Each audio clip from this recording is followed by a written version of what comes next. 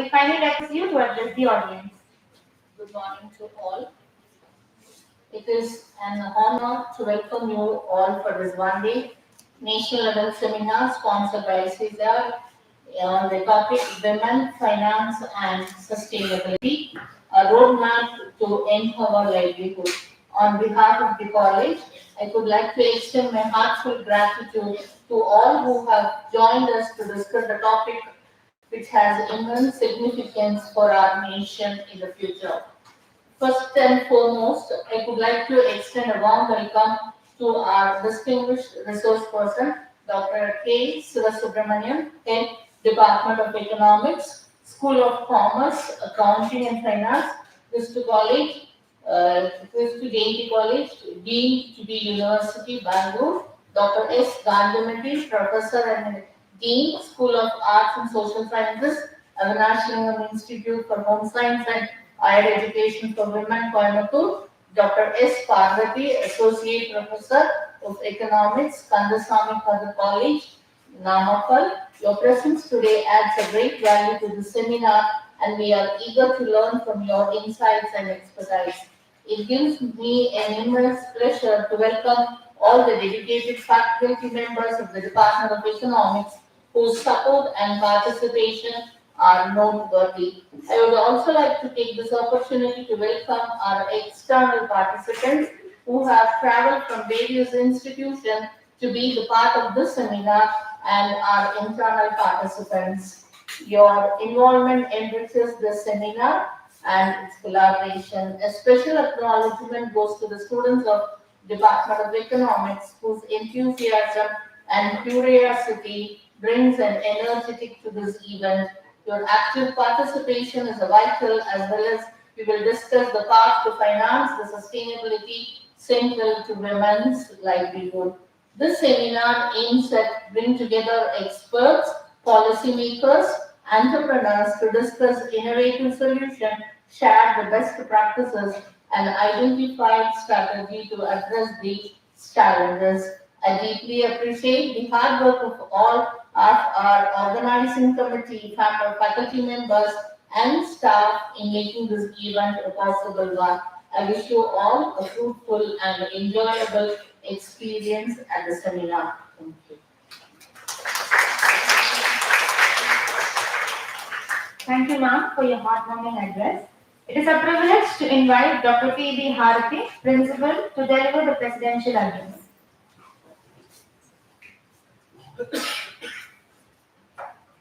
Respected Chief Guest, distinguished speakers, faculty colleagues, dear students, and participants from other colleges, good morning. It's my privilege to welcome you all to the ICSSR-SRC sponsored one-day national seminar on Women, Finance and Sustainability, a roadmap to empower livelihoods. I am happy that the Department of Economics has chosen such a meaningful theme which lies at the heart of social and economic development.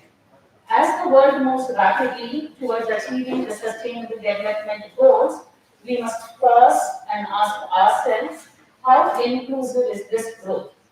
In order to grow holistic as a nation, financial inclusion is indispensable. We cannot avoid it. It plays a crucial role in achieving 7 sustainable goals out of 17, and particularly those focused on reducing income inequality and poverty, which would lead to the promotion of social cohesion and sustained economic development.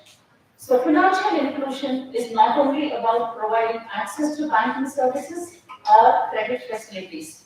It is about women to dream, women to plan, and women to create their own future. It should give feeling to them that independence is not a privilege, it is their fundamental right. So whenever we talk about livelihood and empowerment, a story that comes to my mind, the story goes like this. In a small village, a group of women formed a self-help group. With tiny weekly contributions, they created a common fund. One borrowed to buy a sewing machine, another to make organic snacks, and another to start tailoring. A few years later, those modest loans have blossomed into thriving small enterprises. This story captures the spirit of finance and sustainability, creating empowered livelihoods. But let us not think this change is limited to villages alone. In India, towns and cities, middle and upper class women are rewriting another chapter of this story. Take Falguni Nair, an investment banker who dared to dream differently. She built Nika, a $1 million company, and in doing so, she created thousands of jobs, especially many for women. Consider Upasana Thakur, co-founder of MobiKwik, who brought digital wallets into our daily lives, making finance accessible and convenient. These women remind us that finance and innovation are survival tools and they are also the engines of transformation. Empowerment is not only about earning money, it is about agency and it is about choice. A rural woman saving a few rupees each month shows the same encouragement as a middle class woman investing in the stock market or launching a startup. Both are breaking barriers, in my opinion. Both are shaping the India of tomorrow. Imagine if women participated in the workforce at the same level as men, what would be the rise of India's GDP? But beyond these policies, schemes, and numbers, we should not forget the human dimension. Financial inclusion is ultimately about dignity, the dignity of a woman who can save in her own account, who can invest in her child's education, who can run a small business of her own without depending on others. In essence, it must enable women to be equal contributors to the families and societies. At PSDR Krishnamal College for Women, our vision is very clear. Our vision is to empower women through education and skill and to nurture them as leaders and change makers. Our mission combines academic excellence with values, entrepreneurship, and sustainability. So to bring this vision alive, we at KCW support young innovators through our Entrepreneurship Development Cell and Incubation Center, offer financial literacy programs and skill-based training to prepare women for careers in banking, fintech, and entrepreneurship, link our students with self-help groups and rural communities, giving them real exposure to grassroots of finance and livelihood, and run green campus initiatives from solar energy to waste recycling so sustainable become a live practice. So looking ahead, the future call for three things. The first one, policy support to close the finance gap for women entrepreneurs. Second, financial institutions that trust women's ideas and make green finance more accessible. Third, academia and industry partnerships to mentor women in emerging fields like fintech, sustainable enterprises, and digital finance. So seminars like this, one of the part of the journey for creating spaces for learning and action. On behalf of the institution, I extend my heartfelt gratitude to all our eminent speakers. Dr. K. Shivasubramaniam, Head, Department of Economics from Prestigious College, Bangalore. And we have speakers who will be addressing in the later sessions. Dr. S. Gandhimathi, Department of Economics from Avinash Lingam Institute for Home Science and Higher Education for Women, Coimbatore. And we have another resource person, Dr. S. Parvati, Associate Professor of Economics, Kandaswamy Kandas College, Namakkal. So I also extend warm welcome and thanks to all the scholars and participants who joined us today. Your presence has immense value to this seminar. I also like to take this opportunity to convey my special appreciation to the Faculty of Economics for dedicated efforts in organizing this meaningful seminar. I thank ICSSR for sponsoring for this seminar. So thank you and I wish you all a great success. Thank you. Thank you, ma'am, for your inspiring thoughts and vision on this seminar. Now I request the dignitaries on the dais to release the ISBN book of the seminar.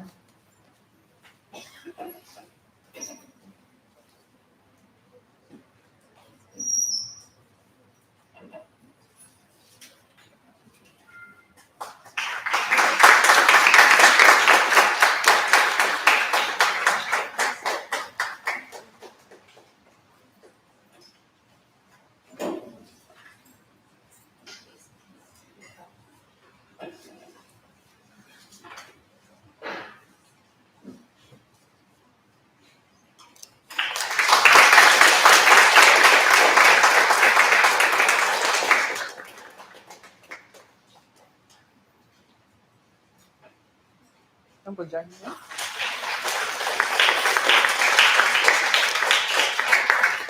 Thank you. Thank you, dignitaries. We now move on to the photo session with our esteemed guests. I kindly request the dignitaries to step down to the area below the stage. I also invite the faculty members of our department to join, followed by the participants and organizing committee members.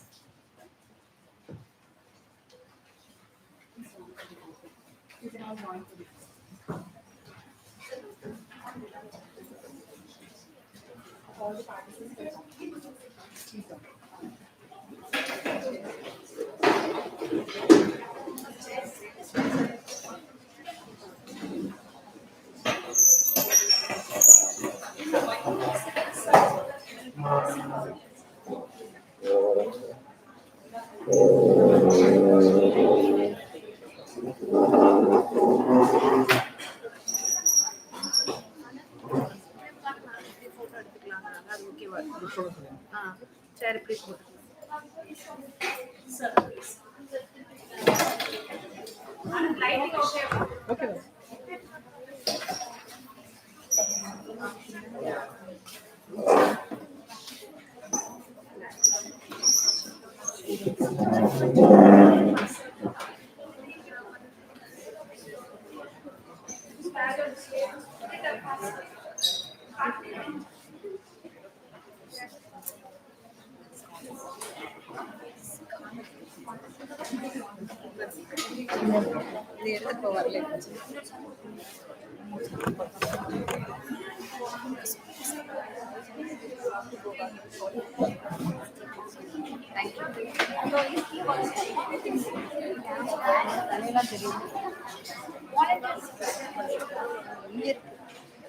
Volunteers come join.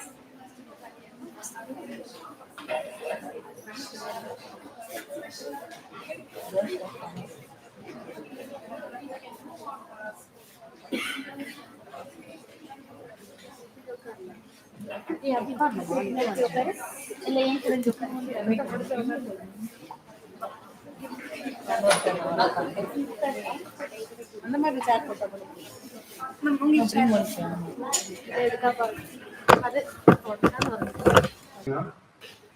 and the faculty members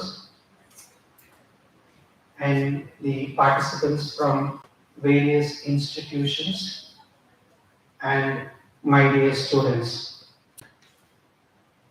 Today, in the process of development under the motto of the Government of India, the Viksit Bharat 2047. In this process of development, Viksit Bharat 2047, there are various goals to be achieved. In that goal, the development of women is playing a crucial role, as our NSSO data says, under the various rounds of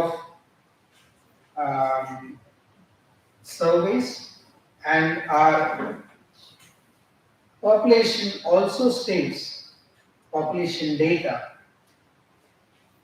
The recent data revealed almost 49.44% of the women is contributing in terms of their population per se. Almost 50% is from population is from women.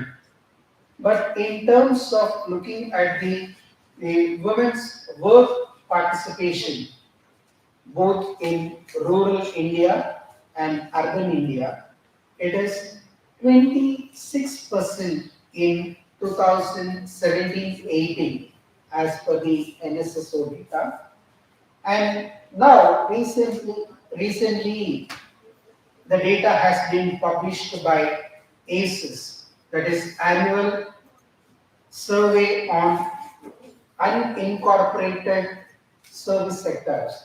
The data reveals that the women participation rate has increased from 23% in 2017-18 survey and 2020-25 survey, it has increased to a phenomenal improvement of 41.4%. With the support of various schemes, initiatives by the central and state governments, and also the various um, non-governmental agencies which is running in India, they have consistently put effort on the process of the development of women. In this process, women have seen a tremendous growth over a period of time in terms of their literacy, in terms of their education, I mean the education, skill development, in terms of their participation in employment. But still, women are also facing various challenges in India in terms of the employment, in terms of their educational attainment, not preferably not specifically in urban areas, but if you look at the rural areas, because we need to address the problems of women in rural areas, because it is essential concern that rural India is contributing as almost 70% of the total population of India. When rural areas and rural women development is taking place, and definitely the India can able to see a finite development by 2047, the objective which is framed by the present government. So we need to identify what are all the challenges. In terms of, if you look at the women from the birth, there are various challenges facing by the women in terms of society and social and economics, and also the other various parameters they face the problem. If you look at the education, the disparity in attaining educational attainment between male and female, it is having a huge disparity in various states, especially in the southern state. It is having a good impact based on the various policies like Sarva Shiksha Abhiyan, Beti Bachao, Beti Padhao. So these are all the schemes impacted positively on various states. But still, economically, educationally backward states in India, especially the northern state and northeastern states, are facing the problem in accessibility to education and accessibility to health. The problems of accessibility in education leads to the disparity in male and female composition of educational attainment. Obviously, it leads to the gap in their skill, gap in their the educational attainment, and because of that, they can't able to get into the labor force participation. And now, because of the labor movement from rural areas to urban areas, it is taking place hugely because of non-economic aspects. Only the women is migrating, majority 64% women are migrating not due to employment but due to marriages and other social activities and other social norms. And these social norms is end up with deviating the women from non-income groups or non-participatory of the women labor force participation. And due to that, the huge disparities happen. On the whole, if you look at the next dimension of disparity of women is employment status. The employment status, most of the women in India, comes under the informal sector employment. Usually, the India is having characterized as one of the major informal employment sector-oriented economy, that is blue economy, which is having the problem of around 92 percentage of 92.4% as per the NCUS report, National Commission for Enterprises in Unorganized Sector, under the Ministry of Labour and Employment. They have recently released a report. What is the proportion of the workers who work in informal sector? And the 92.4% of the total population comes under the informal sector. Remaining very meager percentage of 7 to 8%, they are in the formal sector. And this 92% of the total work population, almost 50 percentage of the people, male and female, are engaged in informal activities, either in rural areas as agricultural activities or non-agricultural activities, economic activities in the urban areas. Even there is a huge disparity in income distribution, as your principal has also rightly said. There is a disparity in income distribution. Yes, of course, the data also says the recent NSSO data, the 77th round of NSSO data has declared that there is a huge disparity of income distribution among the rural women and urban women. There is the disparity among the women and women also is there between the rural and urban areas, and there is a huge disparity or in disequilibrium in the distribution of income with respect to urban and rural areas. So, if we want to address the problem, then the government has to already we have the policies in place, but we need to we need to create awareness. As a student of economics, as a background of having a strong background of economics, we need to create an awareness. We can go for a rural visit.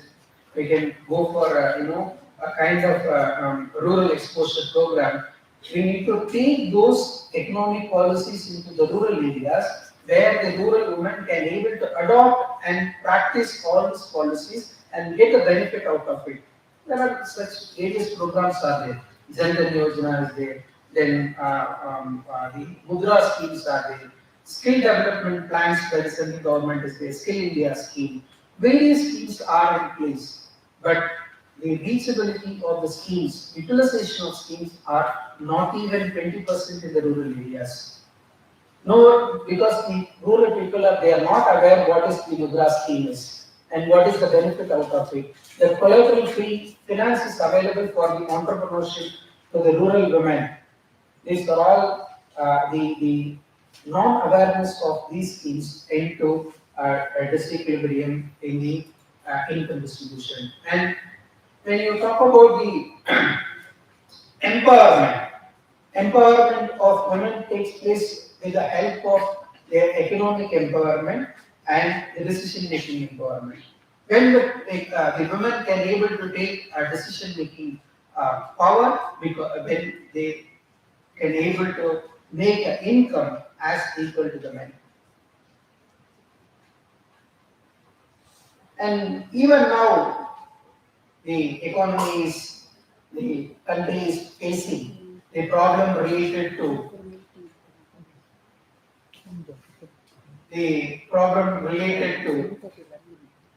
disequilibrium or inaccessibility of education.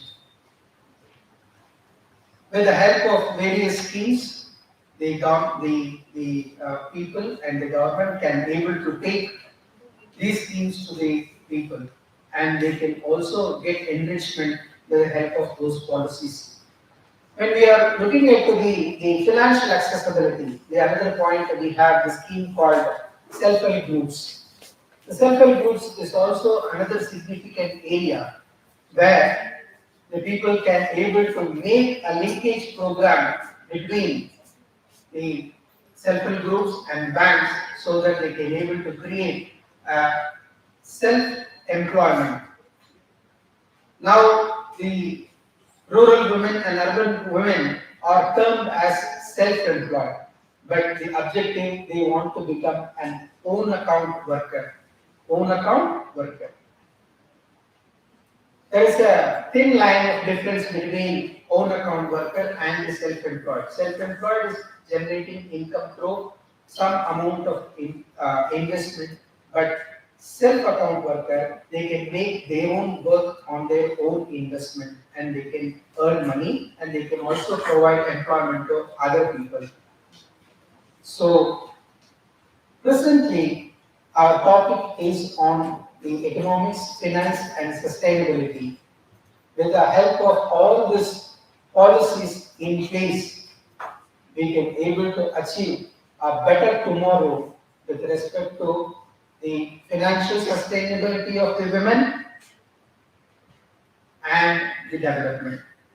If one woman in a family is developed, automatically the whole family can able to make the changes in their family and the society.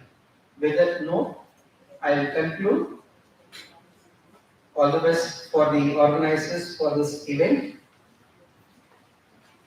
I hope all you are coming up with the research paper. I have seen a very good book of your papers which is included in the ISDN publication. I hope this seminar will yield a good outcome for the gender-oriented development. Thank you. I recommend. Thank you, sir, for your insightful words and for laying a strong foundation for today's discussion. Before we move on to the next segment of the event, it is a privilege to present the vote of thanks for this inaugural session. We warmly invite Major Dr. M.V. Karuta, Assistant Professor, Department of Economics, to deliver the vote of thanks.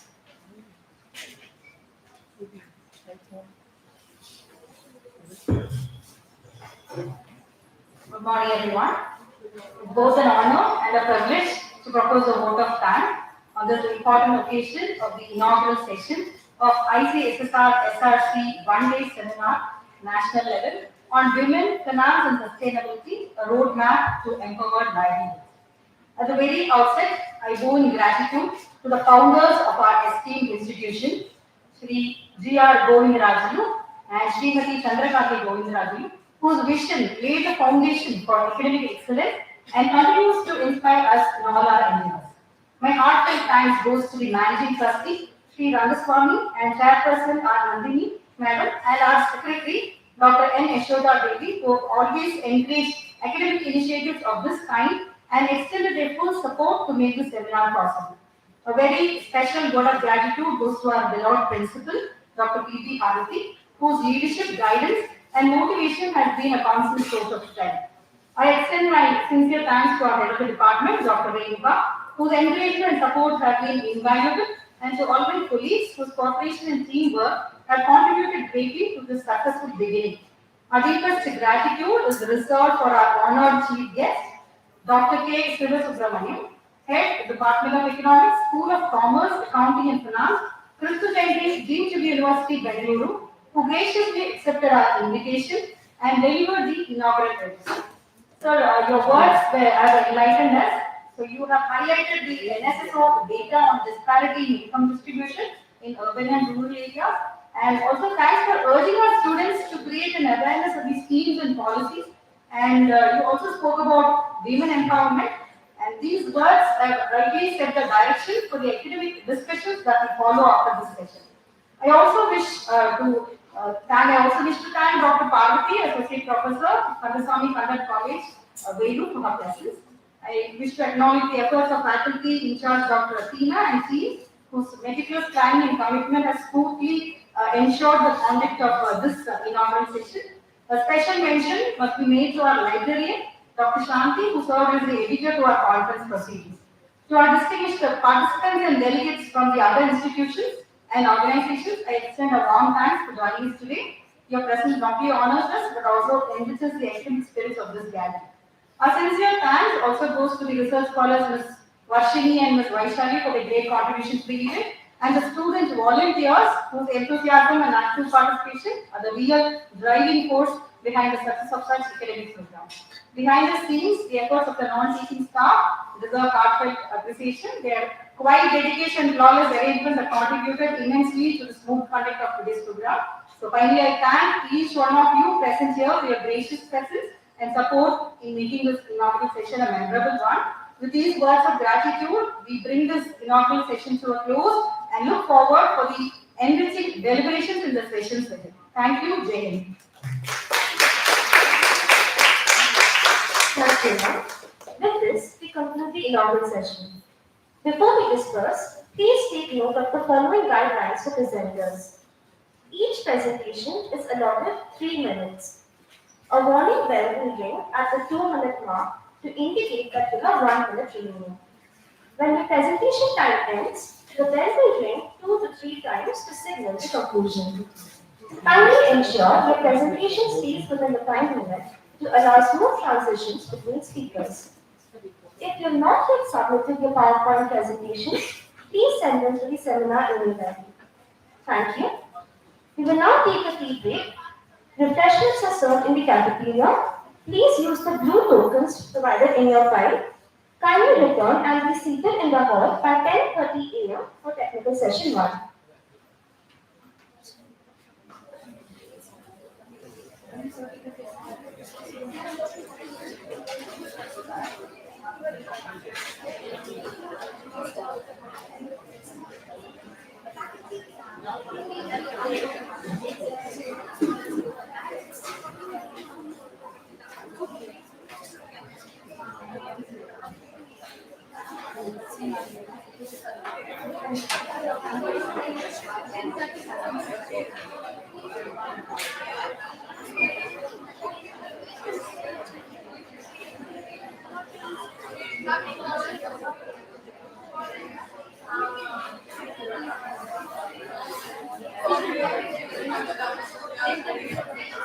Refreshments are served in the cafeteria. Please use the blue tokens provided in your file. Kindly return and be seated in the hall for 10:30 a.m. The refreshments are only for the participants. Thank you.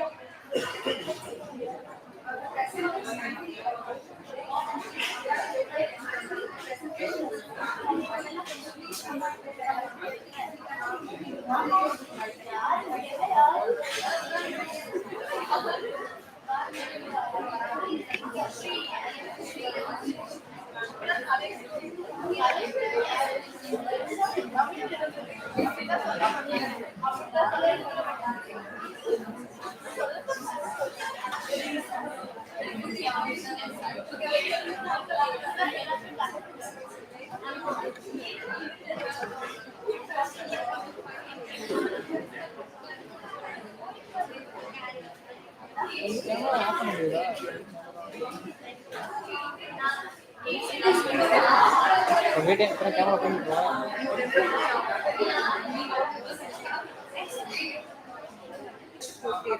இப்போ எத்தனை பேர் approximate நம்மளோட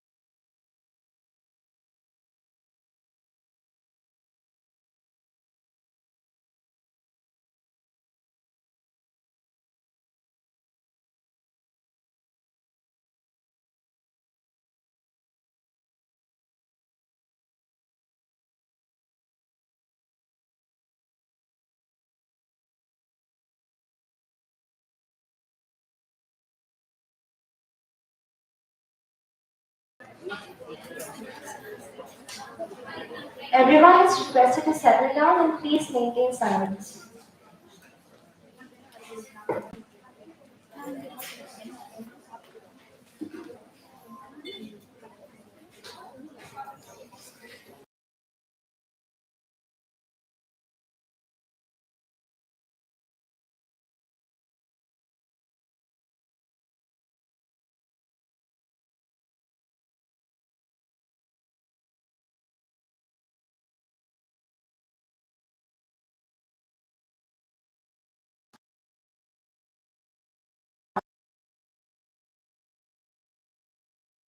Assistant. So we have our guest, Dr. Parvati. It's a pleasure to introduce Dr. Parvati, Associate Professor of Economics at Kansami Kallar College, Bangalore. With 24 years of teaching and research experience, academic interests span in the areas of women's studies, rural and agricultural economics, financial economics, and climate economics. Over the course of her career, Dr. Parvati has guided 17 M2 scholars and is currently supervising 4 PhD candidates. The scholarly contributions include more than 18 publications in reputed UGC CAD and Scopus journals, 17 chapters in edited volumes, and 4 edited books. So she has also presented over 80 papers at seminars and conferences on diverse themes such as women's empowerment, rural entrepreneurship, the digital economy, and sustainable agriculture. Her research accomplishments include UGC funded projects on rural women entrepreneurs and sustainable paddy cultivation. In addition, she has held several important positions, including Nodal Officer for State Initiatives, Convener of the Women Development Cell, Internal Complaints Committee, and Finance Club. A committed academician and leader, Dr. Parvati is also a life member of the Association of Economists of Tamil Nadu. So we are very fortunate to have you here for our technical session, ma'am. Thanks for the opportunity. Jai. Thank you, ma'am.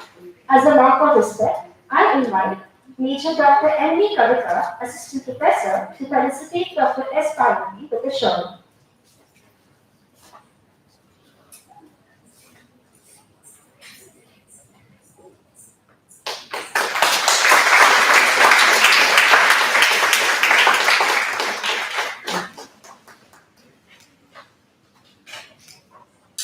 Thank you, ma'am.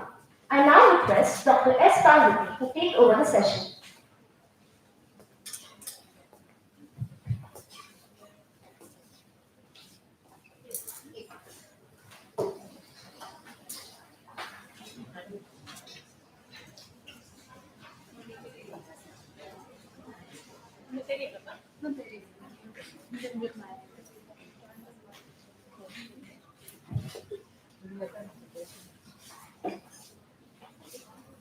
Respected organizers, HOD of Economics, and distinguished chief guest, and fellow academicians, participants, and my dear students, a pleasant morning to you all.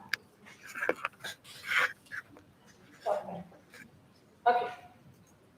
I'm truly honored and delighted to be a speaker of this one day UGC ICSSR-SRC sponsored national level seminar on women, finance and sustainability, a roadmap for women empowered livelihood.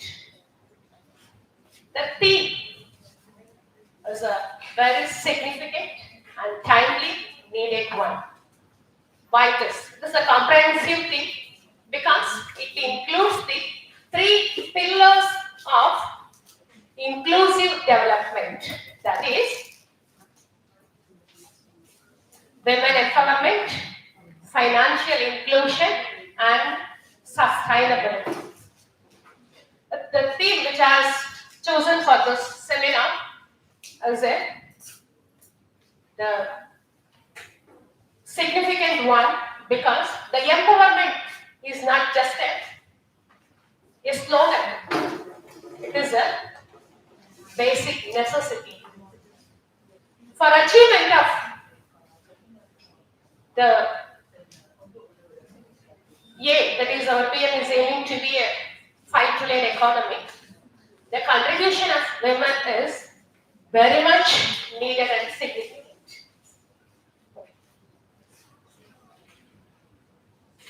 Today, my speech is split into 6 topics. That means, what is women empowerment, why it is important, and then how the finance driver of a women empowerment, and then what is the link between the finance and sustainability, and what are the government initiatives to empower livelihoods, and then what are the challenges we are encountering, and the roadmap for empowered livelihoods.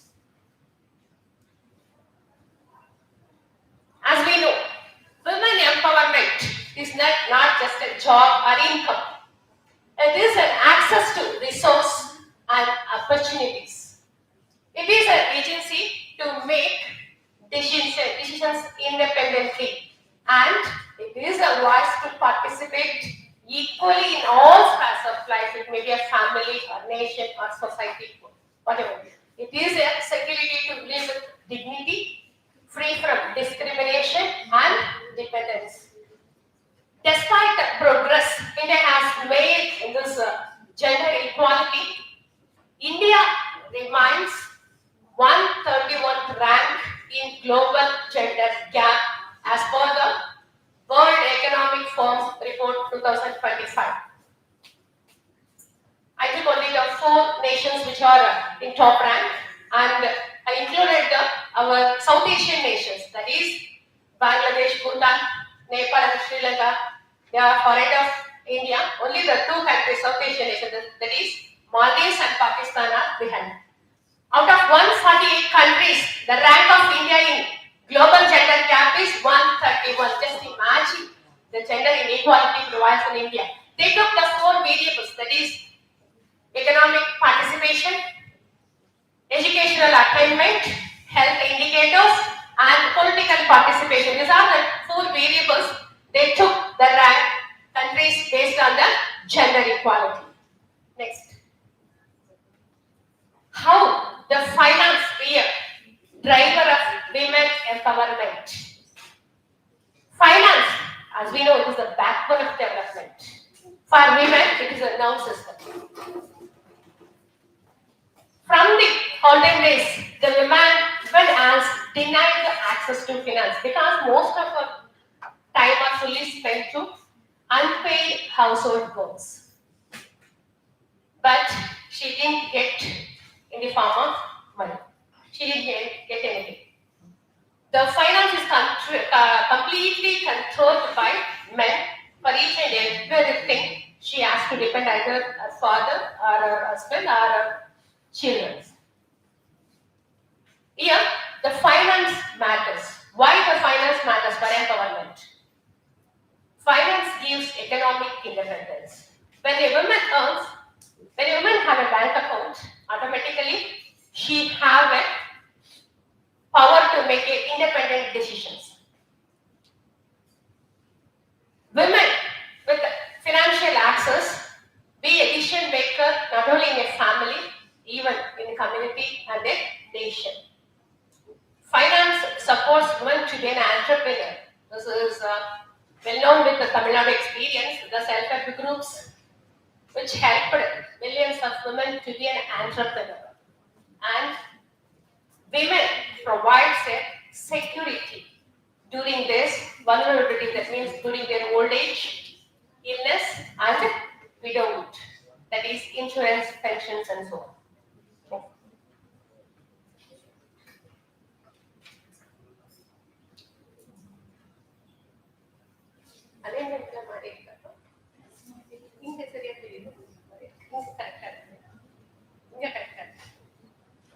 Okay.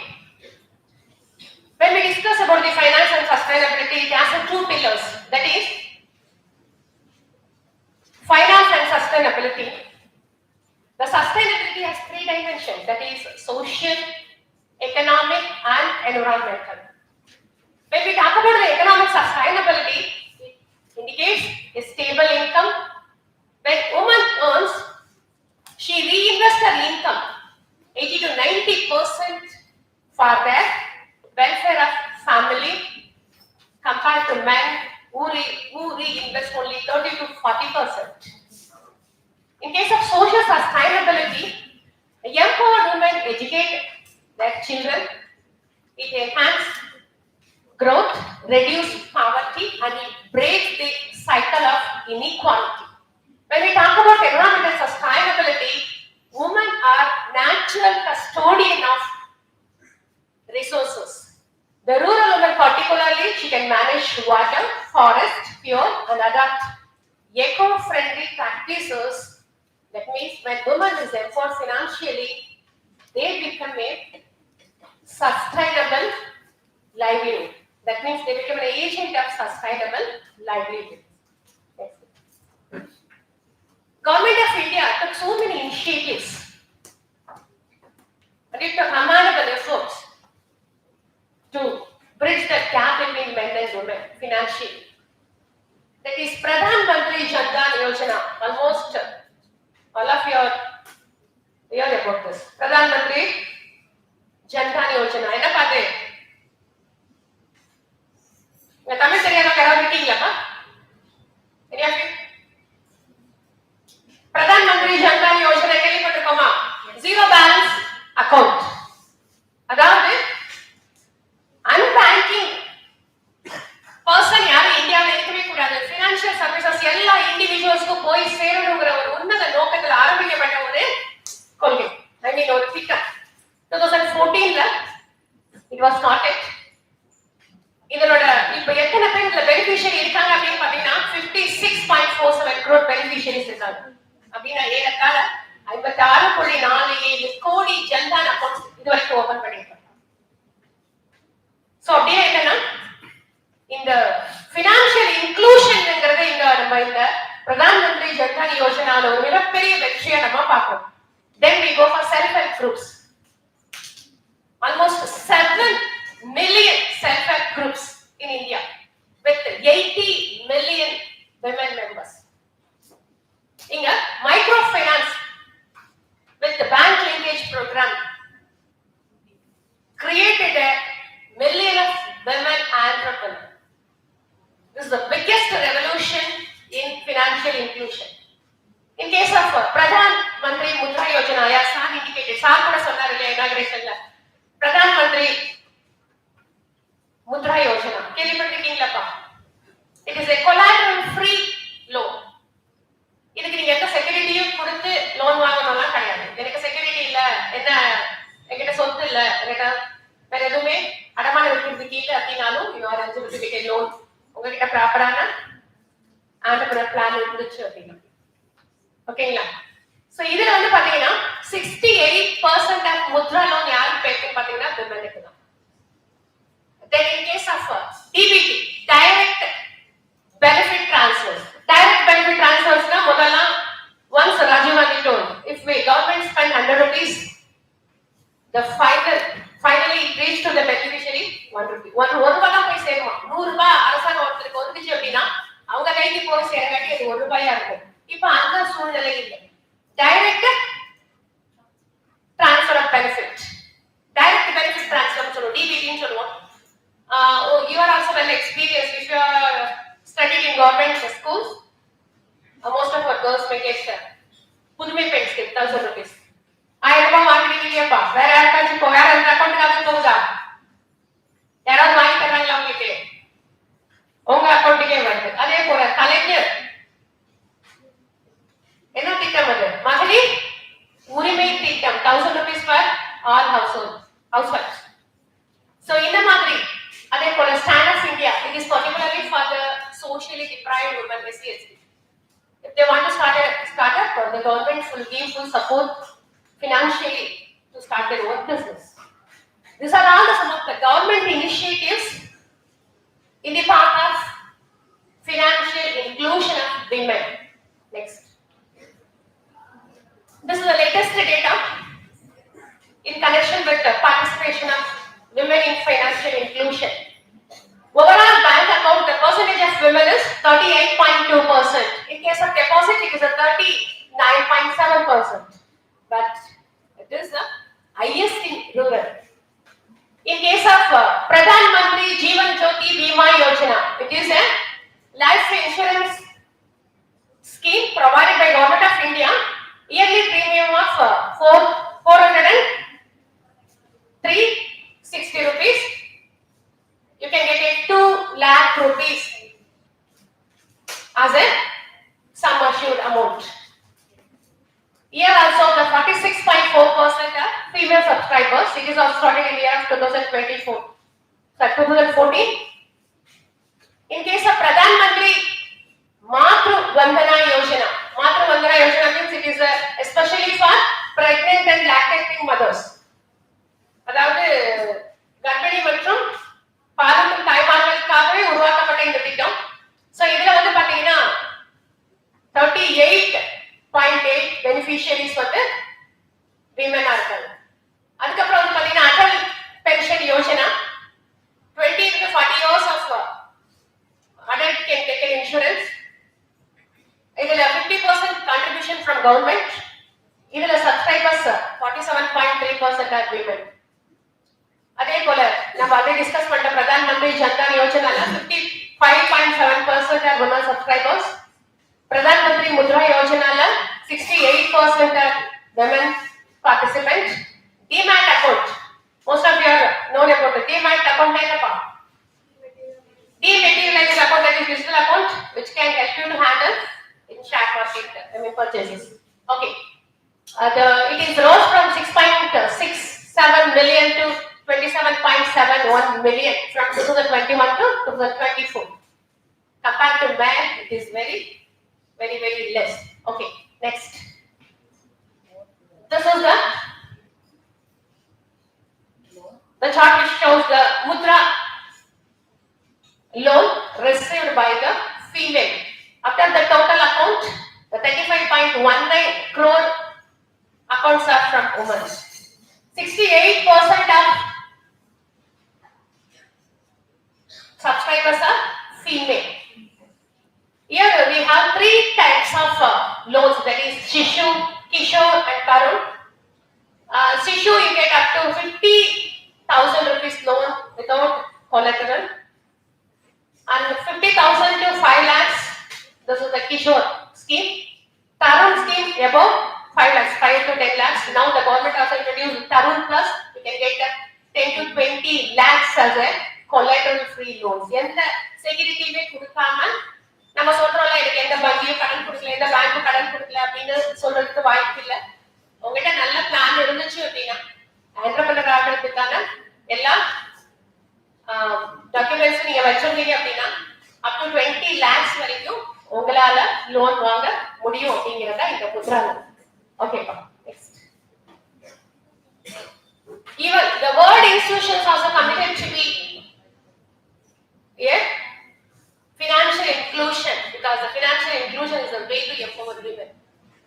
The Sustainable Development Goals 5 mentions stresses gender equality, that is ensuring women have an equal access of financial resource and opportunities. Women should be given equal opportunity to access the finance, and she will be given equal opportunity in every way of life. In the case of Sustainable Development Goal 8, this is decent work and economic growth. It stresses creating a sustainable employment and entrepreneurship opportunities for women. Next. Even though we listed the progress we had made, the Jhantan account of 57.7% women participation irukku, Mudra 68% irukku, something we discussed. In spite of that, there are so many hurdles still we have to cross. The first one is financial literacy. நிறைய பொண்ணுங்களுக்கு தெரியாது digital banking என்ன, நிறைய பொண்ணுங்களுக்கு தெரியாது savings, insurance இதெல்லாம் என்னன்னு சொல்லி. நகரப்புறத்துல இருக்கிற நமக்கு தெரியும், பட் கிராமப்புற மக்களுக்கு நிறைய பேருக்கு இந்த ஜன்தன் அக்கௌண்ட்ல இருக்கக்கூடிய அவங்களோட அக்கௌண்ட்டை கூட அவங்களால ஆக்சஸ் பண்ண முடியாத நிலை. அவங்களோட அக்கௌண்ட்டை வேற யாரும் அவங்க ஹஸ்பண்ட் பிள்ளைங்க அந்த மாதிரி அவங்க ஆக்சஸ் பண்ணிட்டு இருப்பாங்க. இது ஒரு பெரிய இஷ்யூ இந்தியாவை பொறுத்த வரைக்கும். தென் கொலேட்டரல் அண்ட் கிரெடிட். நம்மளோட சொசைட்டி பேரண்டிக்கல் சொசைட்டி உங்களுக்கு தெரியும். சொத்தெல்லாம் யார் பேர்ல இருக்கும்ப்பா? அப்பா பேர்ல இருக்கும். ஆமா தானே மோஸ்ட்லி. சோ இவங்க விமன் வந்து ஏதாவது நாங்க ஆரம்பிக்கிறோம், ஒரு என்டர்பிரைஸ் ஆரம்பிக்க போறோம், நாங்க ஒரு என்டர்பிரனரா அப்படின்னு சொல்லிட்டு ஏதாவது கேட்டாலும் ஆஸ்கிங் செக்யூரிட்டி. இவங்க பேர்ல எதுவுமே இல்லாதனால இவங்களால லோன் வாங்க முடியாது. அவங்களால ஈஸியா பேங்கிங்க ஆக்சஸ் பண்ண முடியாது. Then digital divide. எத்தனை பேருக்கு கிட்ட பர்டிகுலரா ரூரல் விமன் கிட்ட இன்டர்நெட் ஆக்சஸோட ஆண்ட்ராய்ட் மொபைல் இருக்க போகுது, எல்லா ஃபெசிலிட்டிஸ் இருக்கக்கூடிய மொபைல் எத்தனை பேருக்கு இருக்கு? That is also biggest question mark. அதுக்கப்புறம் வந்து பாத்தீங்கன்னா அன்பெய்டு கேர் ஒர்க். விமனோட மெஜாரிட்டி ஆஃப் த டைம் எதுக்காக போகுது? The majority of the time spent by women is for unpaid work, child care, elder care, household work, இந்த மாதிரி. அதே போல social cultural balance. நம்ம stereotype society still women ஏதாவது பண்ணணும் அப்படின்னா நிறைய பக்கம் ரெஸ்ட்ரிக்ஷன்ஸ் வரும். இதை நீ பண்ணுவியா, உன்னால இதை பண்ண முடியுமா, நீ எதுக்கு இதை பண்ற, என்ன சொல்லுவாங்க அவங்க, இவங்க என்ன சொல்லுவாங்க. This is the setup we are living. So these are all the main challenges in the path of empowering women. Next. These are all the data which provides the gender gap in mobile usage. So I took the South Asian nations. நம்மளோட environmental இருக்கக்கூடிய nation நம்ம compare பண்ணிக்கிட்டா நம்மளோட level என்ன நமக்கு தெரியும். So அப்படி பார்க்க போனா எக்ஸப்ட் பாகிஸ்தான் மற்ற எல்லா கண்ட்ரியும் நம்மளோட ரொம்ப ரொம்ப முன்னாடி இருக்காங்க. இதுல மொபைல் போன் யூசேஜ் இந்தியாவை பொறுத்த வரைக்கும் ஒரு 15% ஜெண்டர் கேப்பை நம்ம ஐடென்டிஃபை பண்ண முடியும். அது பேசிக் போனா இருக்கலாம், ஃபியூச்சர் போனா இருக்கலாம், அல்லது ஸ்மார்ட் போனா இருக்கலாம். Okay, next. Account ownership. Compared to low and middle income economies, India performed well due to the Pradhan Mantri Jan Dhan Yojana. The Jan Dhan Yojana la zero balance account open பண்ணலாம் அப்படிங்கும்போது almost 90% of Indians are having their own bank account. So it will be performed well. Inactive account is also less, but yet we have to travel to reach 10%. In case of digital payment usage, இதுல வந்து பாத்தீங்கன்னா நல்ல wider disparity அவங்களால பார்க்க முடியுது men and women க்கு. 25% of women received and made digital payment, while 60% of them are not known what is digital payment. Digital payment னா என்னன்னே தெரியாதவங்க தான் 60% இந்தியாவுல இருக்காங்க. So there is a wider gender gap in usage of digital technology. Next. This is the India's share, that means active and inactive account of both men and women. So in particular, we can see a wider progress compared to 2021, but still we can identify a gender gap in active account. Compared to men, the inactive account of women is higher in the year of 2024. Next. Women labor force participation and economic inequality. We are here about the GNP gap. GNP gap is like a what do you mean by GNP gap? GNP gap அப்படினா நம்ம என்ன சொல்லுவோம்? சொல்லுவாங்க நான் மட்டும் நல்லா படிச்சிருந்தேனா 10% வாங்கிட்டேன். அம்மாதானே யாரு வேண்டான்னு சொன்னா? So அந்த மாதிரி தான் ஒரு எக்கானமில இருக்கிற men and women contributed 10%. What the output we get and what actually we are getting, the difference between these two is GNP gap. இருக்கிற எல்லாருமே men and women எந்த டிஃபரன்ஸ் இல்லாம ப்ரொடக்ஷன் எவால்வ் ஆயிருந்தாங்கன்னா how much we get, எவ்வளவு நமக்கு உற்பத்தி கிடைச்சிருக்கு, actually இப்போ என்ன கிடைச்சிருக்கு, இது ரெண்டுக்கும் இருக்கிற டிஃபரன்ஸ். நல்லா படிச்சிருந்தா 100 வாங்கியிருப்பேன், இப்போ எவ்வளவு வாங்கிருக்கீங்க? ஒரு 60. இந்த கேப் இருக்கு இல்லையா, அந்த மாதிரி தான் GNP கேப். ஸோ இங்க வந்து பாத்தீங்கன்னா as As we discussed, women are the 48% of total population in India, but the contribution is less than 30. The contribution of GNP by the woman is only 18%. In the labor force participation level, 41.7%. Whereas men, there is 80.2%. In case of rural and 75.8% in case of urban.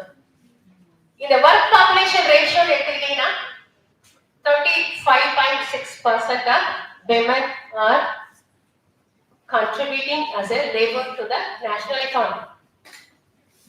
While in the case of unemployment, both and men and have same thing. Okay. Okay, next slide. This is the time usage survey of 2024 shows that the unpaid work done by women is much higher than the men. That is 283 minutes women per day is doing unpaid work compared to the men is giving just 33 minutes. Next. This is the GNP gap and women empowerment. If all the women are optimally utilized in the production process, the India can enjoy more and more GNP as per McKinsey Global Institute report. By the year 2030, the contribution of women to Indian GDP will be $700 to $800 billion. Next. Roadmap to empowered livelihoods. Here, we have to focus more on women financial inclusion by giving financial education to schools, colleges and rural communities, particularly women. By using a simple tools like street plays, workshops, mobile apps to explain how to open savings account or use savings account, digital instruments and so on. The government should have to increase the collateral-free loans and promote women-only credit lines and encourage micro-insurance and pension schemes for women and provide larger credit limits. Now it is up to, in Mudra loan, it is at 20 lakhs, it should be expanded further. And connect self-help tools to e-commerce platforms like Amazon, Flipkart and so on. Encourage women producer companies to farming, textiles, handcraft and so on. Next. Okay. Just I would like to quote Lichet Papat. Yarka Karima. Lichet Papat, கேள்விப்பட்டிருக்கீங்களா? ரீசெண்டா இந்த லிச்சட் பப்பட்டுடைய owner கூட national award வாங்கினாங்க. நம்மளோட president கிட்ட. Yes, 7 uneducated women from different background in Mumbai. ரொம்ப கஷ்டம் ஃபினான்ஷியலா அவங்களுக்கு. அவங்களோட ஃபேமிலியை ரன் பண்றதுக்கு அவங்களுக்கு வேற வாய்ப்பே இல்லைங்கிற போது வீட்டுல அப்புறம் போடலாம் அப்படின்னு சொல்லிட்டு முடிவு பண்றாங்க. மும்பை சேர்ந்த, அதாவது குஜராத் பெண்கள் மும்பைல வசிச்சவங்க. அவங்க 7 பேர் ஒரு சோசியல் ஒர்க்கர் கிட்ட 80 ரூபீஸ் கடனை வாங்கி இந்த பப்பட் ஆரம்பிச்சாங்க. அது கோஆபரேட்டிவ் மூவ்மெண்டா சர்வோதயா எல்லாரும் அதுல ஓனர்ஸ். அந்த மாதிரி கொண்டு போன அந்த பப்பட் கம்பெனி வந்து பாத்தீங்கன்னா இன்னைக்கு 80 ரூபீஸ்ல ஆரம்பிச்சது. இன்னைக்கு அதோட அசெட் ஒர்த் என்னப்பா 1600 crore. 45,000 women அவங்க எம்பவர் பண்ணிருக்காங்க. அதுல யாரெல்லாம் எம்ப்ளாயா இருக்காங்க அவங்க எல்லாமே co-owners. This is the best example of women entrepreneurship, women empowerment and sustainable development. Tamil Nadu government உடைய self help groups, அதே போல Kudumbashree of Kerala, Digital Shakti program of Maharashtra, then Seva, Self-Employed Women Association in Gujarat. These are all the initiatives taken by government to empower women under various fields. Next. Okay. By quoting the Jawaharlal Nehuru's statement, that is, when women move forward, the family moves, the village moves, and the nation moves. See, if India wishes to become a developed nation, we must place the women in the heart of the nation. Financial inclusion and sustainability. Because empowered woman is not just an individual, she is a foundation of empowered family, community, and nation. Thank you, Varga, for this wonderful.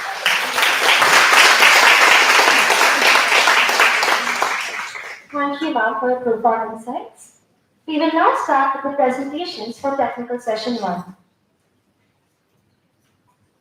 We now invite the first presenters of the day, Ms. B. Sushmita and Dr. R. Ravikumar, to present their paper titled Financial Behavior and Economic Realities of Women Street Vendors with reference to Kandipuram, Coimbatore district. We also request the next presenter, Ms. Nismi, to get ready for the next presentation.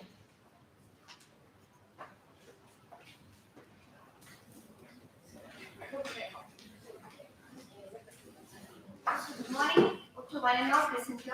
I am B. Sushmita from PhD College of Arts and Science, here to present the title of Financial Behavior and Economic Realities of Women Street Vendors with reference to Kandipuram, Coimbatore district. So moving on to the introduction part, women street vendors, they form a crucial segment of informal economy since they lack the education skills and they deprive of certain basic econometric needs, and they are all in a poverty chart era and they have less access to credit, so they depend on money lenders. So this results in the depth of poverty cycle. By exploring these economic realities and insights, we look forward for the inclusive support for women street vendors. So statement of the problem, street vending provides a source of livelihood for women who lack the education qualities, and they play a significant role in households and they are subject to multiple layers of vulnerability.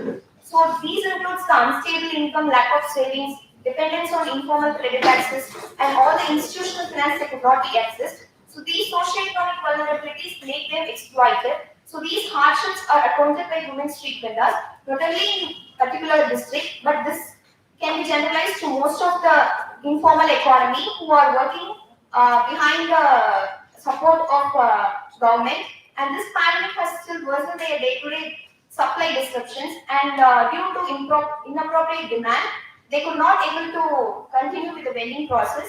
So although the government has introduced various schemes like Street Vendors Act 2014, PM Savanidhi scheme, which is introduced during the COVID era because they wanted to provide a financial support. Although these financial inclusive support have been provided by the government, they lack certain things to be continued, and awareness is much more behind the scenes. So these implementation remain inadequate. So the study necessitates to ensure financial struggles encountered by the women in order to uplift their status, socio-economic conditions, financial and non-monetary aspects. Since the study is a subjective nature which also specifies the qualitative nature, we look forward for both financial inclusion and non-monetary aspects. So objectives of the study to study the pattern of income, savings, household expenditure among women street vendors, and to estimate the quantum of selling and transactions, and to uplift their financial independence and women empowerment, and to suggest the measures that can improve financial inclusion, business sustainability, livelihood security among women street vendors. So moving on to the research methodology, it is just a descriptive nature of study where we use a field survey with the help of financial behavior, household expenditure, and all these perceived dynamics, which has resulted in 60% out of the total population. We took 31, which is half of the women vending community, and these techniques were adopted using a snowball. Since we could not able to filter the informal basis of work, we have used a snowball sampling. With the help of one particular respondent, we were able to collect furthermore respondents. So quantitative findings suggest that though the reliability cannot be specified to a particular thing, they lack the basic socio-economic prospects. So the study focuses on both qualitative and quantitative dynamics. So moving on to the scope of study, this financial independence and empowerment, how far it has been uplifting the informal community, those who lack the education and basic vocational skills, and they stress that in spite of having these schemes which are of financial nature, the education level in order to assess these things should be educated to the people who are of The allotted time has completed. We request you to summarize it. Sure. So moving on to the findings, I would like to move on to the findings. The study adopted descriptive statistics, two main indicators, which is the income and household expenditure. Though there is a standard deviation which shows a mild variation, we say that Savings cannot be met out since the income is very much inadequate to manage the household. So household expenditure takes a major role. So income is inadequate to finance their needs.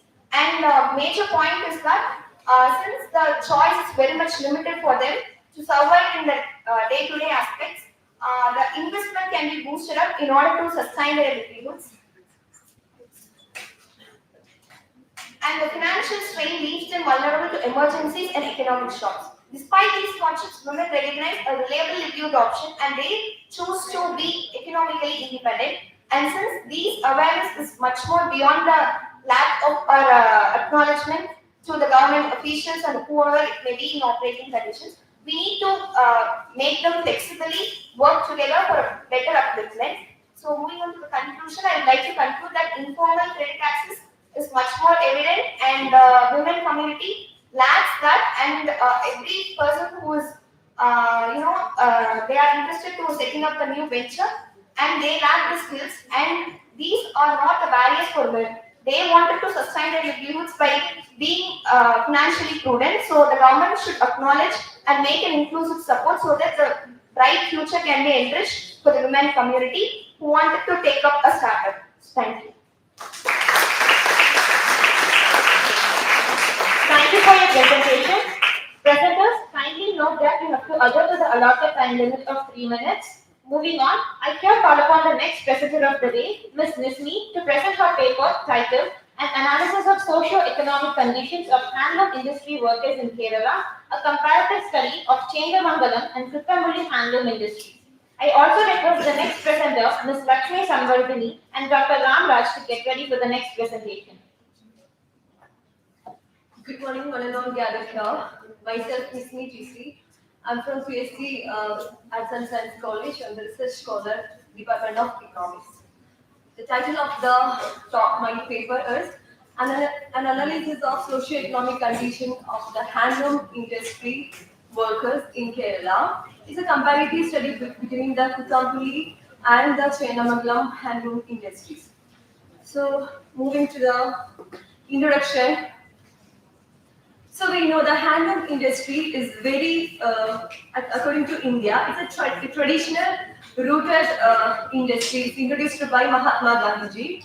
So after the power loom, it gets the negative impact to the handloom industry. But still, many handloom industries are working in India. Especially, I took this details about from the Kerala. So in Kerala also, in many districts, they have the handloom industry is still working and it's successfully working. 15% of the 15% from the handloom industry is contributing to the total textile industry, to the total industry.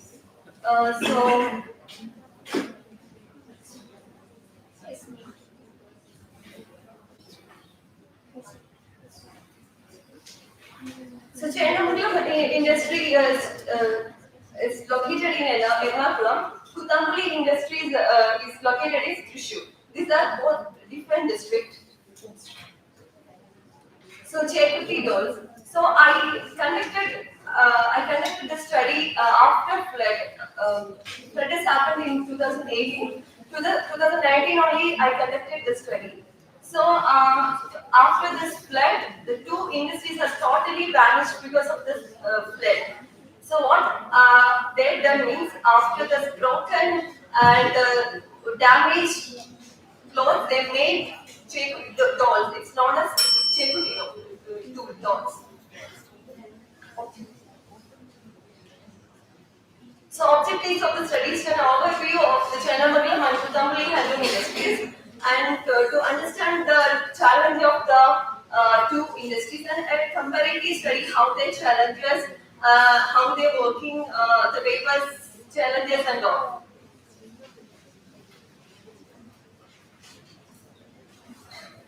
So significance of the study.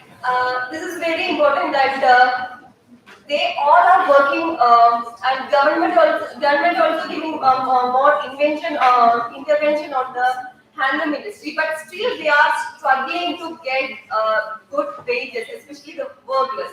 So the research is aim to understand what is their hard work, how they're still struggling because of the low wages. So that data I selected primary method for data collection. I collected 15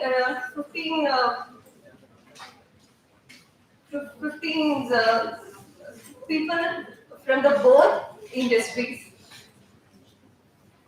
and used man-with-me tools, man-with-me test used for comparative study.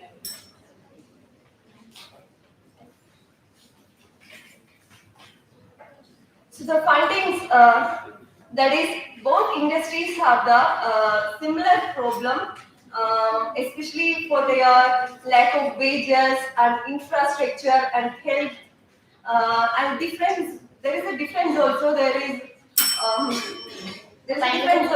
Kindly summarize it in full. There is a difference also because the market facilities are more facilities are more in Kutambuli handloom industries, but the infrastructure facilities are more in Chennamagallam handloom industries. But according to the workers of the both industries, they're getting low income, and both the industries are having the same problem, that is intermediate people. They're getting more advantage from this both industries. Thank you.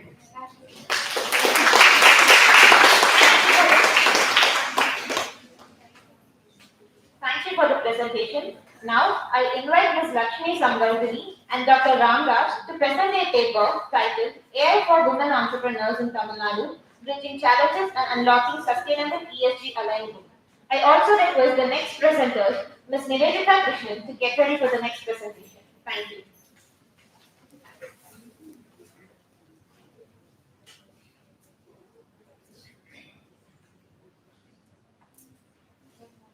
So good morning everyone, hope you are all doing well.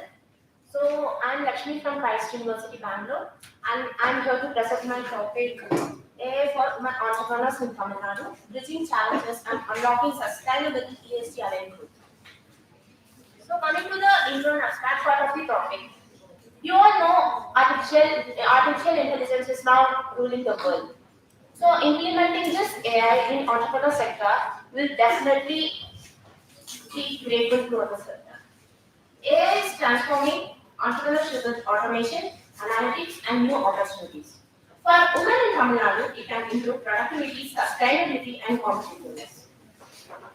And so, this is the review of literature.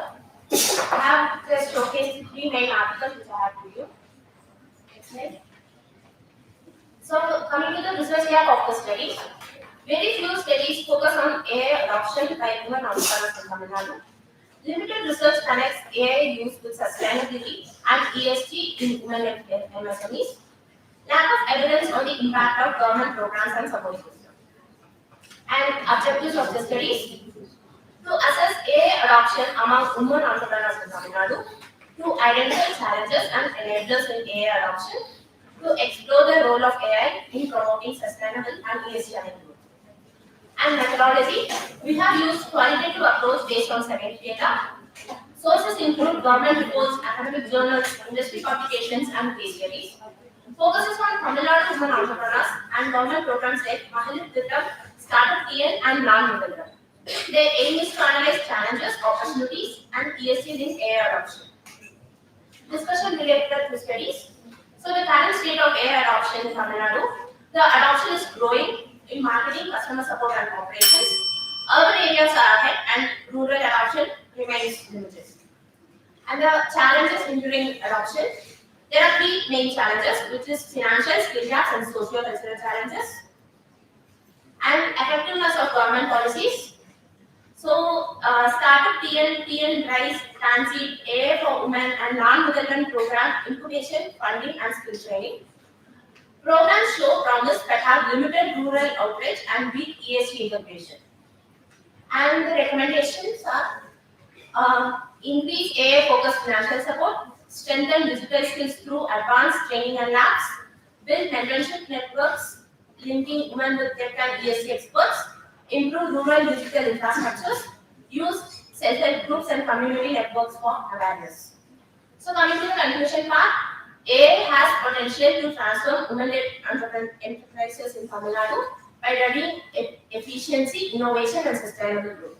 Yet there are some barriers which slow the adoptions. Strengthening the policies, digital literacy, and ESG integration will be crucial in the AI adoption. Thank you. Thank you for the presentation. I now invite Ms. Nivedita Krishnan to present her paper titled Indian Women with Disabilities. I also request the next presenters, Mr. T. M. Sanjay and Mr. D. Lingeshwaran, to get ready for the next presentation. Thank you. Good morning, ma'am. Good morning, everyone. Today is the topic Indian women with disabilities. First one, introduction. Women with disabilities in India lies at the intersection of gender inequality and disability-based discrimination.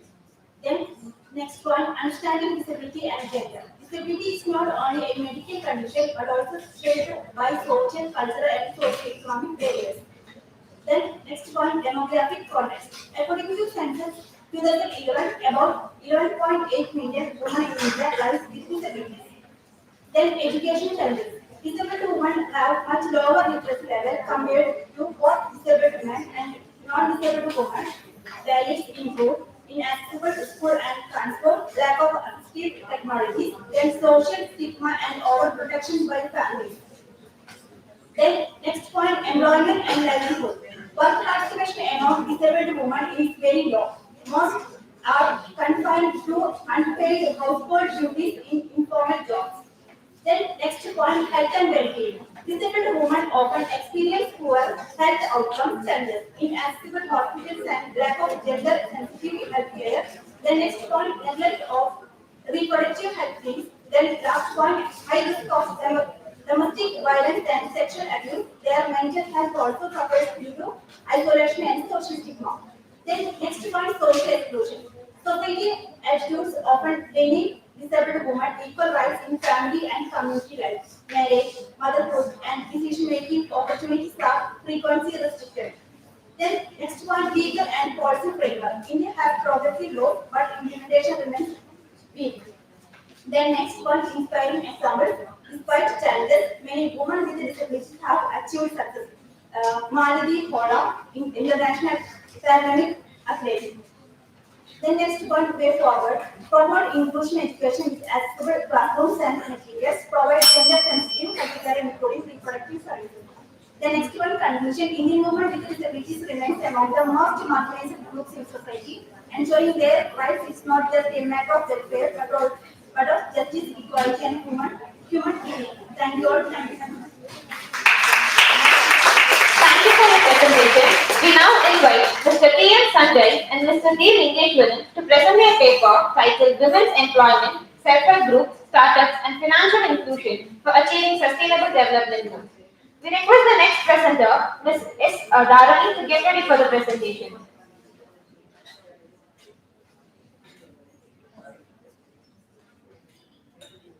I am T. M. Sanjay from 2nd BCom BA from KCW College of Arts and Science. I have chosen topic of Women's Employment, Self-Help Group and Startups and Financial Inclusion for Achieving Sustainable Development Goals.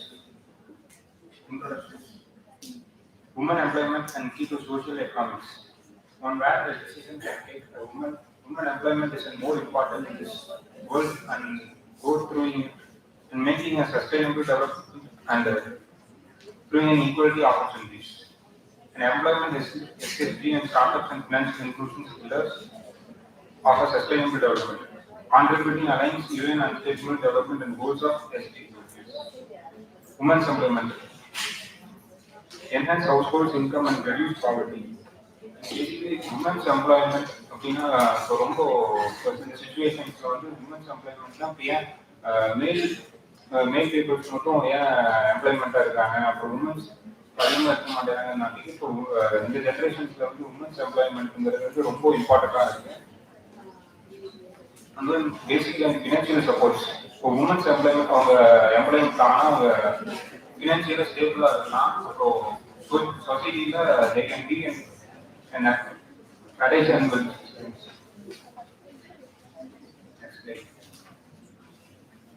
Self-help groups and SGS. Collective strength of women, mutual support and saving credit and access, provides microfinance and entrepreneurship opportunities, build a leadership and community development, and reduce the frequency of money lenders, SGS, successfully rural development and modern India. Self-help groups. Self-help groups is mainly access for credit access for people for in a small villages, சரியா அவங்க மணி difference பண்ணியிருக்காங்க அவங்க சரியா எதுவும் வாங்க முடியாது livelihood வந்து ரொம்ப அஃபெக்ட் ஆகும் ஸோ இப்போ கவர்மெண்ட் ஆஃப் தமிழ்நாடு இவங்க வந்து செல்ஃப் ஹெல்ப் குரூப் தனியாக மியூச்சுவல் ஃபண்ட்ஸ் எல்லாம் டிஸ்ட்ரிபியூட் பண்ணிட்டு இருக்காங்க and then so and resource advice and financial help and small business important livelihoods and state greater employment opportunities. Women's development encourages innovation and job creation and breaks the barriers in a male domination and industries. Boost confidence and leadership among women. Support the local marketing encourages and inspires the young generations. Women startups.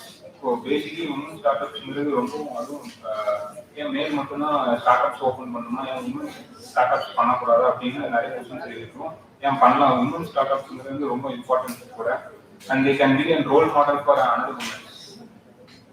Next, access of banking, digital payments and insurance and increases women's control and overall encourages savings and investment of financial literacy.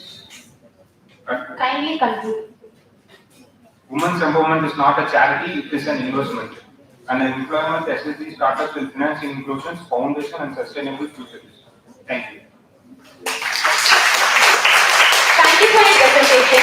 We now invite Ms. S. Darren to present her paper titled Enhancing Women's Decision-Making Power, Economic Participation, Homepreneurship and Financial Autonomy, paved way for equitable economic growth, conceptual study.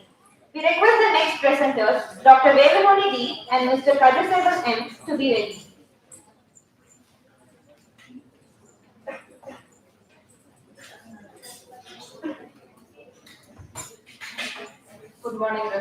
Good morning, respected dignitary, fellow researchers, and dear participants. It gives me immense pleasure to present my conceptual study on the topic of enhancing women's decision-making power, economic participation, homepreneurship, and financial autonomy, a pathway to equitable economic growth. Economic growth is not merely a numerical measure of GDP; it is the combined reflection of opportunity, empowerment, and inclusivity. While we often discuss industrial expansion, technology, and infrastructure, we sometimes overlook these silent and powerful drivers of growth: women's participation, financial autonomy, and home-based enterprises. My study attempts to highlight how these factors play a transformative role in achieving equitable growth. Growth that is not biased, but it should be balanced and inclusive. The objective of my study is to understand the influence of decision making and homepreneurship, analyze the role of financial autonomy in community growth, explore interrelationship between empowerment factors and equitable growth. Next step. Research methodology. In my study, I used descriptive research design with content analysis and cross-sectional study to explore association. Next slide. The framework of my paper is to how this equitable growth got influenced by these factors: women decision-making power, economic participation, financial autonomy, homepreneurship. Women's decision-making power. History shows us that women leaders and reformers like Dr. Muthulakshmi Reddy, Dr. Dharmamba, and Indira Gandhi have been crucial in shaping India's social, political, and economic landscape. Women bring creativity, empathy, conflict resolution, and fair policy perspectives into decision-making. From family choices to national policies, women's influence strengthens both welfare and governance. Next, economic participation. True development arises when every capable individual contributes. Women's participation expands productivity, creates employment opportunity, drives innovation, and stabilizes finance. Next, homepreneurship. My study mainly focuses on homepreneurship. Home-based enterprises are becoming a silent revolution from organic farming and coconut utensils to clothing, snacks, and cosmetics. Homepreneurs are shaping local markets and even tapping into global demand. They reduce production costs, generate employment, promote exports, and above all, encourage economic self-reliance. Conclusion. To conclude this conceptual study emphasizes that women's empowerment is not just a social obligation but an economic necessity. By strengthening decision-making power, participation, entrepreneurship, and financial autonomy, we create the foundation for inclusive national progress. I firmly believe that when women rise, the nation rises with them. Thank you for this opportunity. Thank you for the presentation. We now invite Dr. Revamani D and Mr. Kritivasan M to present their paper titled A Study on Factors Influencing the Participation of Women in Stock Market Investment. We also request the next presenters, Ms. S. Ramaprabha and Dr. M. Chittirai Selvan, to get ready for the presentation. Thank you. Hello everyone, myself Kritivasan. I am from Sakura University, first year English student. Next slide. And I am NISM certified investor and content creator in Instagram, and also certified mutual fund distributor and IRDA certified insurance agent. I am the authorized person to make this research. Next slide.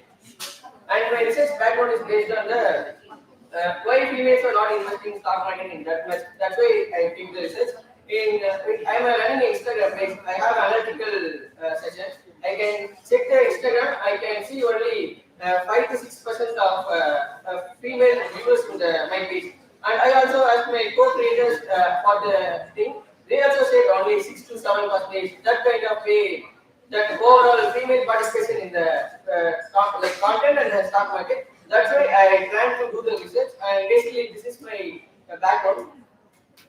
And mainly, I focus to identify the factors which affecting the female investors to do investing in the stock market. And the main thing is, I want to identify why they are not investing, what barrier they are getting into the stock market. That is it.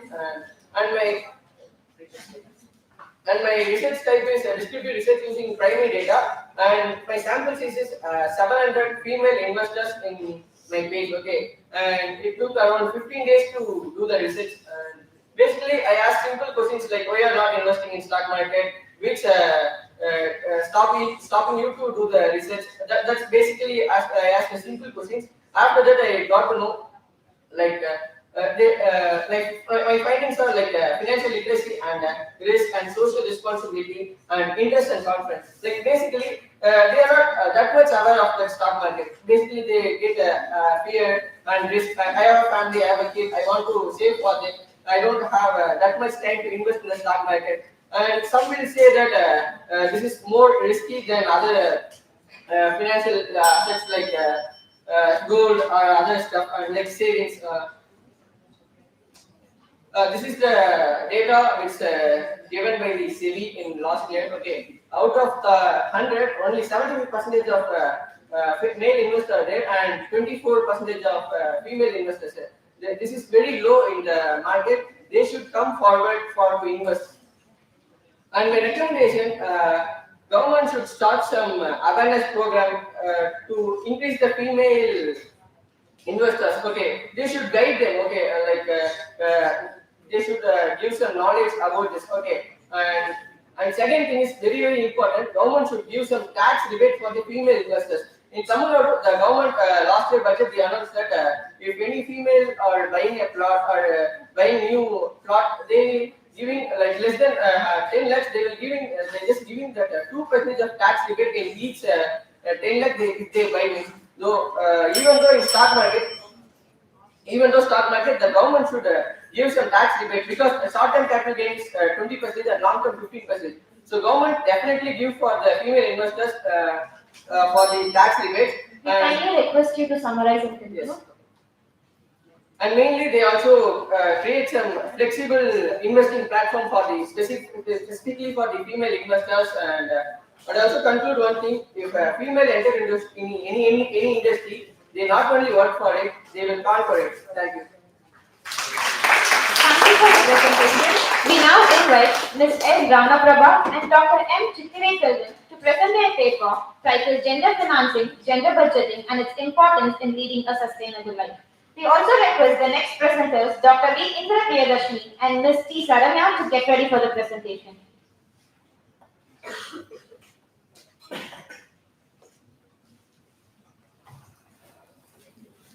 Good morning to all the dignitaries on the dais and off the dais. My name is Ramaprabha from NGM College, Pollachi. Myself as a research scholar, today I am going to present a paper on gender financing, gender budgeting and its importance in leading a sustainable life. First slide. Coming to the introduction, here they are saying that gender financing and gender budgeting are essential tools to promote equality and will integrate gender perspectives in financial planning and resource allocation, key to achieving inclusive growth and sustainable development goals. So first thing is that finance is very much important and budget is so important to promote equality, and both men and women are very equal. So here they are concluding that to achieve growth and sustainable development, SDGs is very much important. Second slide. Gender financing. Gender financing refers to mobilizing resources to address gender inequalities. It supports programs for women empowerment, education, healthcare, and entrepreneurship. Encourages private and public sector investment in gender-focused initiatives. Here they are saying that like men, women are nowadays studying and doing business and starting entrepreneur business, so on so. So both men and women are equal in doing jobs, etc. Third slide, gender budgeting. Gender budgeting analyzes and restructures budget to benefit all genders. Here we should not say that only men can prepare budget, only women can prepare budget, only this much amount they have to spend, not at all. So both have to think and both have to sit and prepare a budget for future plans, because without money we cannot do anything, and without budget we cannot do anything. So preparing budget is very much essential for both men and women, and budgeting also helps us to lead a sustainable life. And in budgeting, I would like to say one point that they should prepare budget for medical expenses. So something happened suddenly, so medical expenses is very much important for preparing budget. Importance of gender financing and gender budgeting, this is very much important. So we have to reduce gaps in education, health and employment. Only men have to educate like this, health and employment also. So here they are saying that both men and women are equal in participating in both economic activities and in social justice, and supports SDG. Conclusion. Role in leading a sustainable life. So they should not dominate each other. From my point of view, I would like to say that we should not dominate each other. So we have to think and we have to lead a sustainable life by promoting resources to all genders, and the government has to take initiative steps for giving equal opportunity to both men and women, and for women they have to give extra support for their upcoming successful in life. Thank you. Thank you for the presentation.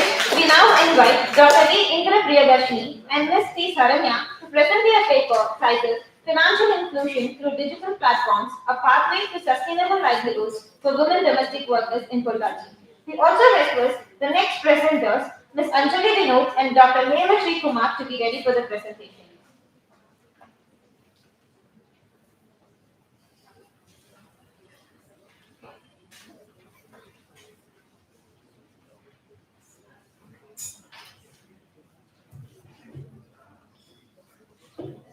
Good morning, honorable present here.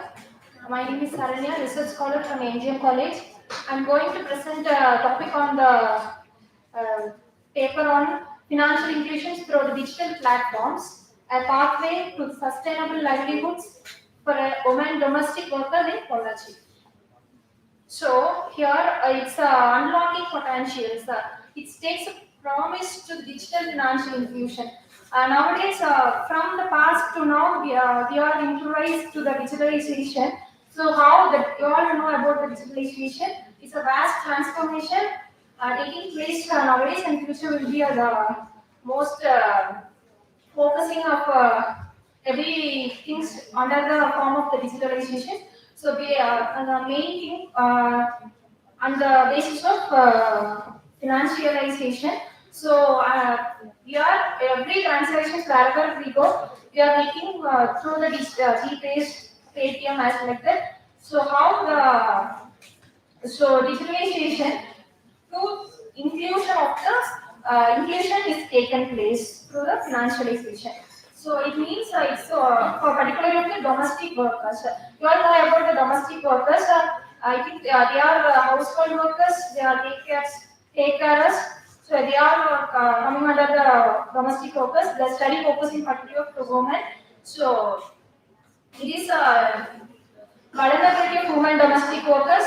How they are facing the challenges as like low irregular wages, lack of social securities, reliance on money lenders, as like they are getting informal loans from the not under the form of the formalizations. They are getting some of the lenders.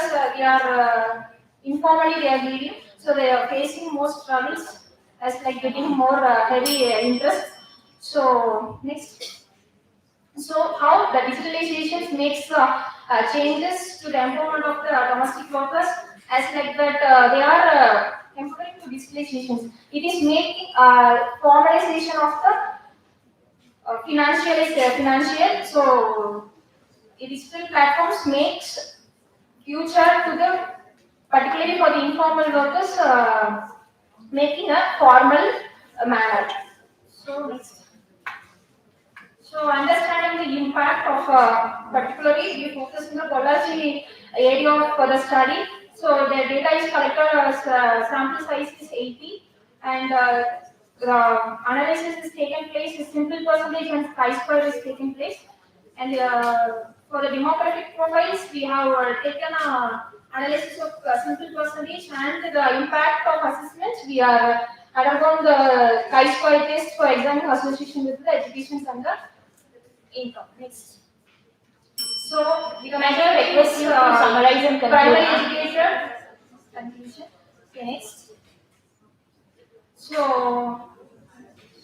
okay, wait.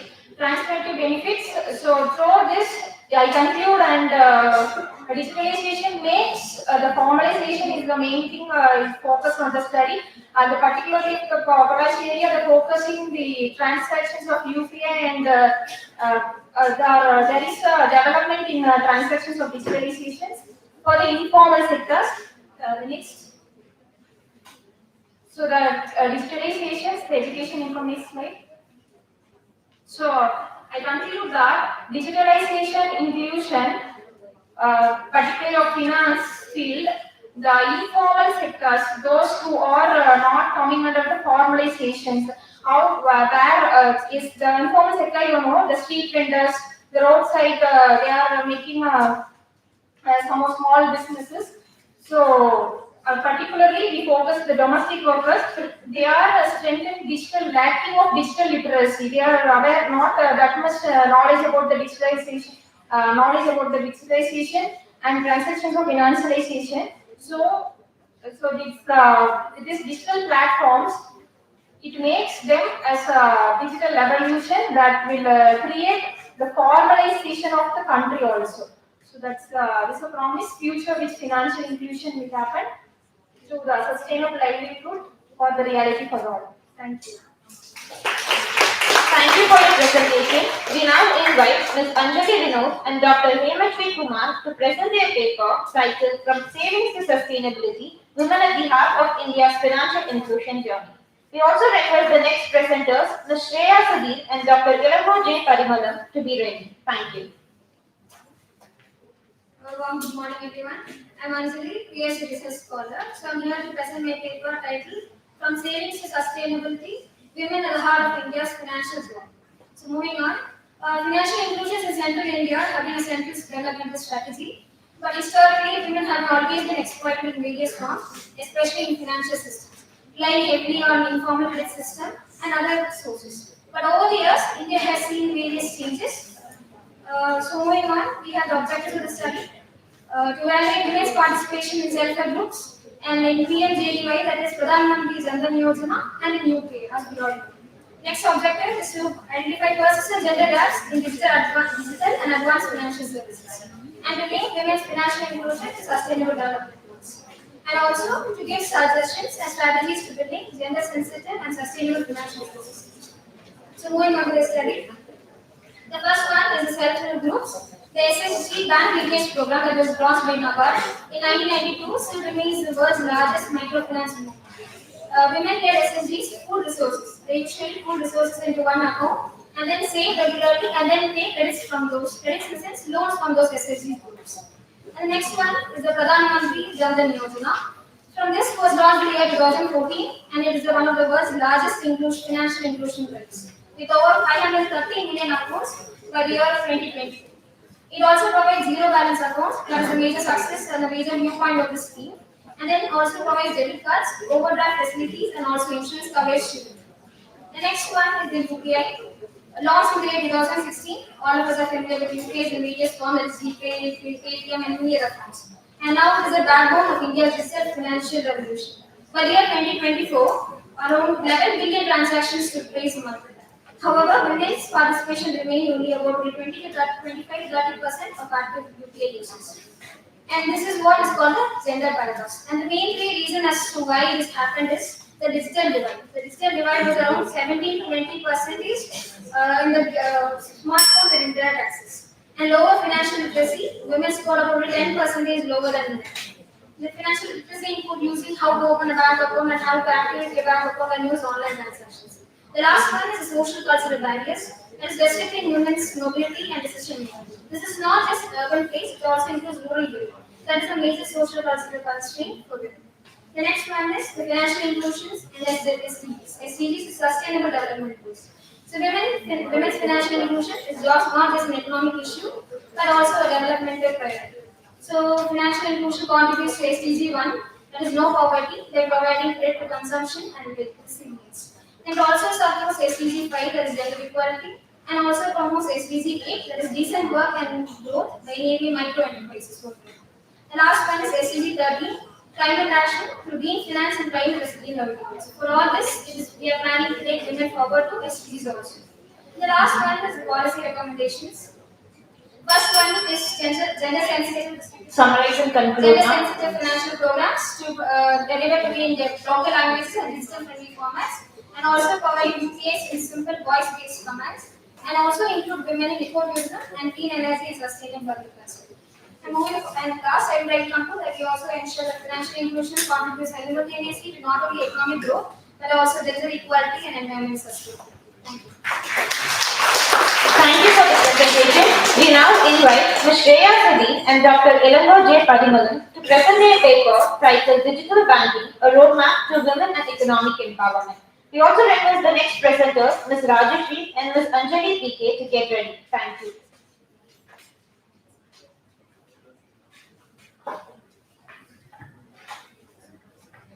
A very good noon to everyone present here. So my resource people here in the morning, as well as my previous presenters have presented few concepts, so I needn't go ahead with the introduction. I will just highlight the motivation behind my study. It's my mom here, because even though she is financially independent and working woman, she does not have apps. She does not have any mobile banking apps in her phone, and she hesitates to use it. So that's what motivated me further to go ahead with the study. And my objective here is to work the digital banking measures on urban women. Ma'am has already highlighted on the rural women aspect. So my study here especially focuses on that. And I have taken a primary study, convenience sampling of 19th year respondents, women, working women. And I've done Fisher's test here. So my hypothesis is there is a significant relationship between owning a smartphone and availing digital banking services. And the second one is there is a significant relationship between availing digital payments and financial autonomy. So regarding my first hypothesis, I am accepting the null hypothesis here because the p-value is 0.123, which is greater than 0.05. So it shows that there's no difference, significant difference between owning a smartphone and availing digital banking services. Nowadays, everyone, irrespective of the budget, everyone has a smartphone. But it is the choice that they have whether to avail the digital banking services or not. Now we're going ahead with the second hypothesis, that is there is a significant relationship between availing digital payment and financial autonomy. Here, I have seen that the p-value is 0.001, which is much lesser than 0.05. So accepting the null hypothesis because it is shown that even the women who are digital banking services who are, they have an autonomy over the money that they have because when required they can make the payments and as well as receive the money.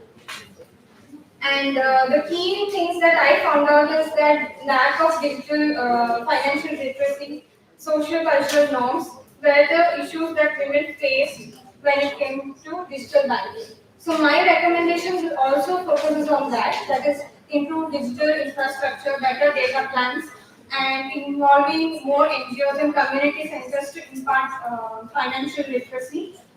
Next slide. And create user-friendly digital platforms irrespective of the gender. And promote women-centric financial products to encourage their financial habits, promoting financial inclusion, digital safety, which is very, very important, and addressing social cultural barriers through awareness and gender sensitization. So here I would highlight the women-centric financial products is that when you see the mainstream media now, you see that all the gold advertisement is marketed towards women. That is the traditional mode of investment. But when it comes to financial products, it's always targeted towards the men as audience. My previous presenter, one of the research scholars, had highlighted about share market, stock. So he had told that women do not invest. It's because the mainstream media has projected it in that way. So I would want that thought and that thing should change. Only then women would be more confident enough to invest in share market.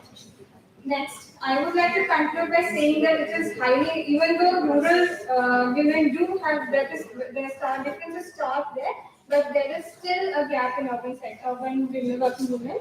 So there is a need for financial literacy as well as proper women-centric financial products so that women feel confident enough to come forward and invest. Thank you. Thank you for the presentation. We now invite Ms. Rajeshri and Ms. Anjali PK to present their paper titled A Digital Path to Inclusive Growth for the Disabled Women in Tamil Nadu. We request the next presenters, Ms. Kripa S., Mr. K.R. Deepak Ram, and Ms. Kalyani Sundaram to be ready. Thank you.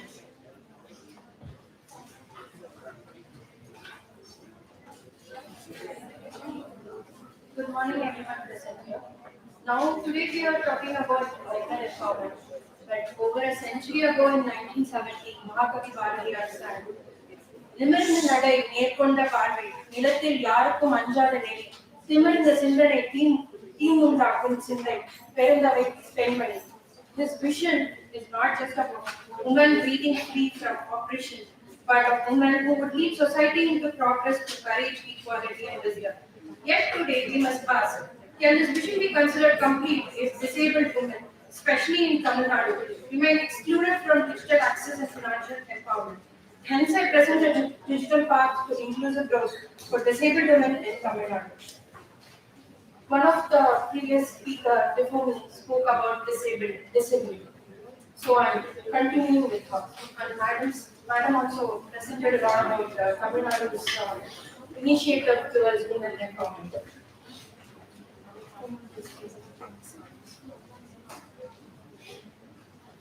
Some of the operational definitions I have presented about digital banking, financial inclusion, and about financial ecosystem and disability.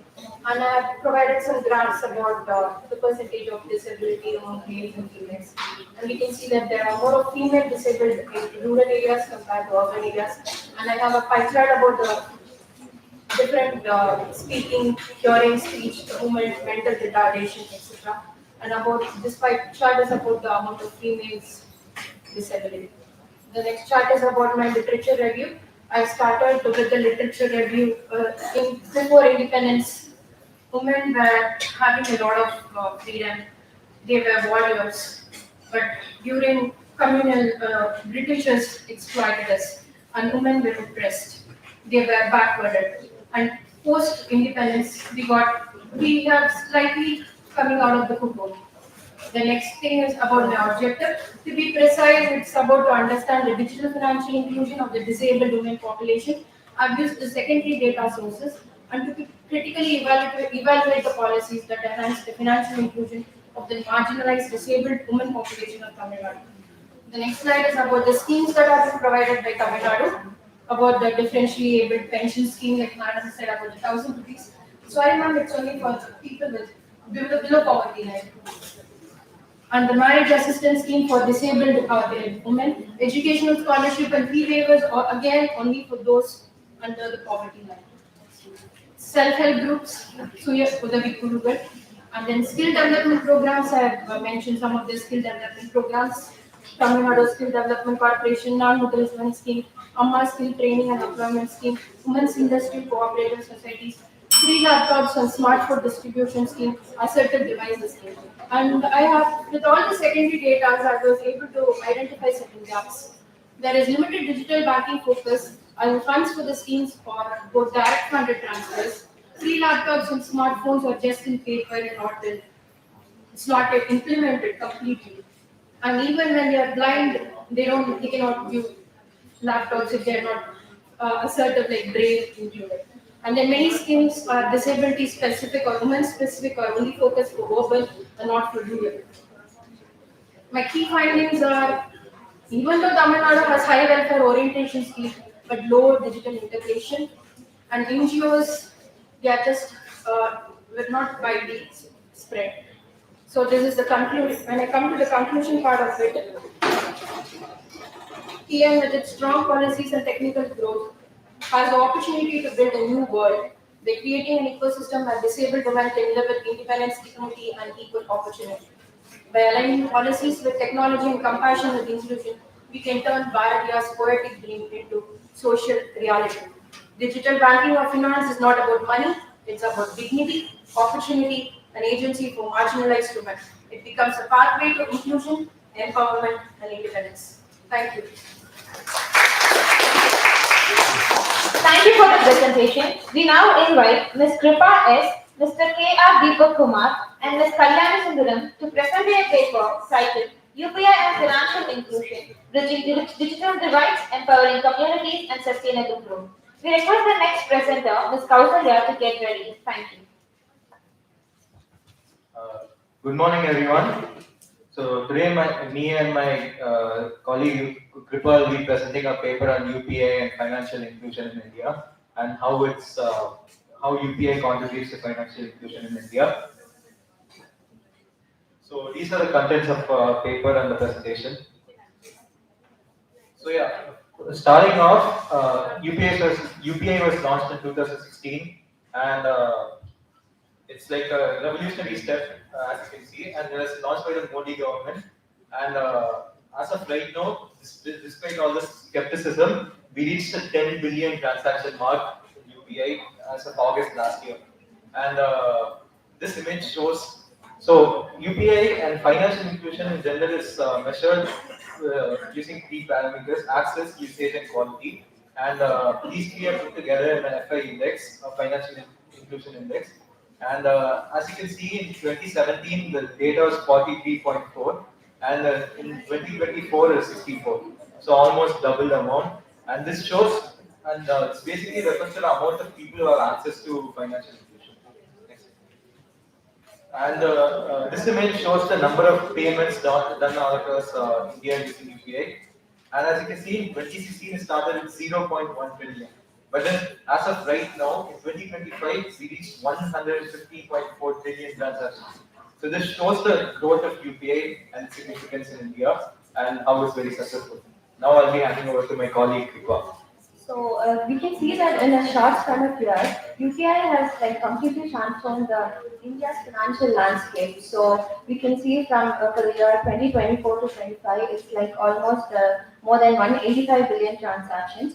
So while the growth is more on the urban region, the success is only when the semi-urban and the rural areas take part, where 38% of the people are now preferring UPI, which is mainly the youth, adults, women, especially in the self-help groups. And UPI is more than just a payment tool. It's like a tool for empowerment. It now accounts for 83% of all the digital transactions of India. So for small merchants and MSMEs, UPI provides lower transaction costs and many digital consumer base where they have seen an increase of 73%. Even it also comes with challenges like digital divide and security concerns like fraud. Some still prefer cash over UPI, and there is gap in financial literacy outreach too. Now let me yes, yeah.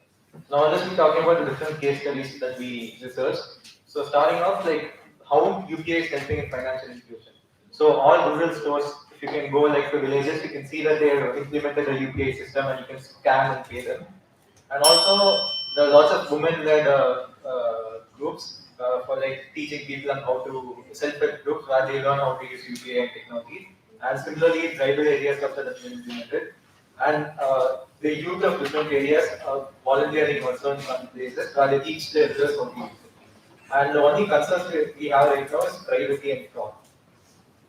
For recommendations, we must expand the rural infrastructure and also strengthen the programs that boost digital literacy. Banks and fintech companies must focus on multilingual training, and we must also use advanced technology to ensure that every transaction is secure and transparent. So, looking ahead, we have to link the growth of UPI with broader national missions like Chandra and Digital India for the sustainable and low-cost inclusive growth for each and every Indian.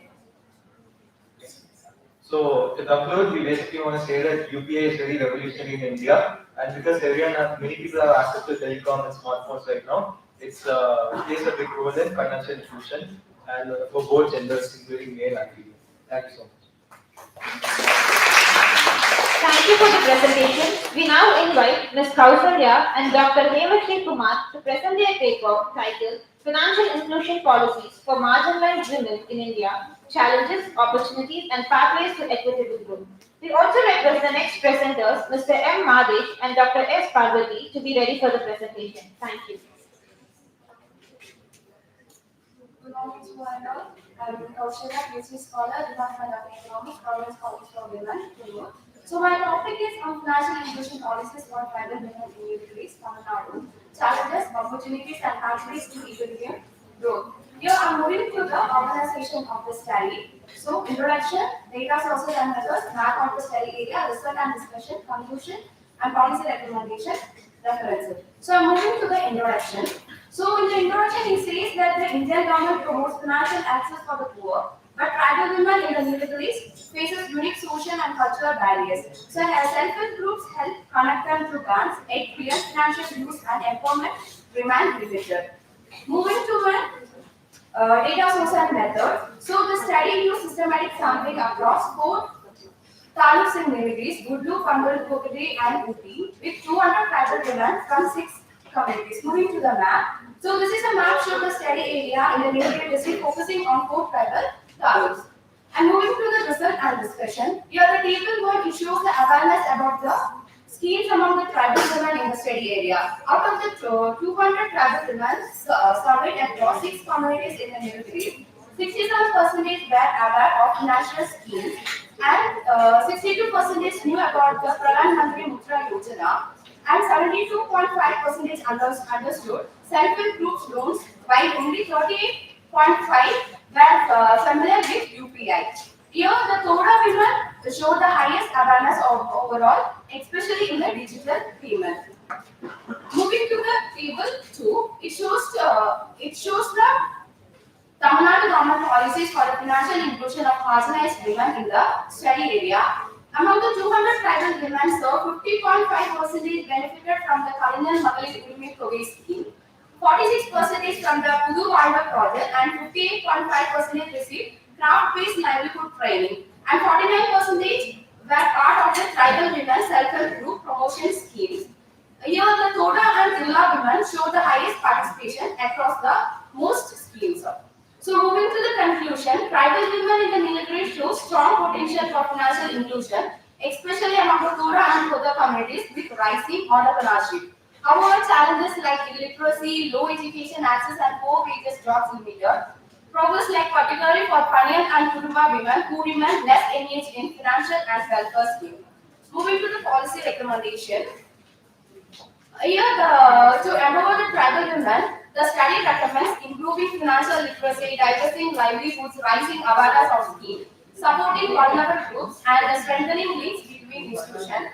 These steps all bridge access gaps and boost inclusion across the country. Moving to the references, these are the references taken for my studies. Thank you. Thank you for the presentation. We now invite Mr. M. Madi and Dr. S. Parvati to present their paper titled Sustainable Development for Women, Finance and Social Effects of the Coir Industry in Namakkal District, Tamil Nadu. We request the next presenter, Mrs. K. V. Jayashree and Dr. K. Saravanan Kumar to be ready. Thank you. Good morning to one and all person here. I am a Madis research scholar under the guidance of Dr. S. Parvati Ma'am, Associate Professor of Economics. Today I will discuss my topic, Sustainable Development for Women, Finance and Social Effects of the Coir Industry in Namakkal District of Tamil Nadu. The Tamil Nadu state was leading cooperative producers in Pollachi, in Tanjavur, especially with Namakkal district. Strong base for coir industry, one of the traditional handicrafts. Rural employment opportunity, mostly women workers. Coir widely used in agriculture and exports, provides secondary income for small farmers. Preserves traditional skills and crops in villages, plays role in sustainable rural development. The importance of coir industry generates rural employment. Women as major workforce in fiber extraction and spinning, eco-friendly and recyclable fiber, promote zero waste production and active utilization, supports exports, earnings for India, contributes to environmental conservation. The Namakkal of coir industry, major corporate growing in region, many coir-based units likely fiber, pith, mass, bags, textiles, so like that. Hub of domestic and exports markets, strengthens rural economy, provides livelihood to thousands of women workers, known for both organized and unorganized coir clusters, plays a vital role in Tamil Nadu's MSME sector. The study area background I like selected the Namakkal districts, wide range coir with block, eco-friendly coir with mats, etc. Prices 150 rupees to 1,20,000 rupees, variety based. Objectives: they evaluate the sustainable development of women workers of coir industry in Namakkal district to evaluate how coir products affect the women finance in Namakkal district, Namakkal in Tamil Nadu. They identify issues based on coir products in Namakkal, assess the impact of coir on women finance, suggest policy measures for sector revival. Issues in coir sector: low prices and prices in Namakkal, exports dependency, especially China, shortage of workers, reliance on migrant labor, rising costs affect the competitiveness, seasonal demand fluctuations impact income, lack of innovation in product design. Next, sustainable development. The sustainable development women, 80% of coir workforce. Two yojanas will introduce the coir workers. MCY, Mahila Coir Yojana, self-employment support, and the CVY, Coir Vikas Yojana, equipment plus skills for value-added products, provide collective bargaining power via self-help groups, creates opportunities for local entrepreneurship. The sustainable development women, dynamics in fiber extraction and spinning, financial inclusion, access to build the entrepreneurship, skill development, higher value products and empowerment, encourage participation in export cooperatives, promoters rural utilization and self-reliance, improves decision-making role of women in households. The challenges and opportunities. We request you to summarize it quickly, sir. The career workers challenging problems, market failure, middlemen, global competition, labor shortage. The conclusion, the oil industry vital for rural empowerment, women empowerment and the economy. Government and the fire board need strong support policies focused on value-added products, quality and technology upgrades, export promotion and research and development, encourage women-led cooperatives for better bargaining power, promote eco branding for Indian fire in global markets. Thank you. Thank you for the presentation, sir. We now invite Mrs. K.V. Jayashree, Dr. K. Saravanan, and Mr. Tarun Kumar to present their paper titled Modeling the Potential Impacts of Climate Change and Adaptation Strategies on Groundnut Protection in India.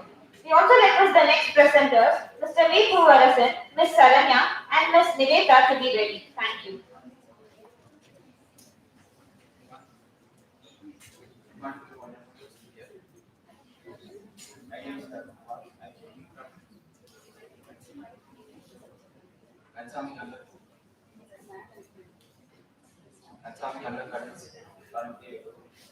My topic is economic investing of government.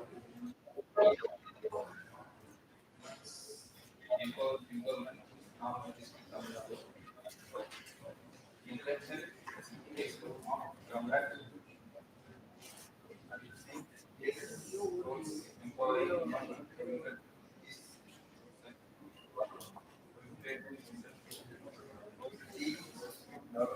rules.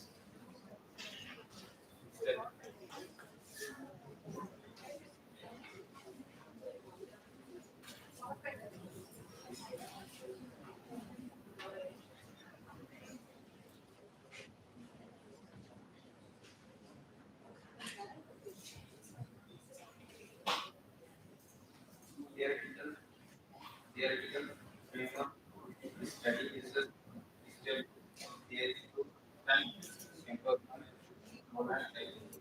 authority of power amnesty complete against power living and power make power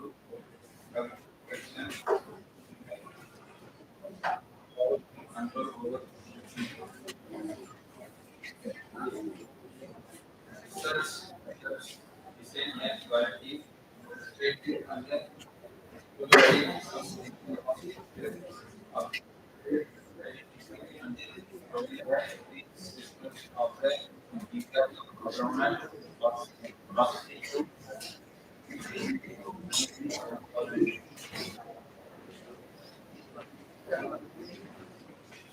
government scheme supports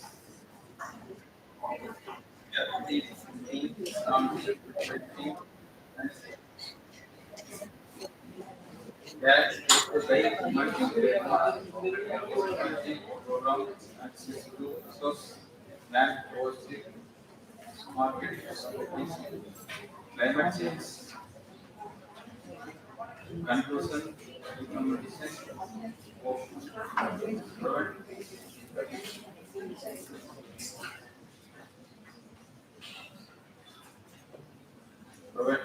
prevention impact groundnut processing is a powerful tool for the economic empowerment of women in Namakkal, leading to increased income, making power and self-growth to ability this positive impact or different introduction of circuit investing to processing instrument improve access to modern efficient processing technology, enhance access to credit, provide women with finance product helps that needs continue training, expand capacity building process. Poster contributes with collective action for better market and center strategic problems. Thank you.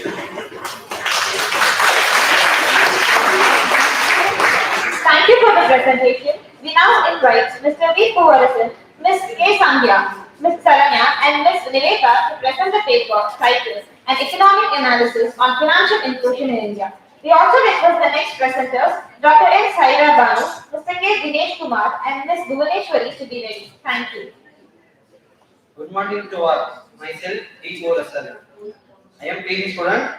I talk about an economic analysis of financial inclusion in India. Introduction.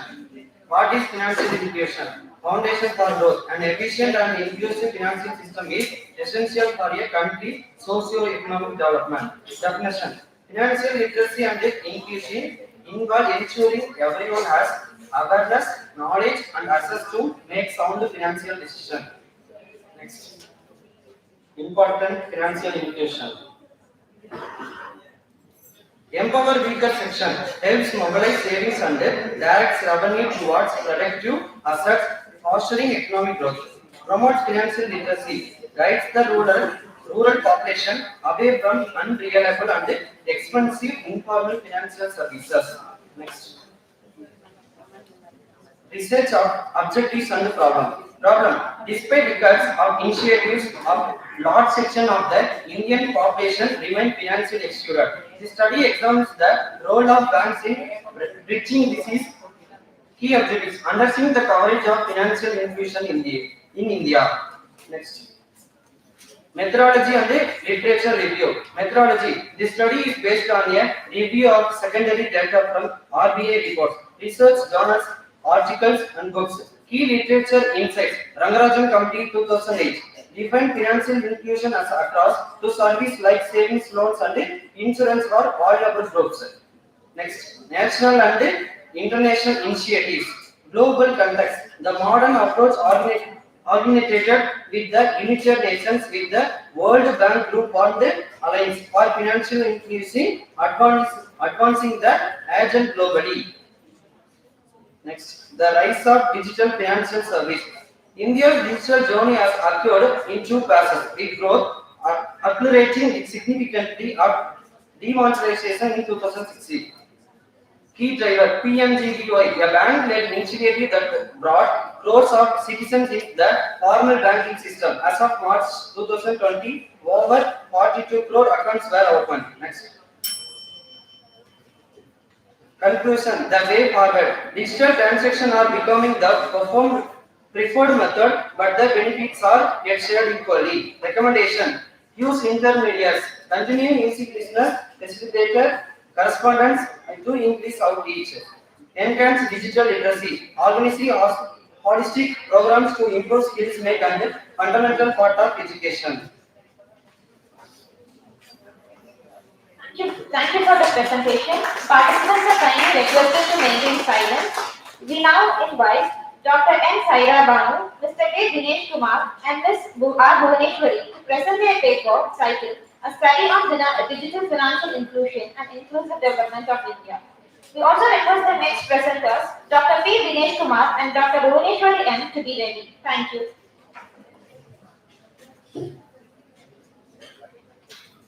Good morning to all. I am Bhuvaneshwari, coming from Kansami Kandas College, Belur.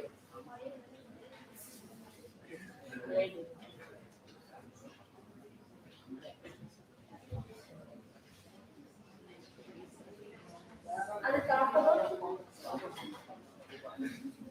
women in the informal sector of India and imbalanced human capital representation with special reference to Baranati Telur Taluk of Namakkal district. Introduction. The primary distinction between the formal and informal sector being the difference between self-employment and paid work.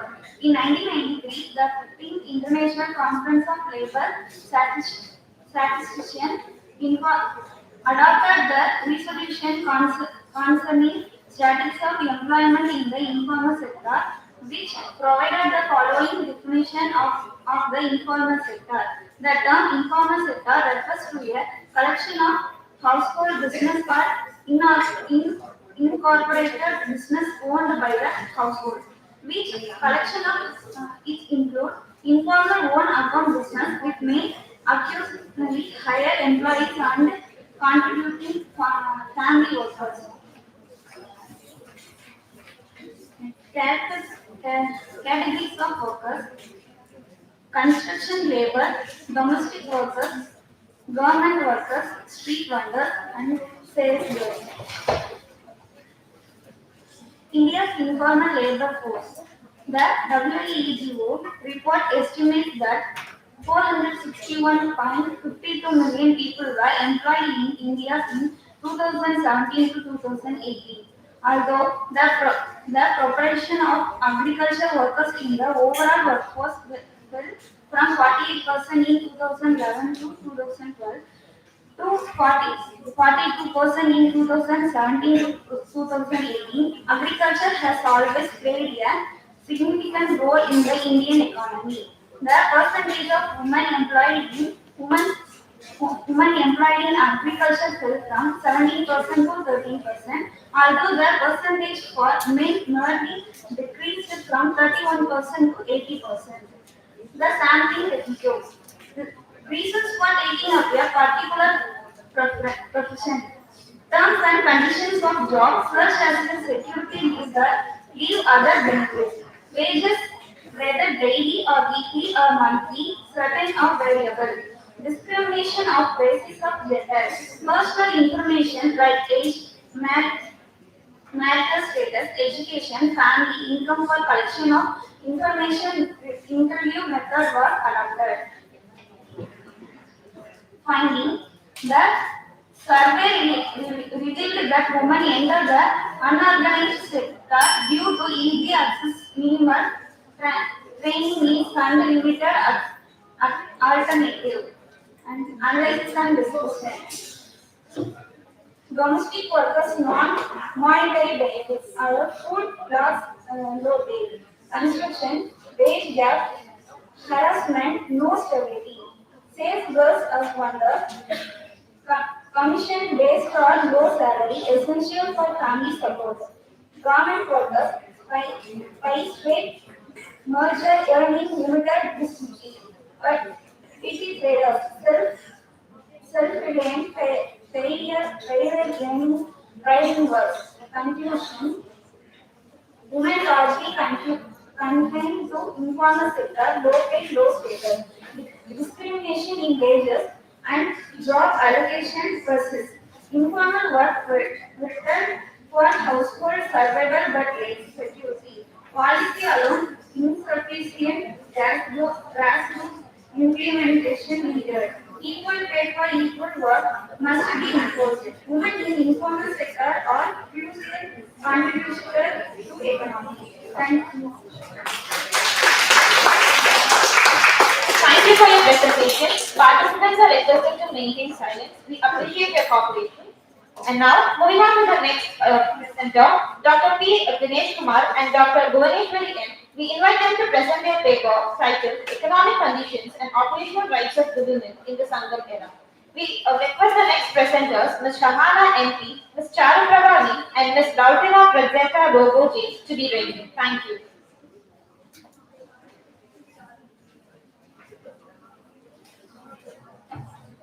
Good morning, Mr. College of Women. I'm myself P. Dinesh Kumar. I'm working as an assistant professor in Sri Ramakrishna College of Arts and Science, Coimbatore, nearby this college only. Today I'm going to present the socio-economic conditions and occupational rights of women in Sangam era. So Sangam era, which means nowadays Indian knowledge system are taking as a much important role. But in Indian knowledge system, they were analyzed only Arthashastra like that. Arthashastra based on study, they are only going to apply for the economic studies. But in Tamil literature also, we have more ideas for economics. It's helpful to economic growth. Especially in Tirukural, we have a categories Tirukural as a Aral, Porul and Ingam. Porul means, in Poruladigaram, which means it's a study of economics. It's nothing but it's a study of economics. So that in Sangam era also, Corona is discussing about how the people are welfare their economic activity. So நீங்கள் பழைய காலத்திலே பார்த்தீங்க அப்படின்னா தமிழ் லிட்ரேச்சரில் ஔவையாருக்கு அப்புறம் தமிழ் புலவர்களே வந்து குறைவாயிட்டாங்க. The same time அவங்களோட இன்னைக்கு வந்து பார்த்தீங்க அப்படின்னா உமன் வந்து மெயின் ஈக்குவலாக இல்லை. உமன் வந்து வீட்டு வேலை செய்யறதுக்கு மட்டும்தான், ஒரு பெரிய அட்மினிஸ்ட்ரேஷன் லெவலில் வந்து இல்லை அப்படிங்கிற மாதிரியான ஸ்டேட்டஸ் தான். அதர் தென் தமிழ்நாடு. தமிழ்நாட்டில் பார்த்தீங்கன்னா உமனுடைய ஒர்க் ஃபோர்ஸ் வந்து 40% இருக்கு.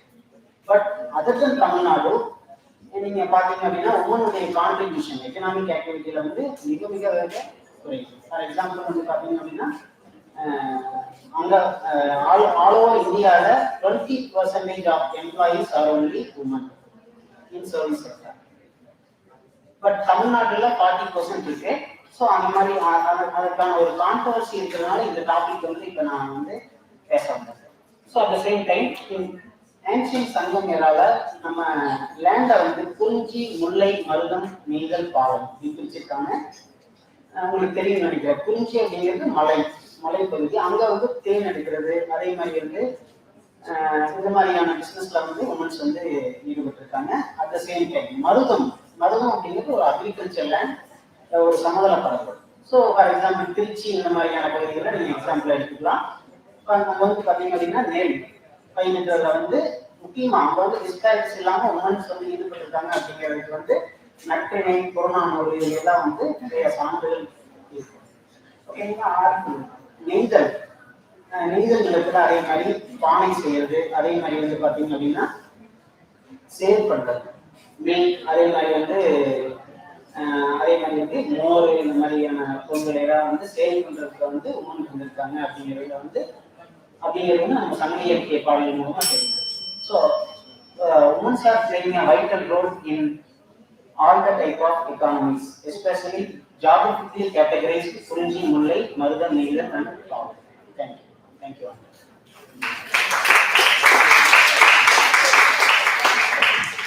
Thank you, sir. We now invite Ms. Shahana MP, Ms. Chandra, Ms. Lautina Fenzeka Rogoji to present their paper titled Financial Literacy and Gender Equality in this Digital Era, The Promise of Vintage. We request the next presenters, Ms. Angaleshwari M, Ms. Ashmita S, to get ready. Thank you. Good afternoon, everyone. This is Chandra, currently pursuing BCom AF from Krishnamal College for Women.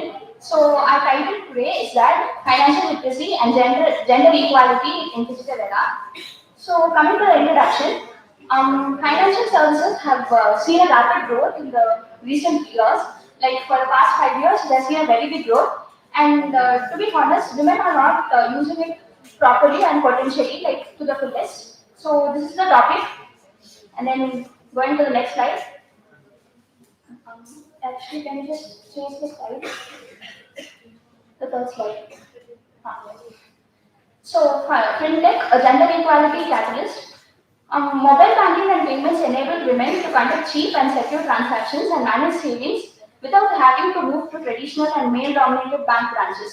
The thing is that a lot of male-dominate the women in every cases, like such as wherever they try to transfer any cash or whatever it is, but people dominate over there. So this is reduced with the help of mobile banking.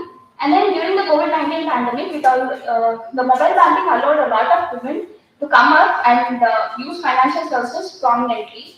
And then in FinTech, women entrepreneurs are finding other sources of funds as micro-lending and peer-to-peer credit systems have grown globally. Like the thing is that they get micro-lending very easily, like small loans from banks or SHGs, like self-help groups, and all. They get a lot of loans from there. And then difficulties in the realization of financial equality, like there are prominently 5 difficulties such as digital divide. This is the thing. The thing is that like access to smartphone and high speed internet and affordable data plans are not possibly given to all the women over here. And this is the basic difficulty. And then financial and technological illiteracy. Illiteracy is a very big problem in India. Actually, like a lot of people are illiterate, not only women, also men. But also men try to manage themselves, but women are dominated in these fields also. And then socio-cultural barriers. Men try to dominate women through their dominance. And then policy and strategic suggestions. Inclusive digital infrastructure, like governments and telecommunication firms must ensure affordable internet and affordability of devices and data plans among women and in rural areas. Like the plans has to be affordable and people, all the women has to try to include it. And then protection by regulation, like it has to be regulated properly by each and every regular governments so that women come up and participate more prominently. And then coming to the conclusion, use of fintech has provided a distinct means to eliminate financial disparities and advance gender equality in the digital era by rendering platforms accessible, affordable, and convenient. Fintech helps women to spend money, create business, and increase the stability of women. However, they do not use it properly because of the gaps that are in our society. So this gap has to be reduced, and various initiatives have been taken for this, and we hope that it will be reduced soon. Thank you. Thank you for your presentation. We now invite Ms. Angaleshwari M. and Ms. Ashmita S. to present their paper titled Government Policies and Framework for Financial Inclusion of Rural and Marginalized Women.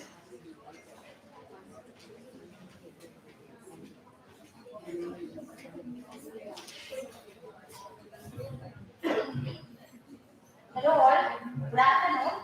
This is Ashmita and Amalishwari here from Kumaraguru College of Liberal Arts and Science, presenting our paper on the topic Government Policies and Framework for Financial Inclusion of Rural and Marginalized Women. We majorly work on financial inclusion and its importance for women. Also studied government initiatives and their impact and challenges in the society. Firstly, in India, though there are emerging cities, megacities and towns, over 70% of India's population resides in the rural areas, in which many women facing financial crisis and discrimination, and that notes the importance of financial inclusion, and which provides women with financial independence and confidence. Therefore, the major objective of our paper is to explore the key government initiatives and their effectiveness in the society. And here are some key government initiatives that promote financial inclusion for women, which include Pradhan Mantri Jan Dhan Yojana, Pradhan Mantri Mudra Yojana, and the well-known self-help group, which promote community-based savings and provide women with self-reliance. And the Pradhan Mantri Gramin Digital Sakshatra Abhiyan and UPI Power promotes digital literacy and digital payments for women. The real world examples across India, different states have launched the successful policy for women financial inclusion. In Uttar Pradesh, the digital land initiatives. In Bihar, the Mukhyamantri Mahila Rozgar Yojana, and in Punjab, custom hiring centers. These examples show how policy directly changed the woman's life. Next, impact analysis.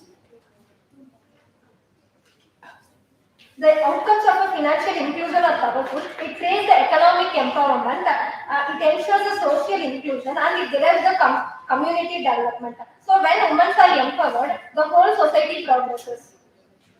Next case study. Tamil Nadu government gave loans to the women through the self-help groups, and they also launched the brand called Madi to help the women to sell the products like groundnut oil and boost income. As a result, women gained the independence, confidence, and became more active in the community decisions. Challenges: the digital divide, lack of financial literacy, and the cultural barriers still limit the women's participation. Recommendations and the conclusions. To conclude, government initiatives have given women economic independence, dignity, and leadership opportunities. With the continued support and the awareness of financial inclusions are ensure that sustainable empowerment contribute. Thank you. Thank you for your presentation. We now invite Ms. Vaishnavi N, Ms. Darshini U, and Ms. Jennifer J to present their paper titled Government Policies and Framework for Financial Inclusion of Rural and Marginalized Women. We also request the next presenters, Kritika N, Ms. Bhuvaneshwari G, and Ms. Pooja G to be ready. Thank you.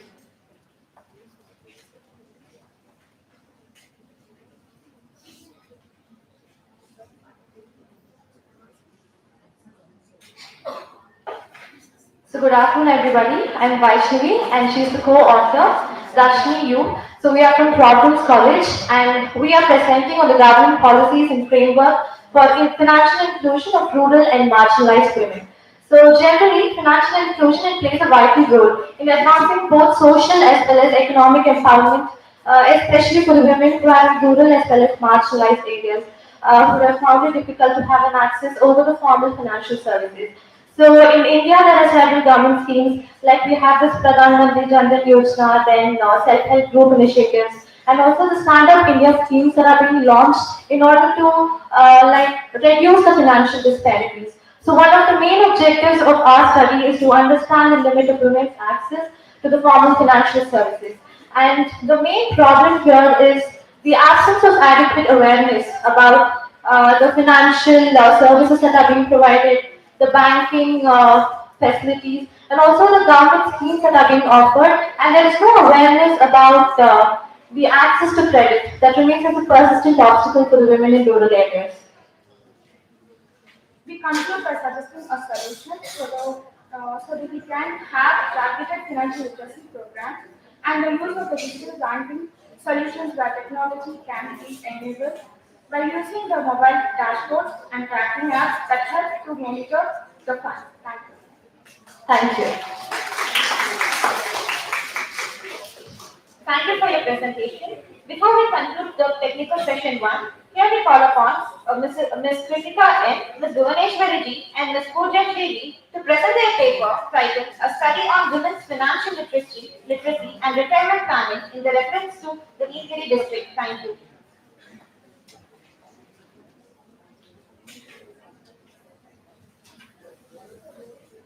So, a very good morning to everyone.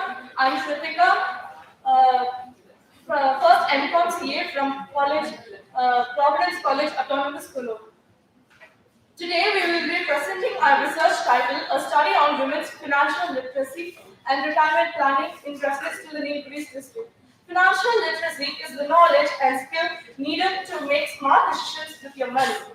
It understands how to budget, save, invest, and manage debt. This study looks at the current level of financial knowledge among independent working women. The connection between financial knowledge and retirement planning is critical for women. It directly affects their ability to save money, to make financial decisions. Women are less confident when it comes to investing and retirement planning. Ultimately, increasing women's financial literacy is not just a personal advantage, but also a necessity which provide economic results and secure finances to the future generation. Statement of the problem. Our work addresses how women's retirement planning is influenced by their financial issues. Women are generally less knowledgeable when compared to men, particularly in retirement planning, investing and long-term planning. To identify the primary challenges they face and to encourage financial independence by building more secure future for women regardless of financial situation. This issue must be resolved.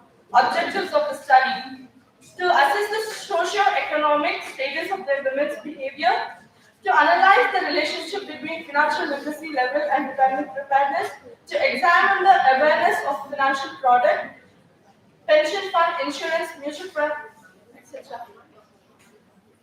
Sir, I'm Pooja from first MCOM CA.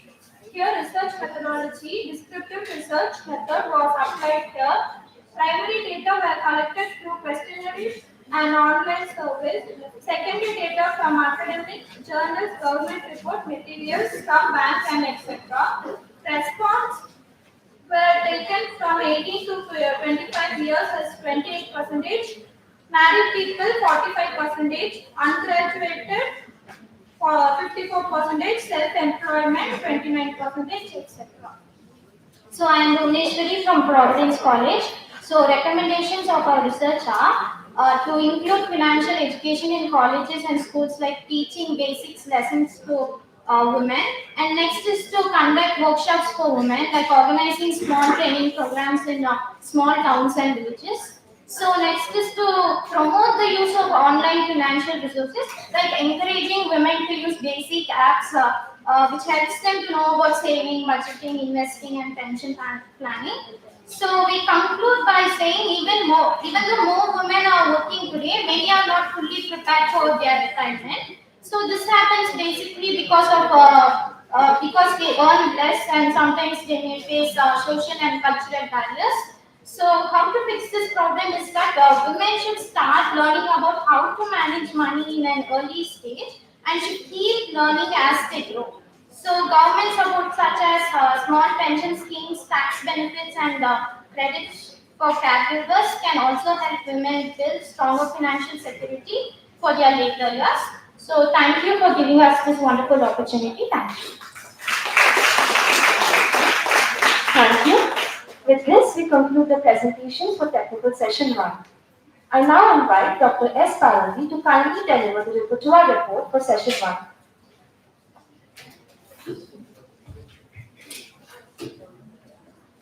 Good afternoon, Dodala. First of all, on behalf of the organizing committee, I would like to congratulate and appreciate all the paper presenters who did in-depth study in a different titles connected to the really impressive. ஒரு சில research papers எல்லாம் வந்து பாத்தீங்கன்னா ரொம்பவே கமாண்டபிளா இருந்துச்சு. அந்த disabled பத்தி சொன்னது, disabled women உடைய financial inclusion, எப்படி வந்து women இன்னுமே இந்த ஷேர் மார்க்கெட்ல இன்வெஸ்ட் பண்ணாம இருக்குது. அவங்களோட இன்ஸ்பிரேஷன் வந்து பாத்தீங்கன்னா அவங்களோட ஃபேமிலி மெம்பர்ஸ் தான். இதுல அவங்களோட இந்த ரிசர்ச்க்கான பேக்ரவுண்ட் அவங்க எடுத்ததே அவங்களோட ஃபேமிலி இருந்த ஒரு சொன்னாங்க, எங்க அம்மாவுக்கு இன்னும் டிஜிட்டல் பேங்கிங் தெரியாததுதான் என்னோட இன்ஸ்பிரேஷன் ஃபார் ரிசர்ச் அப்படின்னு சொல்லிட்டு. ஸோ ரொம்ப நல்ல ஒரு டீம் பேஸ்டா இருந்த இந்த research paper. Here in this technical session, we have 35 papers. They presented the papers in various themes such as the inclusion of AI and digital literacy in business sector, women empowerment and financial independence, empowerment of disabled women, and gender bracketting. Though in fact it is visible that the independence and empowerment of women still gains prominence in the general platform, as women are considered as the backbone of economy. In current scenario, it is evident from these presentations that women have traveled so far as they are able to come out from this four walls to a society where they are contributing to our national product by exploring the facilities and services of self-help groups, various government initiatives, opening up of startups, and utilization of digital financial products. Thus, from this first session, we can conclude that women are empowering but still lacks with proper digital literacy that restrict them from participating in various financial investment platforms and livelihood activities. Once again, I congratulate all the paper presenters. Thank you.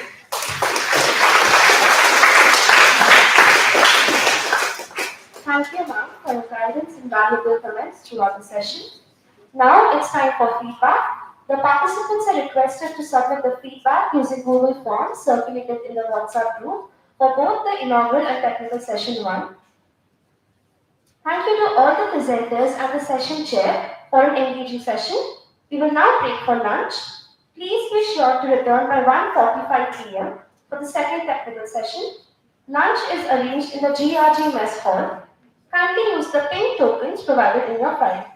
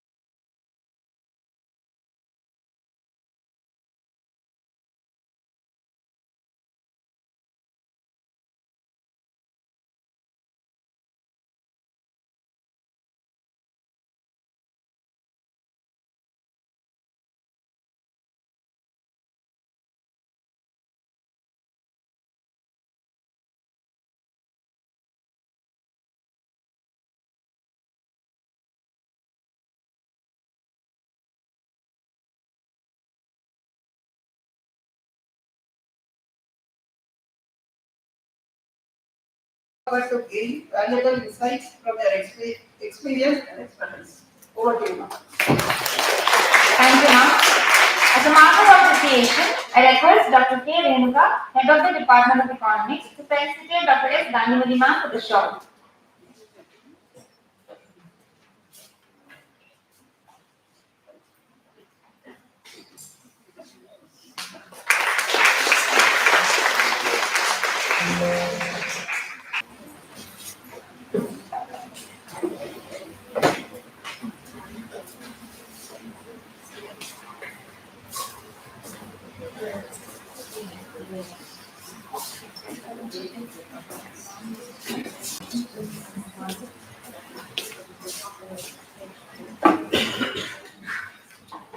Institutions, and then principal, and then HOD of economics, and then organizing secretary Dr. Adina, Dr. Kavita, and all Patmanatomo and all other organizing members for giving me this opportunity. Thank you one and all. So let us start the session. So here the evolving, I want to say some words about evolving financial inclusion for women.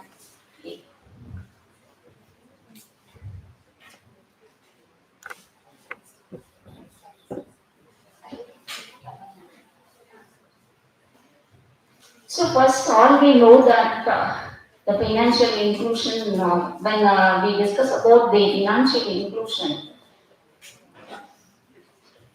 inclusion, first we know that the 50% of the population, that is women, the share of women in the total population is 50%. And therefore, our expectation is that in all, not only in population, but also in all means that in the financial accessibility, credit accessibility, and deposit, in all the economic parameters, the share of women, our expectation is that the share of women also in all these parameters should be 50%. But however, if we look at all these parameters, first we know that what are the parameters for financial inclusions. So you can see that the parameters, the common parameters for measuring the financial inclusion is percentage of bank accounts and the percentage of total deposits and the credit access parameters given to analyze the financial inclusion for women. So if we see that the financial, that is percentage of bank accounts, the percentage of bank account for women in India is 39.2%, whereas it is for men it is 60.8%. And similarly, if you see the percentage of total deposit, it is 20 to 21%. So first, if you look at the percentage of bank accounts between men and women, there is a high disparity. That is for men it is 61%, and whereas for women it is only 39.2%. There is one particular disparity we have to note up. And then come to the percentage of total deposits. For women it is 20 to 21%, whereas it is for men it is 79 to 80%. So here two observations we have to look at. One is there is a disparity between men and women, and there is a disparity between the bank deposits and the total deposits among the women. That is within women itself. Here, so what is the main observations we have to see? We have to analyze. Here is that percentage of bank account is this much, but percentage of total deposit is only this much. The implication is that though the women have the bank account, they don't have the adequate deposits or less amount of deposits. It means that the bank account, the operative or the bank, whether actually this bank account opened in the name of women is true bank account or true, whether the bank account is completely, that means operational, whether it is operational one or completely 39 2% and this one is only 20%, it means that 50% of the bank account is not non-operating. That is the implication. And here one more observation we have to note down here is that the mainly come to the rural bank account ownership and urban bank account ownership. The rural bank account ownership, the share of women is 42.2%, whereas the urban women share is 36.4%. So here the rural bank account ownership for women is higher than the urban bank women.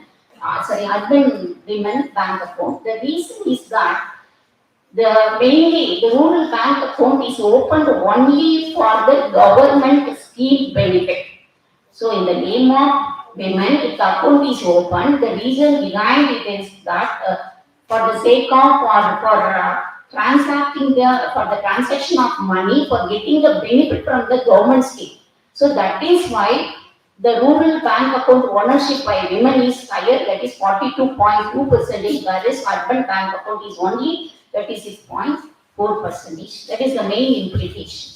But however, if you see the deposits, comparison of deposit between rural bank account and urban bank account, the share of urban total deposit is higher than the rural bank deposit for women.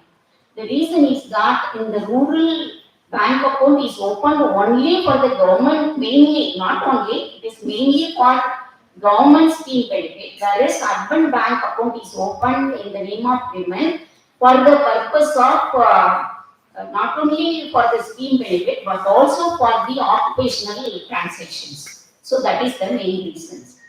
And therefore, indirectly what it implies that the bank account, that is the percentage, the bank account is opened in the name of women only for the scheme, mainly for scheme benefit, government scheme benefit. And also, yet another reason is that the large amount of transactions are not taken place in the name of women because they have no right to take decision for the large transactions. So that is the main reason for less percentage of deposits or less percentage or share of deposits in the name of women. So of course, first reason is that the percentage share of bank account is higher for women, but the total deposit share is less. So the first reason is that mainly the account opened in the name of women for the purpose of government scheme benefit. And the second one is the large financial transaction decision is not taken by the women, it is taken by the men. So these are the two important points we have to note down. Next. Then this table shows the state-wise women participation in scheduled commercial banks, that is state-wise data. So in the state and union territories of Goa, Karnataka, Haryana, Kerala, Uttarakhand and Gujarat, Himachal Pradesh up to Punjab, the share of women bank account is more than 40%. In other states, it is less than 40%.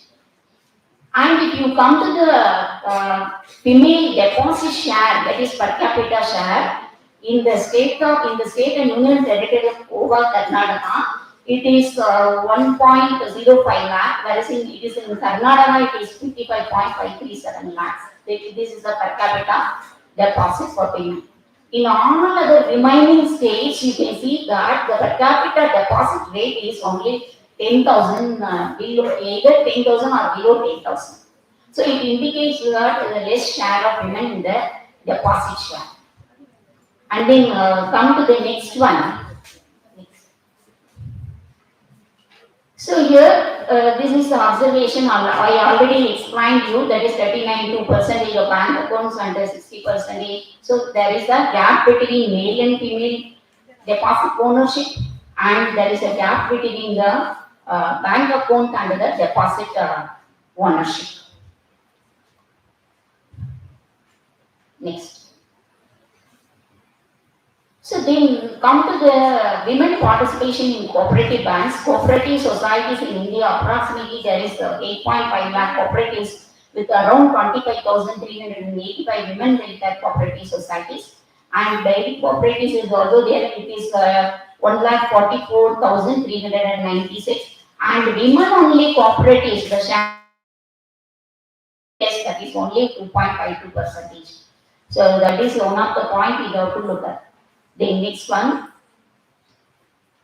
come to the state specific initiatives here in so many states, in Himachal Pradesh, this cooperative societies, it is 5,544 active cooperative societies that is one of the policy implementation in Himachal Pradesh. In Uttar Pradesh, Lakpati Didi Yojana, and then in Assam, this Sabalikaran Yojana scheme. That is, these are the main initiatives taken for financial inclusion for women. The next. So next you come to the credit accessibility for women. So if you see that in the southern regions, the Tamil Nadu share of Tamil Nadu is 44%, in Andhra Pradesh it is 41%, Karnataka 34, and Kerala 38. So in southern states, the percentage share of women in the with credit accessibility is higher compared to other regions, compared to north regions and eastern and then central western regions. So the reason behind the good percentage women, good percentage credit accessibility in southern region is that there is a good linkage between the self-help group microfinance institutions. That is the major reason for a higher percentage of credit accessibility in the southern regions. Then come to next you come. Then next you come to the state-wise microfinance participation of women. Here in Andhra Pradesh, the linkage of SHG with microfinance institution is 90%, in Bihar it is 89%, in Karnataka it is 87%. So in almost all the given states, that is Karnataka, Maharashtra it is 85%, Uttar Pradesh 89%, in Tamil Nadu it is 88%, West Bengal 88%. So in almost all these given states, the percentage linkage of SHG with the microfinance institution is great, more than 80%. So, however, if you see the all India percentage, it is 90%. Anyway, there is a good linkage in all these states. Next. The next. So the women then next, women participation in agricultural banking. You see that. So this is a very good indicator for financial inclusion. In the farm sector, almost all the 100% of the self-help groups are linked with the financial agricultural banking institutions. So that is a great achievement for women. So in Andhra Pradesh, and almost all the states, it is 100% is linked with agricultural banking. So that is a very good indicator for the financial inclusion. The next one. So next you come to them. So what are the barriers for financial inclusion for women? First one is the limited land ownership and collateral security. So if you see that for accessing the credit accessibility, you see that the land ownership or property ownership share for women is very less. That is the major reason. Then second one is gender norms and socio-cultural barriers. That is the another reason. And then digital divide, limited financial literacy, and then unequal access to agricultural input and technology. And then next, policy and institutional barriers, and then heavy workload and unpaid labor. And these are the some of the barriers for the lack of credit accessibility for women. Then next come to the.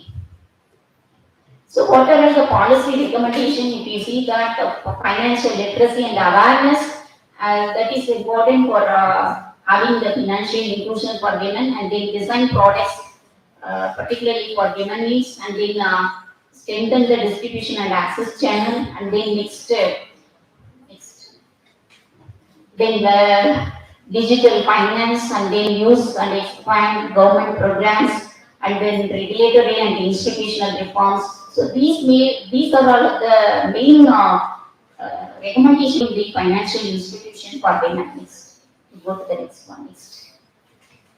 Tamil Nadu. Next. Next. So come to this state-wise women entrepreneurs in India. So the women won the establishment is 8.25% in Maharashtra, but however the topmost women entrepreneur state is Tamil Nadu, where it is 13.51%, and in Andhra Pradesh it is 10.56%, and in Kerala it is 11.35%, and in West Bengal it is 10.33%. So these are the four states having the highest women entrepreneurs in India, highest percentage share in women entrepreneurs in India. Okay, next. So here, what is the reason for having the Tamil Nadu, particularly Tamil Nadu has the highest percentage share in women entrepreneurs? The reason is that the highest link of self-help group with microfinance institution. That is the major factor for having financial inclusion in Tamil Nadu, particularly. Okay, next. Okay, next. So this table shows the estimated credit gap for women entrepreneurs in India. So the overall credit gap, that is overall for India, it is 35%. And then out of that, micro enterprises, not out of that, the micro enterprises have the 70% of the credit gap, and the women entrepreneurs my MSME is 60%, and formal lending access is 10%, and credit to deposit ratio is 27%. So these are all the great gap for the women entrepreneurs in India. This is the percentage share. Next.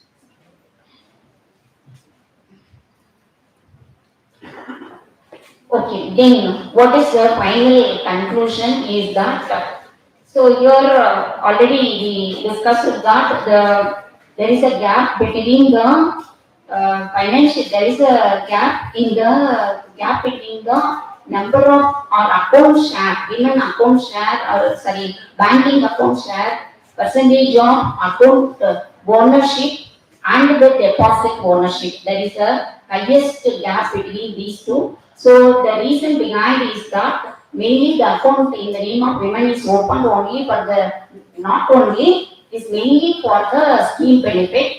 And then the disparity between rural and urban is the same thing. That is, in urban area, the account is opened in the women name. The reason behind is not only for getting the scheme benefit, government scheme benefit, but also for the occupational transactions. That is the major factor.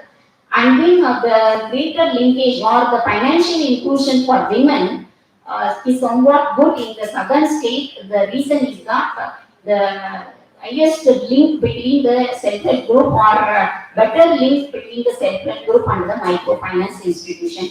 That is the major reason. And if the same model is followed in other regions, the financial inclusion for women can be improved. And from my point of view, though these are all the parameters, that is the percentage of bank account and the percentage share of deposits and the credit accessibility, these are all only the supply side parameters. There is no demand side parameters. So demand side parameters includes, that is without access, whether what is the fund need or financing need for women from both family and also for the business and also for the investment purposes and also for the employability. So we have to develop some parameters for assessing all those things, and based on the parameters we have to analyze the financial inclusion for women. Then only we can get a good policy implications, and it will be successful all over the India. This is my own thought and this is my own idea. So thank you so much for the opportunity given. Now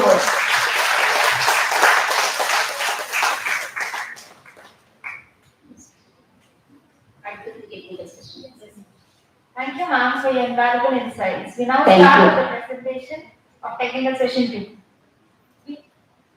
We now invite the first presenters of the technical session 2. Mr. Sri Parimala Rengan R, Ms. Rekha D, Ms. Sharlene I, to present their paper on the title, A Study on the Barriers Faced by Women Entrepreneurs. We also request the next presenters, Dr. B. Kavita, Dr. S. Parvati, and Ms. Hamsha Rekha to be ready.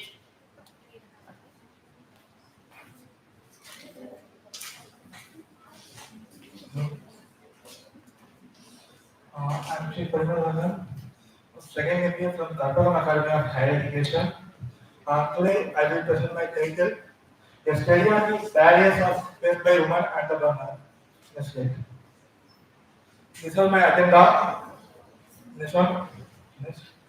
My background of study. The women entrepreneurs are vital role in playing in Indian economy, but the women entrepreneurs are facing a more challenges like a financial and cultural and society. In this my study, clearly explain about how to overcome these all challenges. Next slide please.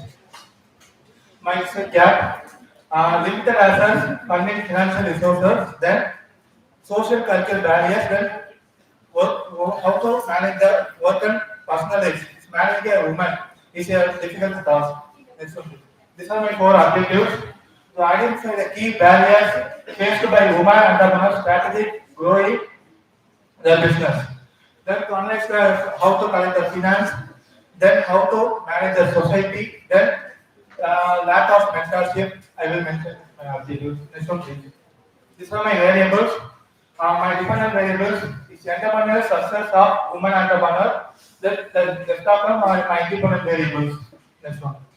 This is my review of literature. This study, I take the 25 reviews, 5 foreign authors, 20 Indian authors. It's both review of literature mentioned. Women are facing women managing a personal and professional sport is so difficult to manage the business. Then, as a woman is starting a business in today, it's not a big. It's big actually because she is facing a society and family. So these are my review of the figure. This is my one of the independent variable. The after the financial funding and finance and funding. This one. My second independent social cultural barrier. This one. Lack of mentorship and network. Next. Balancing your personal and professional life responsibility. Market and business knowledge. Entrepreneurial success of women entrepreneurs. This is my dependent variable. Next one. Questionnaire. This study, I divided my questionnaire into 3 categories: demographic profile, dependent variable, and individual variable. Next one. This is methodology. This study is on descriptive research design, non-random sampling technique. Thus, the study I consider primary and secondary data. Primary is also considered Google form. Then statistical tool, smart PLS and PFPP. I use this study. This is my research framework. This one is my dependent variable. The diagram, my independent variable. Next one. Next, analyze part descriptive statistics. Gender, majority of respondents like 53.5 men categories. Educational qualification. This is my measurement model summary. This is my outer learning. Outer learnings are going to get either good value, which is about 0.7%.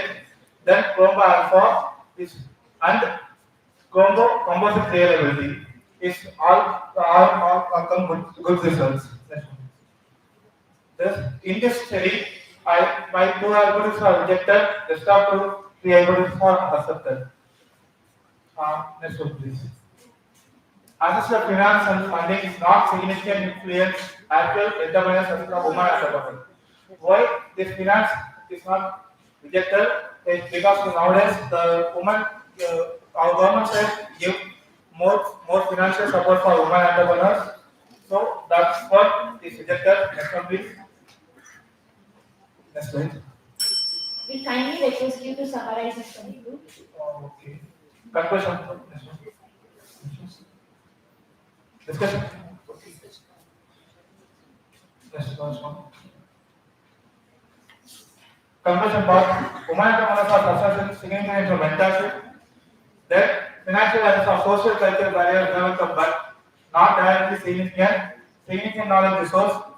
So supportive network and growth management structures, policymakers, educators, and support organizations should be decided, targeted, invention of some of our women entrepreneurs. Reference. Thank you.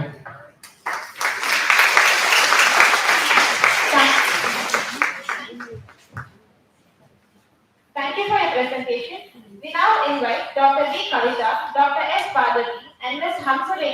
present their paper on the title Financial Inclusion and Women's Empowerment, Evidence from Namakkal. We also request the next presenters, Dr. P. Kamachelli, Ms. Dineta, and Ms. Saranya to be ready.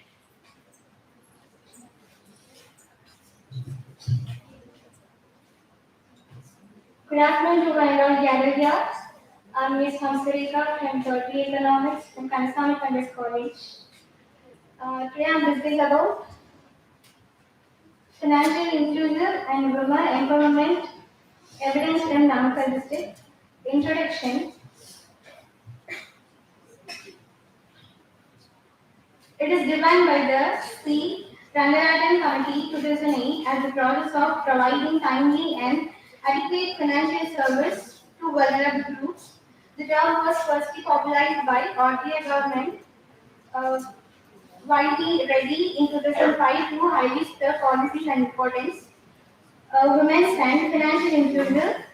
Women represent nearly half, 40% of Indian population, but remain economically marginalized in many rural regions. This depends on informal credit arises mainly from the absence of land or property assets to use their collateral. Importance of women empowerment. It is access to financial service, help women gain gather control over the income and credit, reduce dependency of male family members. It improves purchasing power, enabling women to take part of the household financial decisions more actively. Objectives of the study to examine the blessing status and extent of financial inclusion across women Namakkal district, Tamil Nadu, to access how financial inclusion and financial literacy towards serve in instrument of women empowerment, methodology, primary data collected through a structured questionnaire from 100 random selected women in Namakkal district. Secondary data drawn from RBI reports, CRISL, in Ministry of Finance, Statistical and Academic Journal. Key findings: access to loan, particularly for entrepreneurial activity, shown as the strength.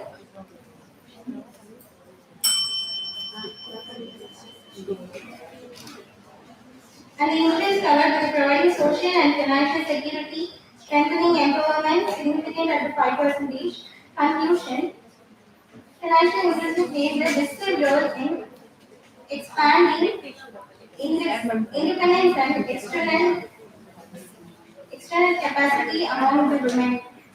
Women with saving account and access to the credit demonstrating strength, confidence, and decision making autonomy. Thank you so much. Thank you for your presentation. We now invite Dr. P. Kamachelli, Ms. Niveta, Ms. Saranya to present their paper on the title Emergence of Women on Empowerment in Colonial India, a social, legal and political perspective.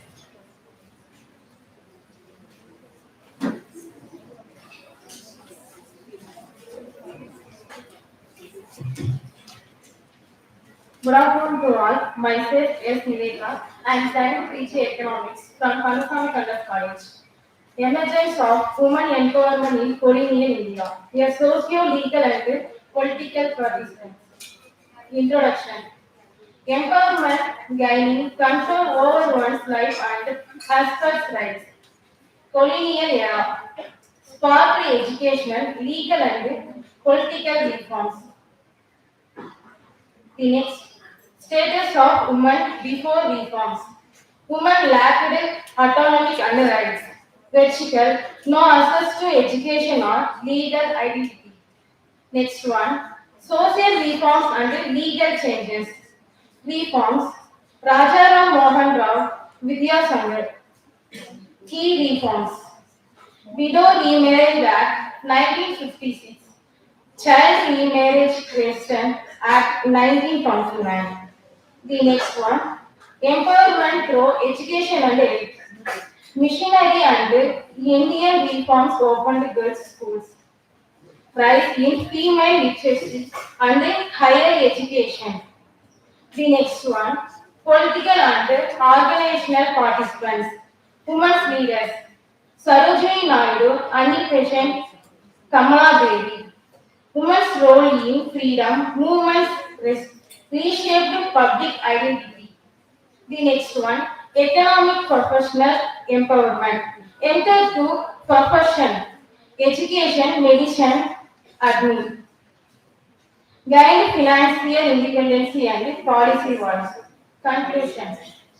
Myself, K. Saranya, second PG conclusion. The British rule in India had both good and bad sides. While the British wanted control and wealth, the rule, rule also led to some changes in society. One important change was the beginning of women's rights.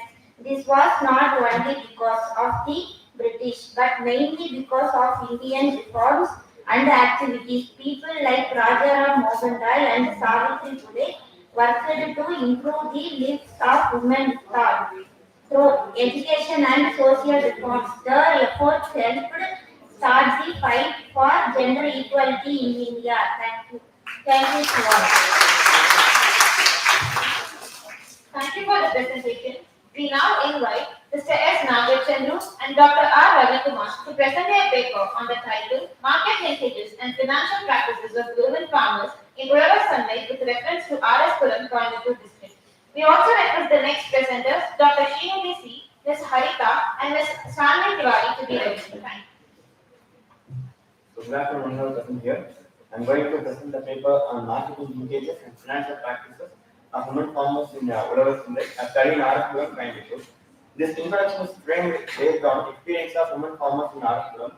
They reported doing this giving too much of willpower, and some of women farmers completing their degree and they withdraw work and selling in rural Sunday.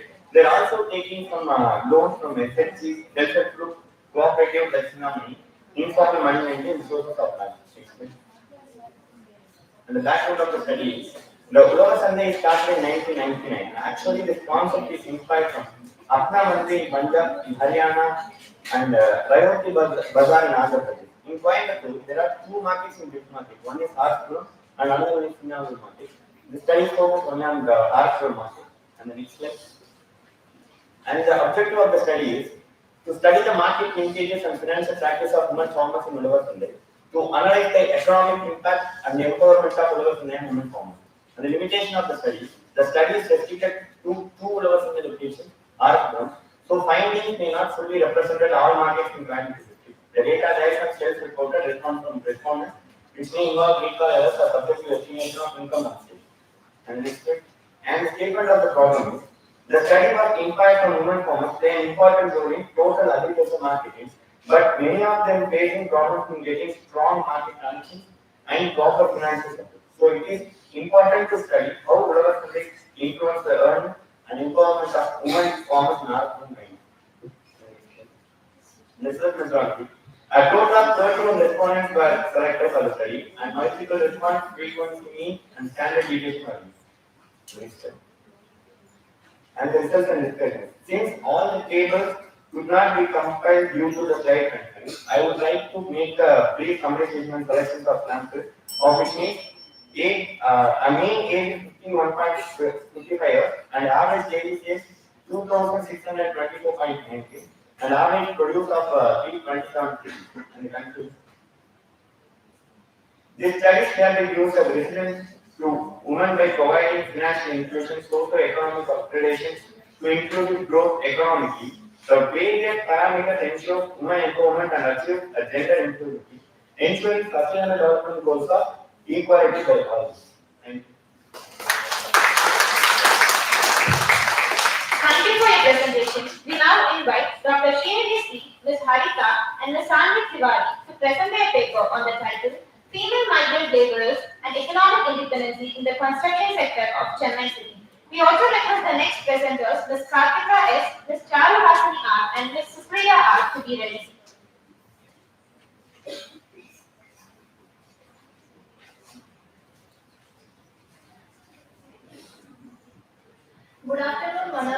present here. I am Harita and co-author Sandy from Kumaraguru College. We are here to present our study on the topic female migrant laborers and their economic independence in Chennai's construction sector. Moving to the introduction, Chennai's urbanization drives the construction boom, employing interstate female migrants from states like Odisha, Bihar, and Jharkhand. Women form a substantial unrecognized workforce in unskilled roles like masonry aid, local carrying, cement mixing, etc. Their labor is doubly invisible due to gender and migrant status. The two main objectives of our study is to examine changes in workplace conditions and assert the benefits of economic independence among female migrant laborers. The methodology we adopted for our study is a primary survey of sample size 15 female migrants aged 18 and above. Here are some key findings on work and wages. Women are employed in menial roles while men advance to skilled jobs like carpentry, masonry, etc. Females receive 30 to 40% lower wages compared to men despite equal efforts. No formal contracts leading to intermittent work, job loss, and lack of economic independence. Here are some top challenges listed based on frequency of response. Lack of economic independence by 42%, less income and social interaction by 35%, work stress and parenting by 25%. Further will be continued by Sandy. In economic independence, beyond earning involves control over income and savings. These women have limited access to bank accounts and earnings are often controlled by family. For recommendations, enforce fair wage and direct bank deposits, expand skill training for higher paying jobs, provide on-site benefits and security as well as financial literacy. In conclusion, we would want policymakers to address contradictions to ensure empowerment and future research must be done to get broader insights. Despite their vital role in the workforce, female migrant laborers remain unrecognized, highlighting the urgent need for equal acknowledgement of their contribution. Thank you all. Thank you. Thank you for your presentation. We now invite Ms. Kartika S., Ms. Charu Hasani, and Ms. Supriya R. to present their paper on the title Decision Making and Autonomy, Empowering Women Through Economic Participation, Entrepreneurship, and Independent Financial Decisions. We also request the next presenter, Ms. Katika K. to be ready.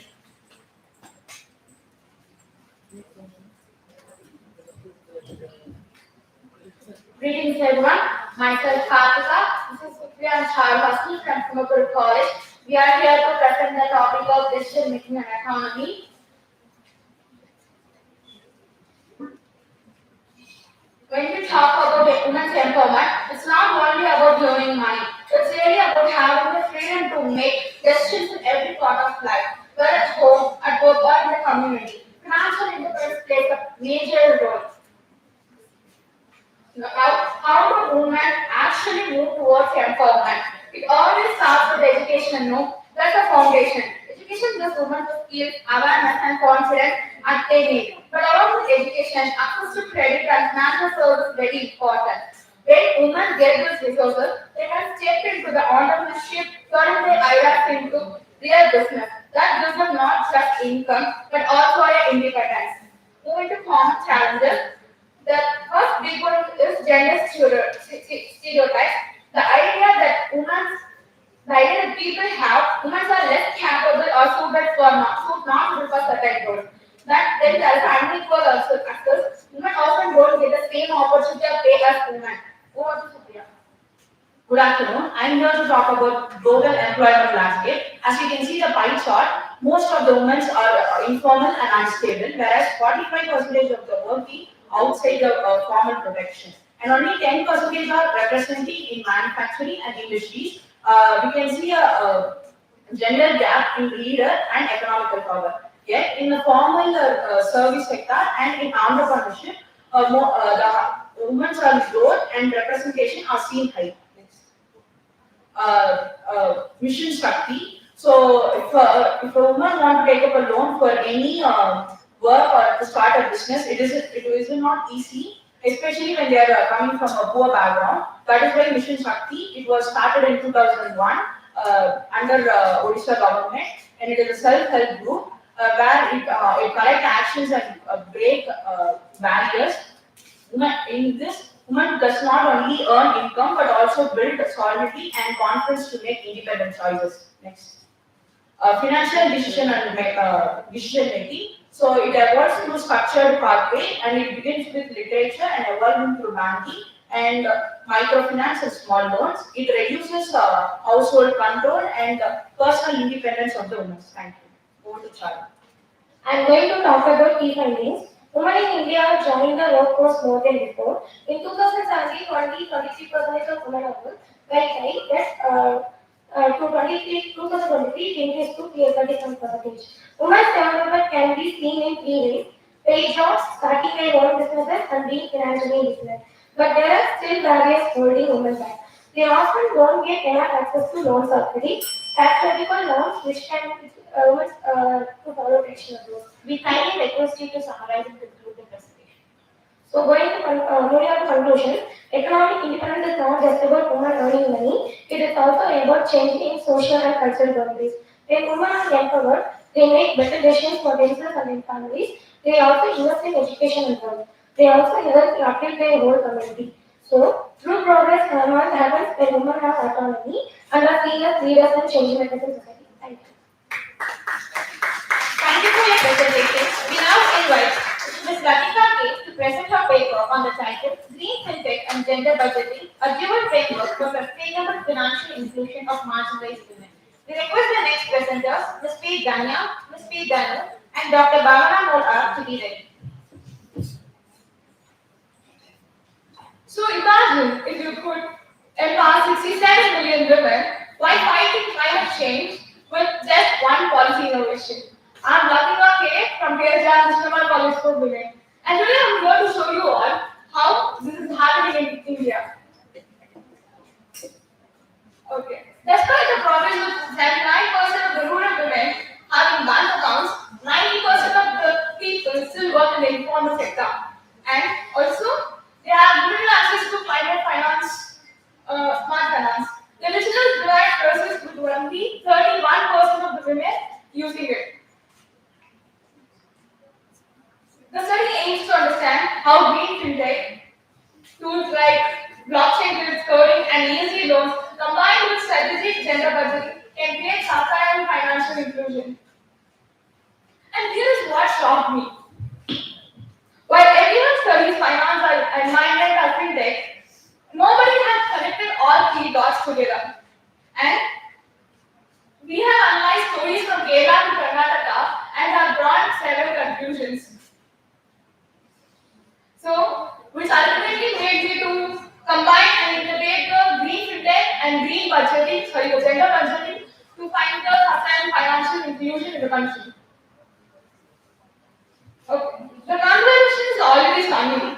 Bank accounts progress have made to 79%, and further, that's 260 million women in the country. Also, 4.2 crore women have access to 2.22 lakh crore Mudra loan amount.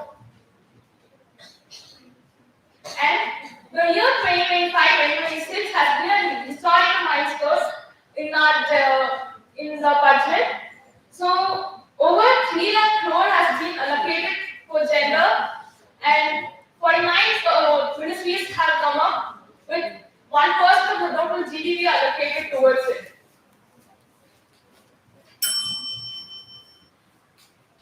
Green fintech innovations are transformative. Foundation blockchain-based credit system and ESG-linked microloans have given tremendous changes in the country. And here is Kerala's Kudubashri exemplifies this strategy perfectly. Achieving extraordinary 52,000 times growth over 30 years. And here are the major challenges that are faced. We have poor connectivity and women are being 15% less likely to own smartphones in the country.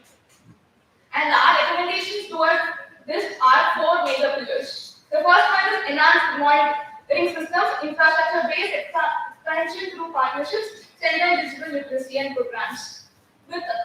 And here we have a conclusion. This dual framework aligns with SDG 5, 8 and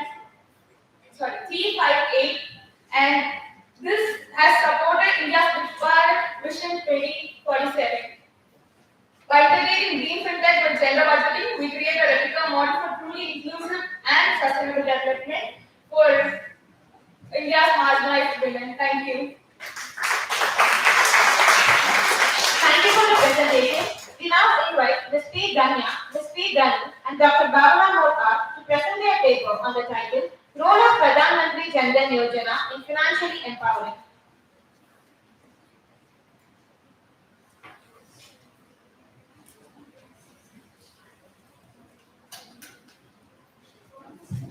We request the next presenters, Ms. Suguna C. and Ms. Subhasanya D. to be ready.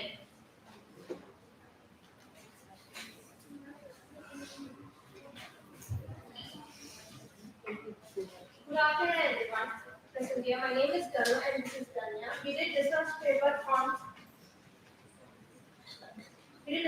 on the role of Pradhan Mantri Jan Dhan Yojana in financially empowering marginalized women and young women. Women empowerment is not only about thought and legal rights, but it's also about financial independence and opportunity for financial resources.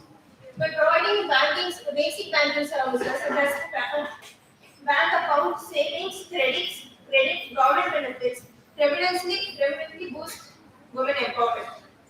Pradhan Mantri Jan Dhan Yojana was created at the year 2014.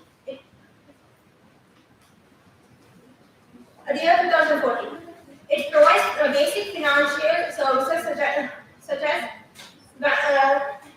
financial and banking services by creating zero savings account. Which is really helpful for the marginalized household.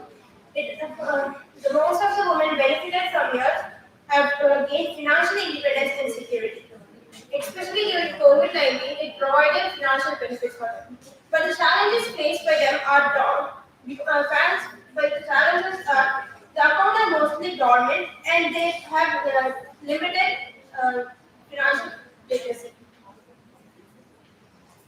The objectives of the study is to examine the policy framework and guidelines of Pradhan Mantri Jan Dhan Yojana in relation to women empowerment, to analyze data from national surveys on changes in the financial behavior of marginalized women after the implementation of the scheme. We actually collected data from the secondary sources. Our main data sources were government publications, official announcements from regulators and banks, national service reports, and relevant literature reviews. We compiled and analyzed this data to evaluate this policy framework and to study the impact of the scheme. Coming to the result and findings, the first one is account of ownership. Under the scheme, over 460 million women, people have been opened the account since 2014. And under this, women have held 55.6% of accounts as of 2024, which narrows the gender gap. The financial behavior is that the average deposits rose from rupees 1,279 in 2015 to 3,761 in 2022. This has increased due to and led to the increase in digital payments. The direct benefit transfer there, the schemes, monetary schemes have been directly transferred to the women's bank account, especially during COVID-19. The rupees 1,500, that is 500 each for 3 months have been transferred to women's account. And the condition of financial security, zero balance accounts, where even though the account is zero balance or minimum balance, the account can be still held, and the debit cards and the accident and life insurance are provided. And the impact is that it improves women's autonomy, saving habits, and control over the household finances without depending on their male counterparts, and particularly affected marginalized and unplanned districts where women were entirely requested to summarize and conclude the challenges.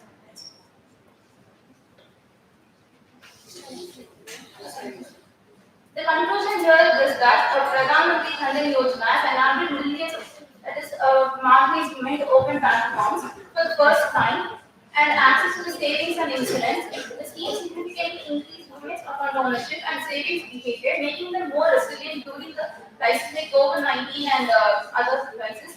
Despite progress, there are some challenges like dormant accounts, unequal credit access, and low digital literacy, and some accounts are just dormant and they go outright only for direct benefits. And overall, the Pradhan Mantri Jan Dhan Yojana provides a solid foundation for women's empowerment, providing financial inclusion. But the providing financial inclusion is not just about money, but about equality and stronger social voice. Thank you so much. Ms. Subunasi and Ms. D. Subasatya to present their paper on the title Women's Financial Literacy and Retirement Planning, a Qualitative Exploration. We also request the next presenters, Ms. Samrita S. and Ms. Subasatya D. to be ready.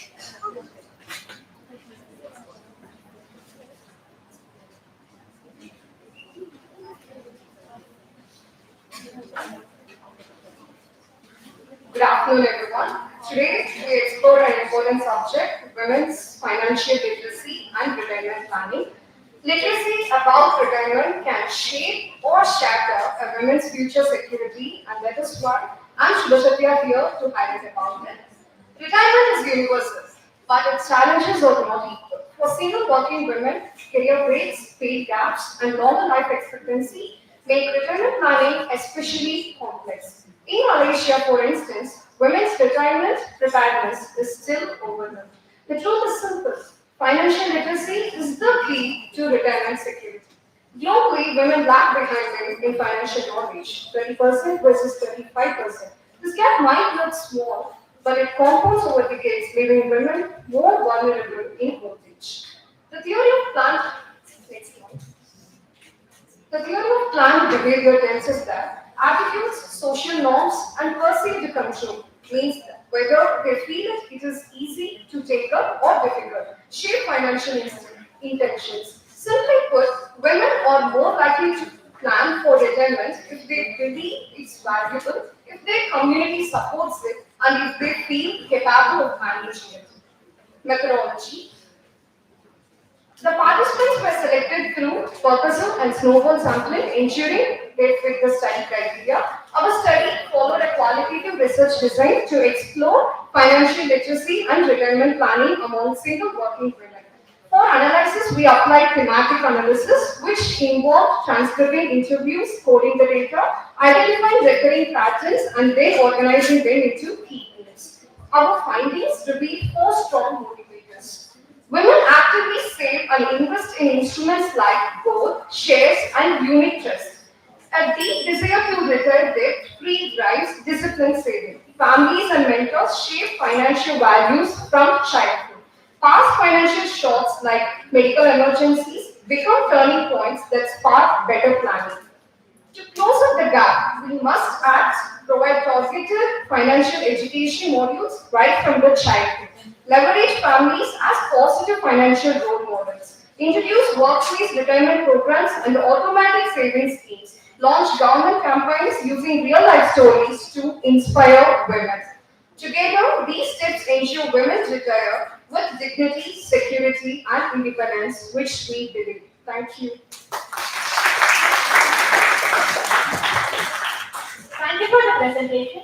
We now invite Ms. Akshaya P.K., Ms. Ahanya C.D. and Ms. N. Rashmi to present their paper on the title Investor and Investant, Analyzing Gender Differences in Financial Literacy in Coimbatore. We request the next presenters, Ms. Samrita S. and Ms. D. Subasatya to be ready.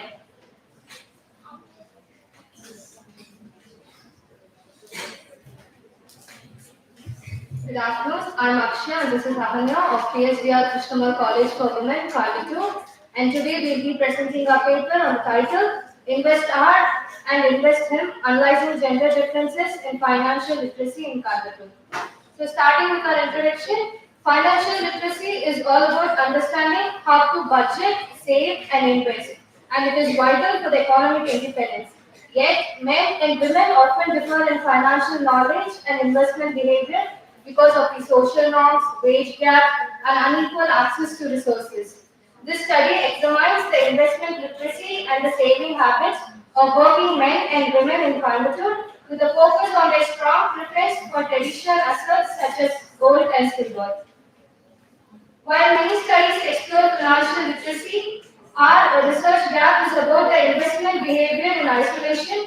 Only a few directly compared to men and women. Existing literature usually highlights participation gaps and risk preference, but rarely investigates the following, which includes why traditional assets such as gold and silver remain the most preferred investments across genders, despite a wide array of modern financial products. The role of awareness programs, most studies ignore whether people are willing to learn about investments or not, and this study will fill those gaps by focusing simultaneously on literacy behavior and the cultural reasons behind asset preferences. The objectives of our paper includes compare investment literacy levels between men and women in Coimbatore, examine the gender gap in savings and investment behavior by identifying the patterns in risk and safety preferences. And the last is about the analyzing the factors influencing the preference for gold and silver among both men and women, looking for tradition, safety, appreciation, and other motives. The methodology includes the primary data and the secondary data, where our sampling technique is covered across the Coimbatore region, where the respondents range from 22 to 85 years, and the sample size and tool is about the data of the 70 respondents analyzing using MS Excel and SPSS statistical insights. Moving on to the analysis and discussion. This table chart shows the overall awareness among male and female with similar small differences. Females have higher literacy on fixed deposit in gold and silver, whereas males have marginally higher mean scores in stocks and SIPs. Insurance awareness is higher for both the groups and annuity is lower for the both groups. Next.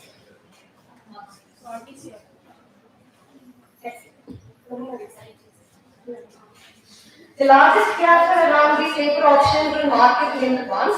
Men have higher need for in stocks and SIPs, they are market-linked, while women prefer safer instruments like insurance and ETF. The top factors that influence gold and silver are safety, appreciation, tradition for both genders.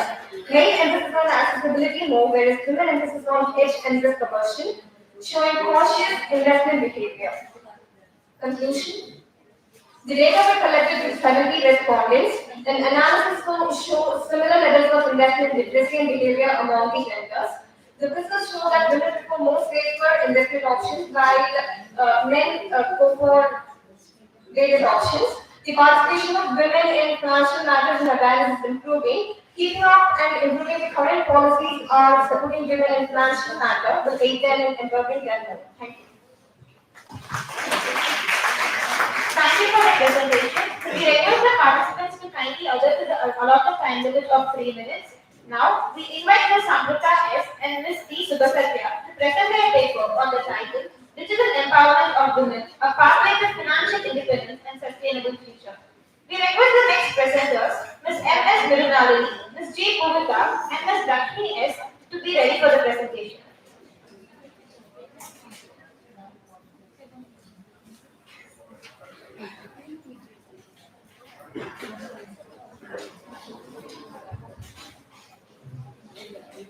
Good afternoon, again. Esteemed delegates and everyone present here today, again, we stand at an important intersection where technology and gender equity converge. Digital empowerment of women is no longer just a policy aspiration. It is a pathway to financial independence and a sustainable future. Our presentation explores how digital inclusion reshapes women's economic participation, strengthens livelihoods, and fuels sustainable development. The core objectives of our study to examine the role of digital access, literacy, and important technologies in enhancing women's decision-making and independence, to access how digital empowerment fosters entrepreneurship and contributes to inclusive sustainable growth, to identify structural barriers to women's digital participation, and propose actionable strategies for a gender-responsive digital ecosystem. Coming to literature review, we have done about 15 reviews based on our study topic. From this, they say that access to DFS, that is digital finance services like digital wallet, mobile banking, enable women to manage their own finances independently. And next is mobile banking and affordable DFS expands women's economic agency. And the next one is when women combine mobile with financial literacy, where financial resilience gets improved. Next. Coming to research gap, there is only limited research on how digital access translates into real women empowerment and financial independence. Talking about the methodology, This research is built on a mixed method approach. Secondary data from government schemes, international reports, and policy papers provide a macro level view. Coming to findings, from the analysis and interpretation, our findings are first is digital access enhances empowerment. Women owning mobile phones are more involved in decision making in households. And the second finding is that digital literacy drives entrepreneurship. And the third one is women using internet regularly have greater access to online banking, digital payments, and e-commerce, which increases their finance independence. And the last is literacy level and digital tool usage. Increasing literacy level also increases the digital tool usage also. We'd like to conclude. The findings are clear. Access alone does not equal empowerment. Digital tools become transformative only when supported by literacy, awareness, and an enabling environment. Empowered women use technology not just to connect but to create, driving entrepreneurship, increasing household resilience, and contributing to inclusive economic growth. Therefore, digital empowerment is not a luxury but a necessity for sustainable futures. Thank you. Thank you. Thank you for the presentation. We now invite Ms. M.S. Mirunalini, Ms. D. Govita, and S. Lakshmi to present their paper on the title Empowering Women Through Self-Help Groups, a study of financial inclusion and socio-economic transformation in Edo district. We request the next presenter, Ms. Chandra B. and Ms. Chandra S. to be ready.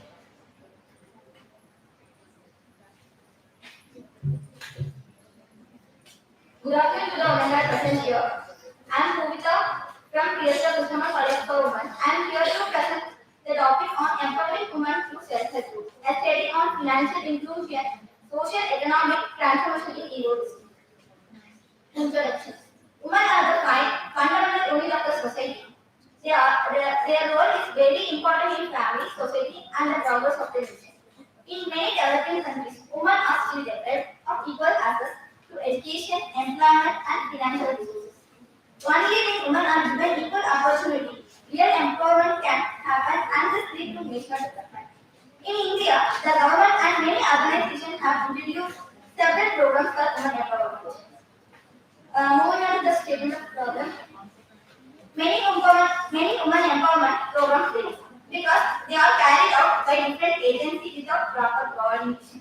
This leads to high cost, wastage of resources, and less effective results.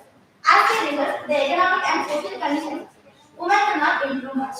Therefore, there is a need for new strategies by government, NGOs, and other organizations to improve women conditions. Moving on to the objectives. To assess the socio-economic conditions of SRC, this means the studying financial and socio-status of women who are the part of SRC. And to identify the major factors influencing members to join SRC. This means finding out why women join SRC. Example, whether it is because of financial, government support, encouragement from NGOs, or the desire for independence. And to examine the role of SRCs in women empowerment, this objectives focus on how SRCs actually help women become empowered. To analyze the impact of SRC in promoting financial inclusion. Financial inclusion means giving women easy access to banks, loans, savings, insurance, and other financial services. I am M.S. Mirunalini from PHDR Krishnammal College for Women. I am going to talk about methodology. Friedman test is used to find out the major facts that influence respondents to self-help group. The two ANOVA are used here as variations in awareness with regard to educational qualification and occupation of free help group members. The present study is descriptive and analytical in nature. The study makes the use of primary and secondary data. The primary data were collected from the self-help group of Edo district by using interview schedule. Findings. The classification of the response based on the experience and active participation in the self-help group shows the 90% of the respondents have experience less than or equal to 5 years.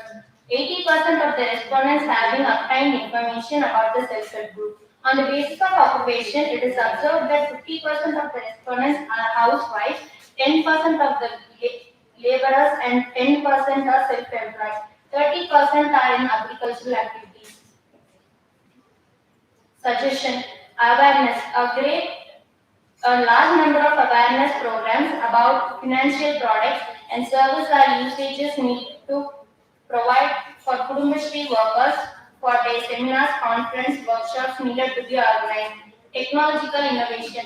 Adoption of advanced technology is the cost of reduction and increased output in activities. Next.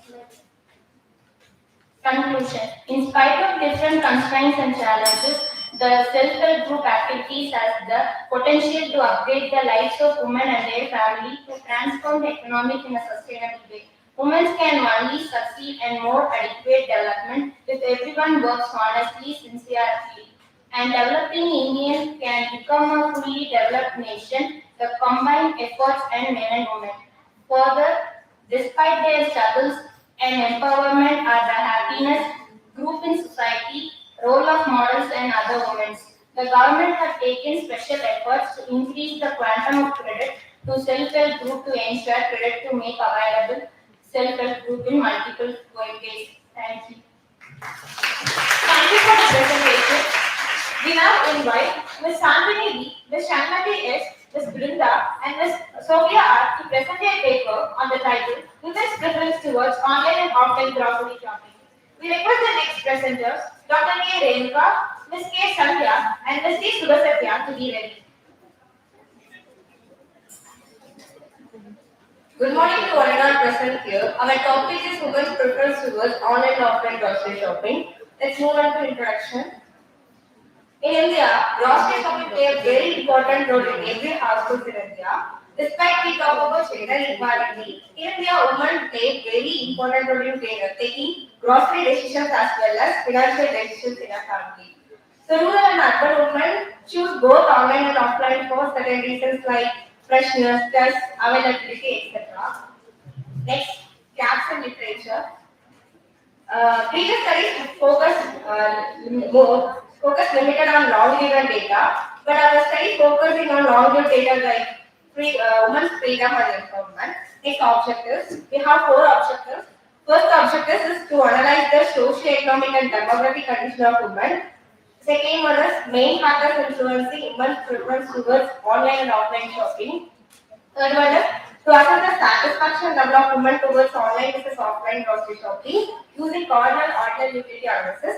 Fourth one is how grocery shopping influences women towards empowerment and freedom. Next methodology. We used a purposeful sampling method for our study, and our sample area is limited to urban and rural areas of Coimbatore. We took samples 110 respondents, 54 from online and 55 from offline. So we collected data by using primary data collection, and that we used questionnaire method. We also identified certain dependent and independent variables. Next, statistical tools.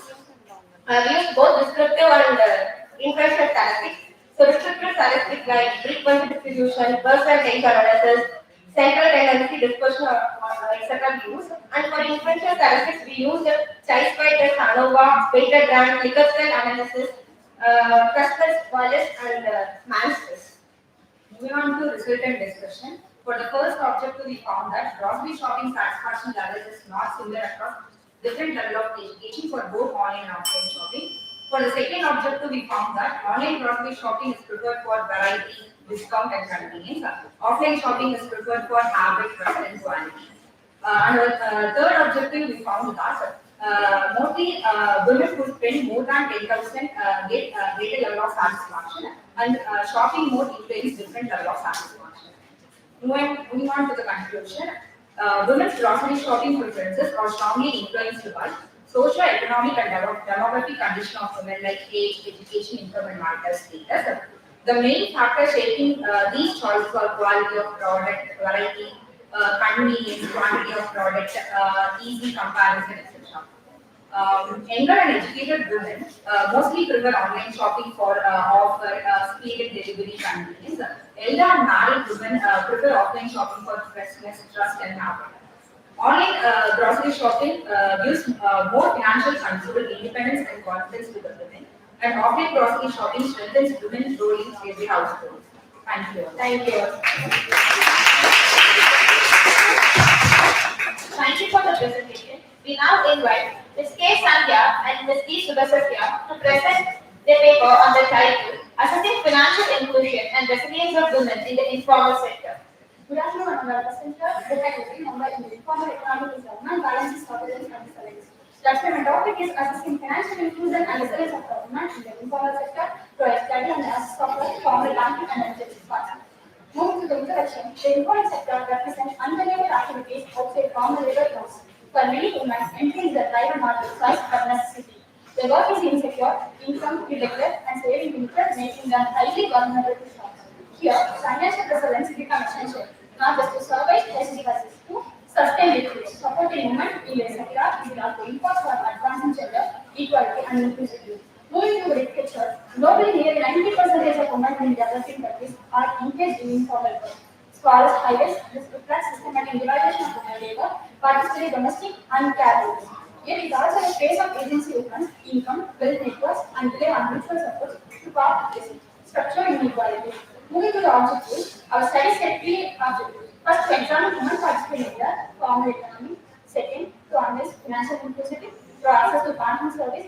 And finally, to assess the financial resilience, especially the ability of the emergency fund. Moving to the methodology, the research based on the secondary data. Women informal participation is drawn from the growth reports, while financial inclusion and resilience indicated come from the World Bank global guidelines. The analysis covers India, Bangladesh, Kenya, Nigeria, and Philippines. Using the descriptive statistics, correlation analysis, we explore links between farming, banking assets, and reserves. Moving to the research and discussion, finding shows informal women is extremely high, ranging from 76% in the Philippines to 92% in Nigeria. Bank account assets, however, various India growth, 28% while Nigeria lacks at 44%. Despite financial inclusion efforts, research remains weak. On average, only 26% of women have to access emergency fund. Correlation analysis reveals that informality and resilience are strongly navigate higher informality drastically reduce access to emergency fund. By contrast, having a bank account shows heavily weak positive links to resilience. This indicates that those financial inclusion, while necessary, is insufficient without addressing structural informality. Moving to the conclusion and recommendation, to conclude, women participation is in the informal sector remains high and financial resilience is low. Sexual informality, more than banking assets alone, undermines resilience. To promote informalization for reduced compliance burdens, linking inclusions with safety nets like micro insurance and crisis credit, and offering gender sensitive protection such as maternity benefit and Thank you for the presentation. We now go on to the last presentation of today. Now I invite Major Dr. N.V. Kavita, our Punya, Archadi, to present their paper on the title Sustainable Consumption Patterns Among Young Women, a comparison of essential spending and aspirational spending.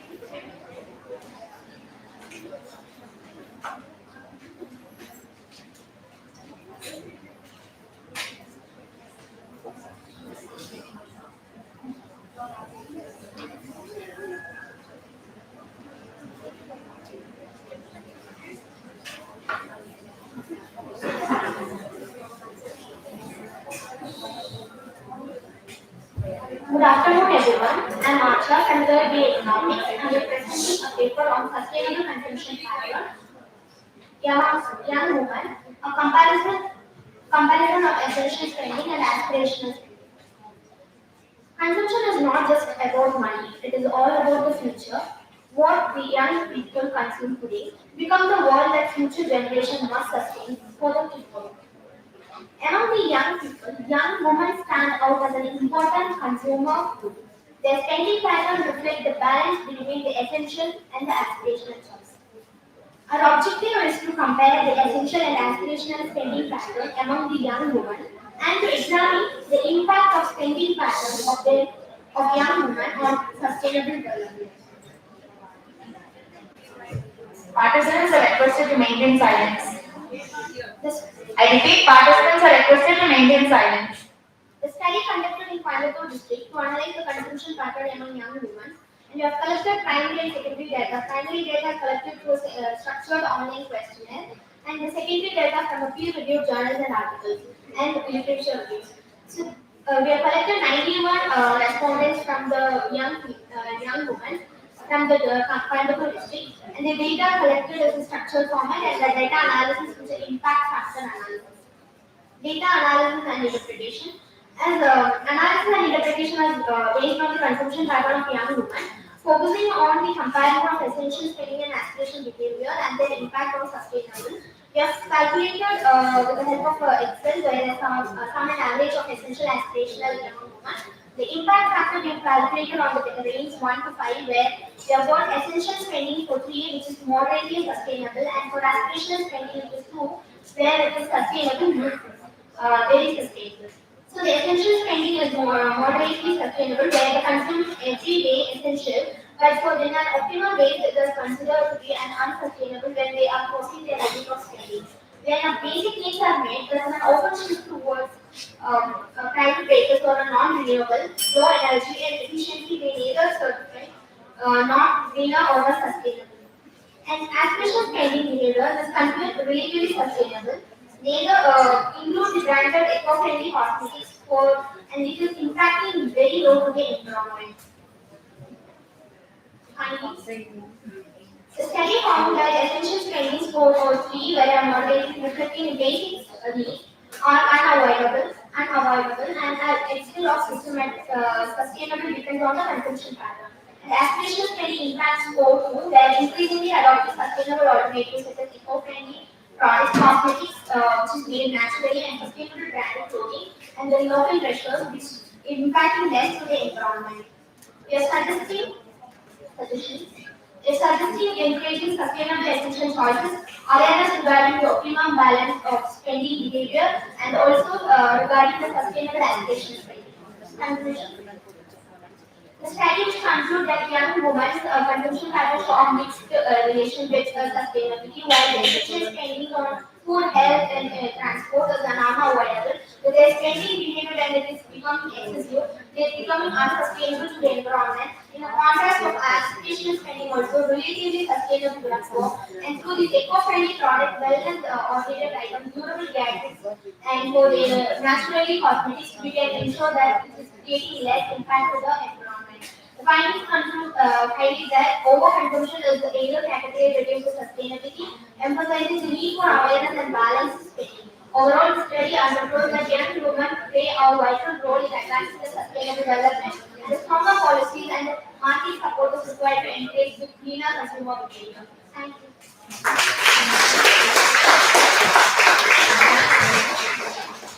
Thank you, presenters. With this, we conclude technical session 2.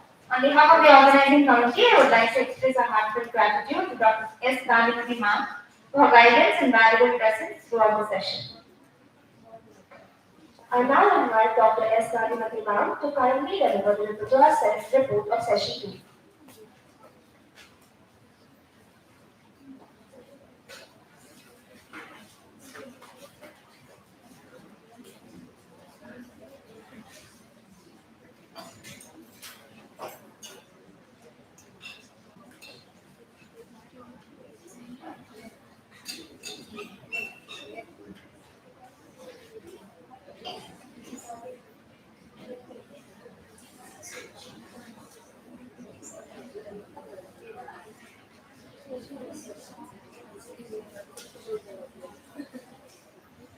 So thank you for all the participants, all the paper presenters. So only one common questions for all the paper presenters. So what is your concrete policy recommendations for the financial inclusion for women in India? Any one of you? Okay. Digital marketing, being any other?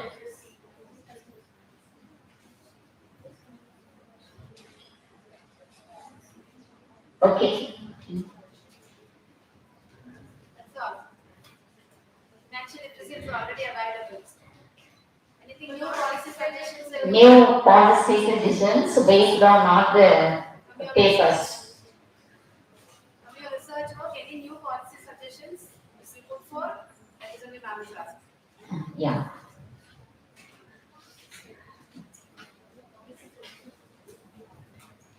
Okay, very good. And there is a candidate. Okay. So anyway, we are in the concluding part of the technical session 2. Overall, all the papers were analytical and also well exact presentations. And from all the papers, we can conclude as under. So the first paper, that is the Indian social reforms plays a significant role in the women empowerment. And the big financial and market linkages was the major factor for weak women empowerment. And then digital access enhances for women entrepreneurship. Digital literacy is a need for entrepreneurship. And then migration enhances the women economic empowerment. SHE is an important factor for financial inclusion. Green fintech and gender budgeting is a need for financial inclusion for women. And then financial literacy is necessary for financial inclusion.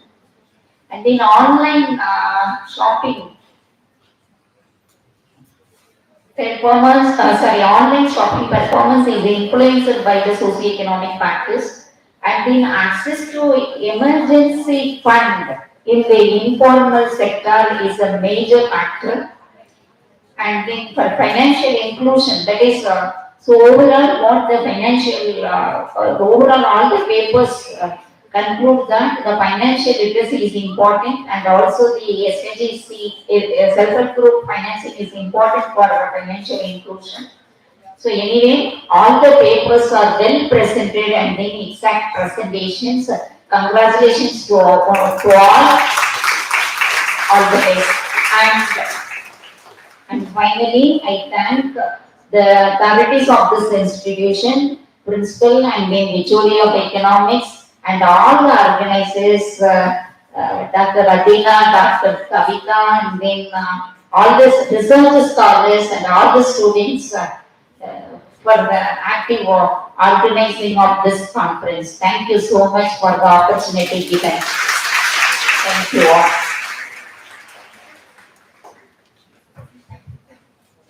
Thank you, ma'am, for providing a comprehensive report and for capturing the essence of technical session 2.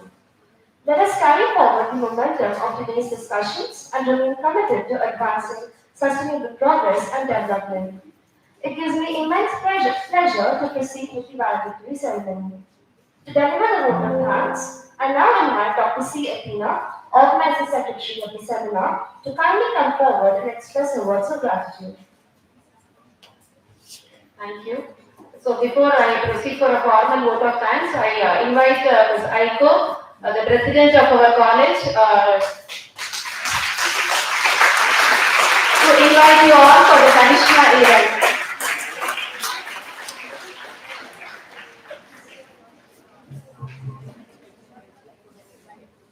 So, good afternoon all. President Pannavarla, I'm here to share a very natural information with all of you.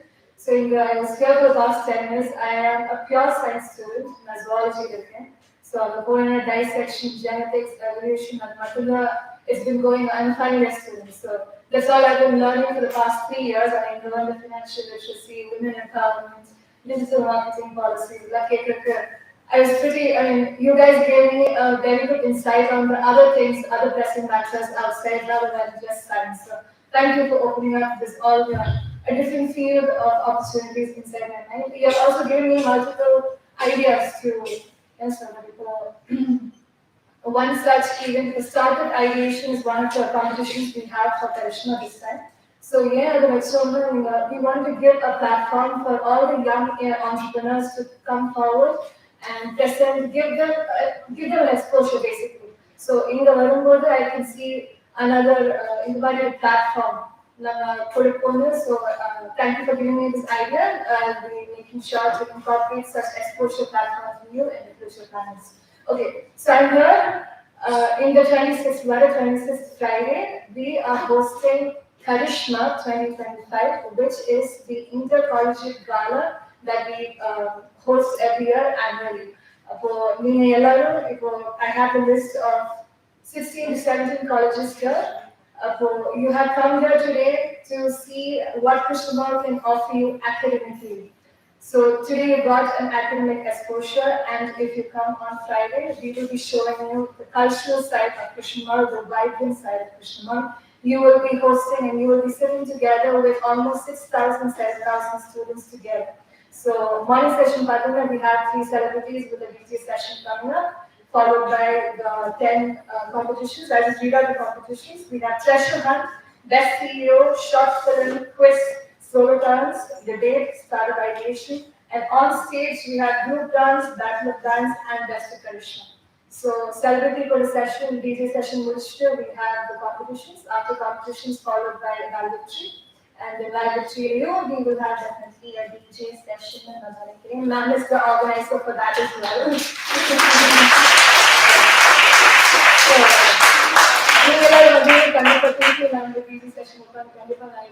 So you are all here, you have seen the academic side of Krishna. Please take this as a formal request and invite from my students forum side to see you all again. We'll be very happy to see you all again on Friday. So Vanga, enjoy Palla, Nandri, just very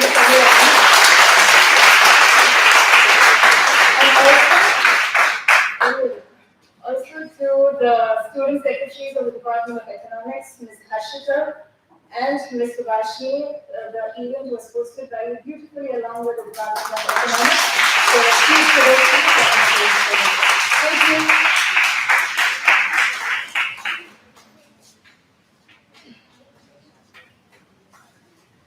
So this is the final part of the seminar. We have reached to the final part. Much awaiting.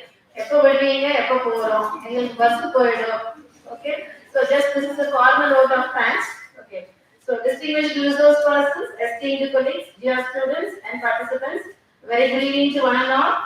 And as an organizing secretary of this ICSSR-SRC sponsored National Seminar on Women, Finance and Sustainability, a roadmap to empower livelihoods, it is indeed my privilege and joy to propose the formal vote of thanks.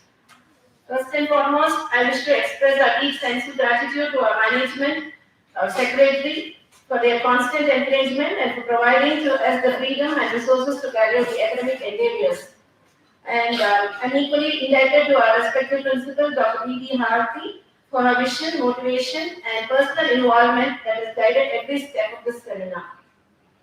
Heartfelt thanks to our distinguished resource persons for their thought-provoking lectures, engaging discussions, and for sharing valuable perspectives that will leave a lasting impression on both faculty and the students as well. Your insights have enriched the seminar and given us new directions for research and practice. Thank you, ma'am, and thank you, ma'am.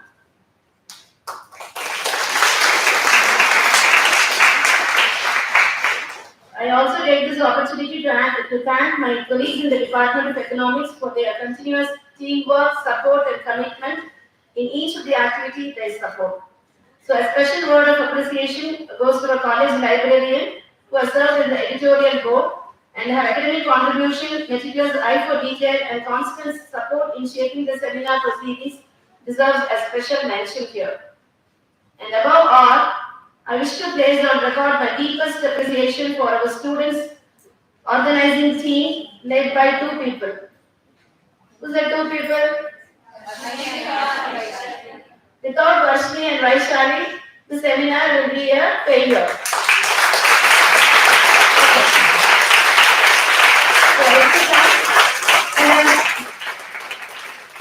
I'm very happy and proud to say that both of them are my scholars. Okay, so whenever I take up a seminar, any activity, blindly if I take any activity, the blind belief is only on the students. Okay, nothing else. So I blindly believe that my students are there. Okay, my scholars are there or my students are there. Whoever it is, they will take up and they will rise up to the opportunity. They will rise up to the occasion. நாம எதுவுமே பண்ணவே வேண்டாம். இப்படி ஒரு program இருக்குன்னு சொன்னா போதும். யாருக்கு நம்ம ஒரு வீட்ல விசேஷம் வச்சா எப்படி பண்ணுவோம்? யாருக்கு பத்திரிக்கை வைக்கணும், எங்க யாருக்கு கூப்பிடணும், அது மாதிரி everything they plan, meticulous plan. நம்ம ஏதாவது மறந்துட்டா கூட every now and then they keep on asking, ma'am இது பண்ணிட்டீங்களா? They will give me the details. They will give me the duty list for every day. Ma'am இன்னைக்கு உங்களுக்கு இதெல்லாம் இருக்கு, நீங்க இதெல்லாம் பண்ணிட்டீங்களா? Have you sent the mail? And for sending the mail also they will draft. They will draft the mail. Only thing is that I need to check the mail and send the mail. That is the only thing that I have to do. So the rest of the things, it is being done only not by only those two souls. They have a bigger team. Okay. தம்பி உடையான் படைக்கு அஞ்சாங்க மாதிரி பின்னாடி அவங்க பின்னாடி பெரிய பட்டாளமே வச்சிருக்காங்க. நம்ம சொன்னா கேட்கிறாங்களோ இல்லையோ, நம்ம Varshni ma'am are told, Vaishali ma'am are told me. So they will be very particular in responding all those things. So for you, this is for you. Okay.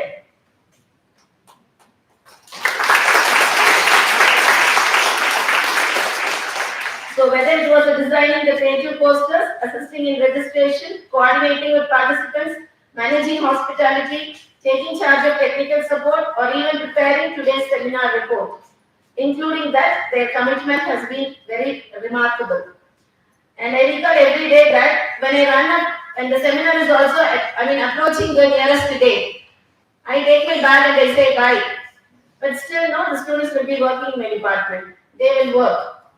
It was the students who stayed late, double-checked every detail, and ensured that no aspect was overlooked. Their teamwork and enthusiasm have truly transformed the seminar from a department activity or a department event into a vibrant academic celebration. To me, this seminar is not just about papers and sessions, it is about the sense of responsibility, leadership, and ownership our students have displayed. This success belongs to them as much as to us.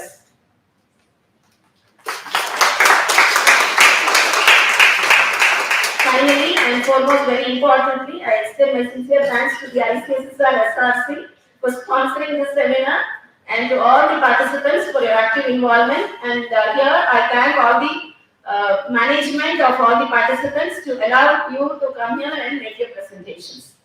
And librarian is here. As I already mentioned, a special note of thanks to the librarian for making all the checks in all the editorial work. Thank you so much, ma'am. So with the gratitude in my heart, I once again thank one and all for contributing to the grand success of this seminar.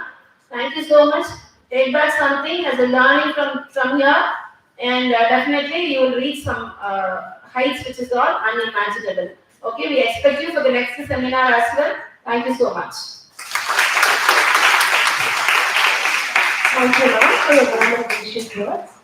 As we conclude today's seminar, I kindly request everyone to rise for the national anthem.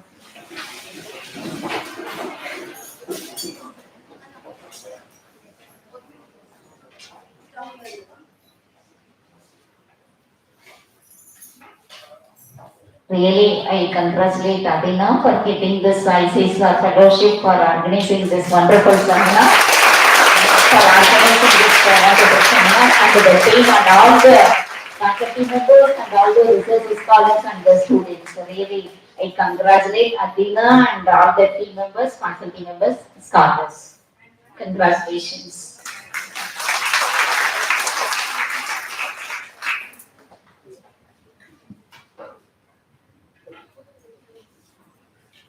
Jana Gana Mana अधिनायक जय हे भारत भाग्य विधाता पंजाब सिंध गुजरात मराठा द्राविड उत्कल गंगा विंध्य हिमाचल यमुना गंगा उज्जल जगति तरंगा तव शुभ नामे जागे तव शुभ आशीष मांगे गाहे तव जय गाथा जन गण मंगलदायक जय हे भारत भाग्य विधाता जय हे जय हे जय हे जय जय जय जय हे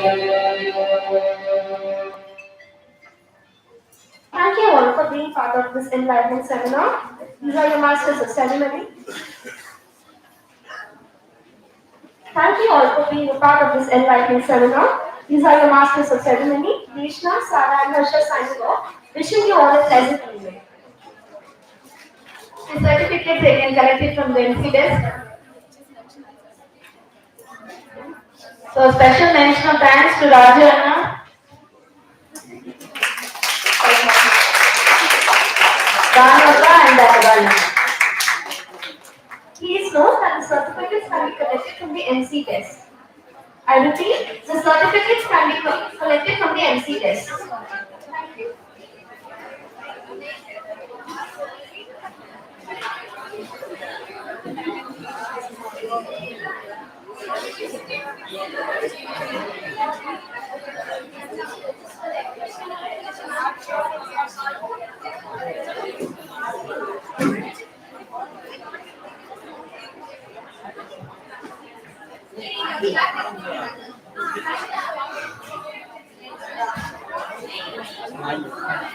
പോകാമോ പോകാൻ പറ്റുമോ ട്രെയിൻ പോയില്ലേ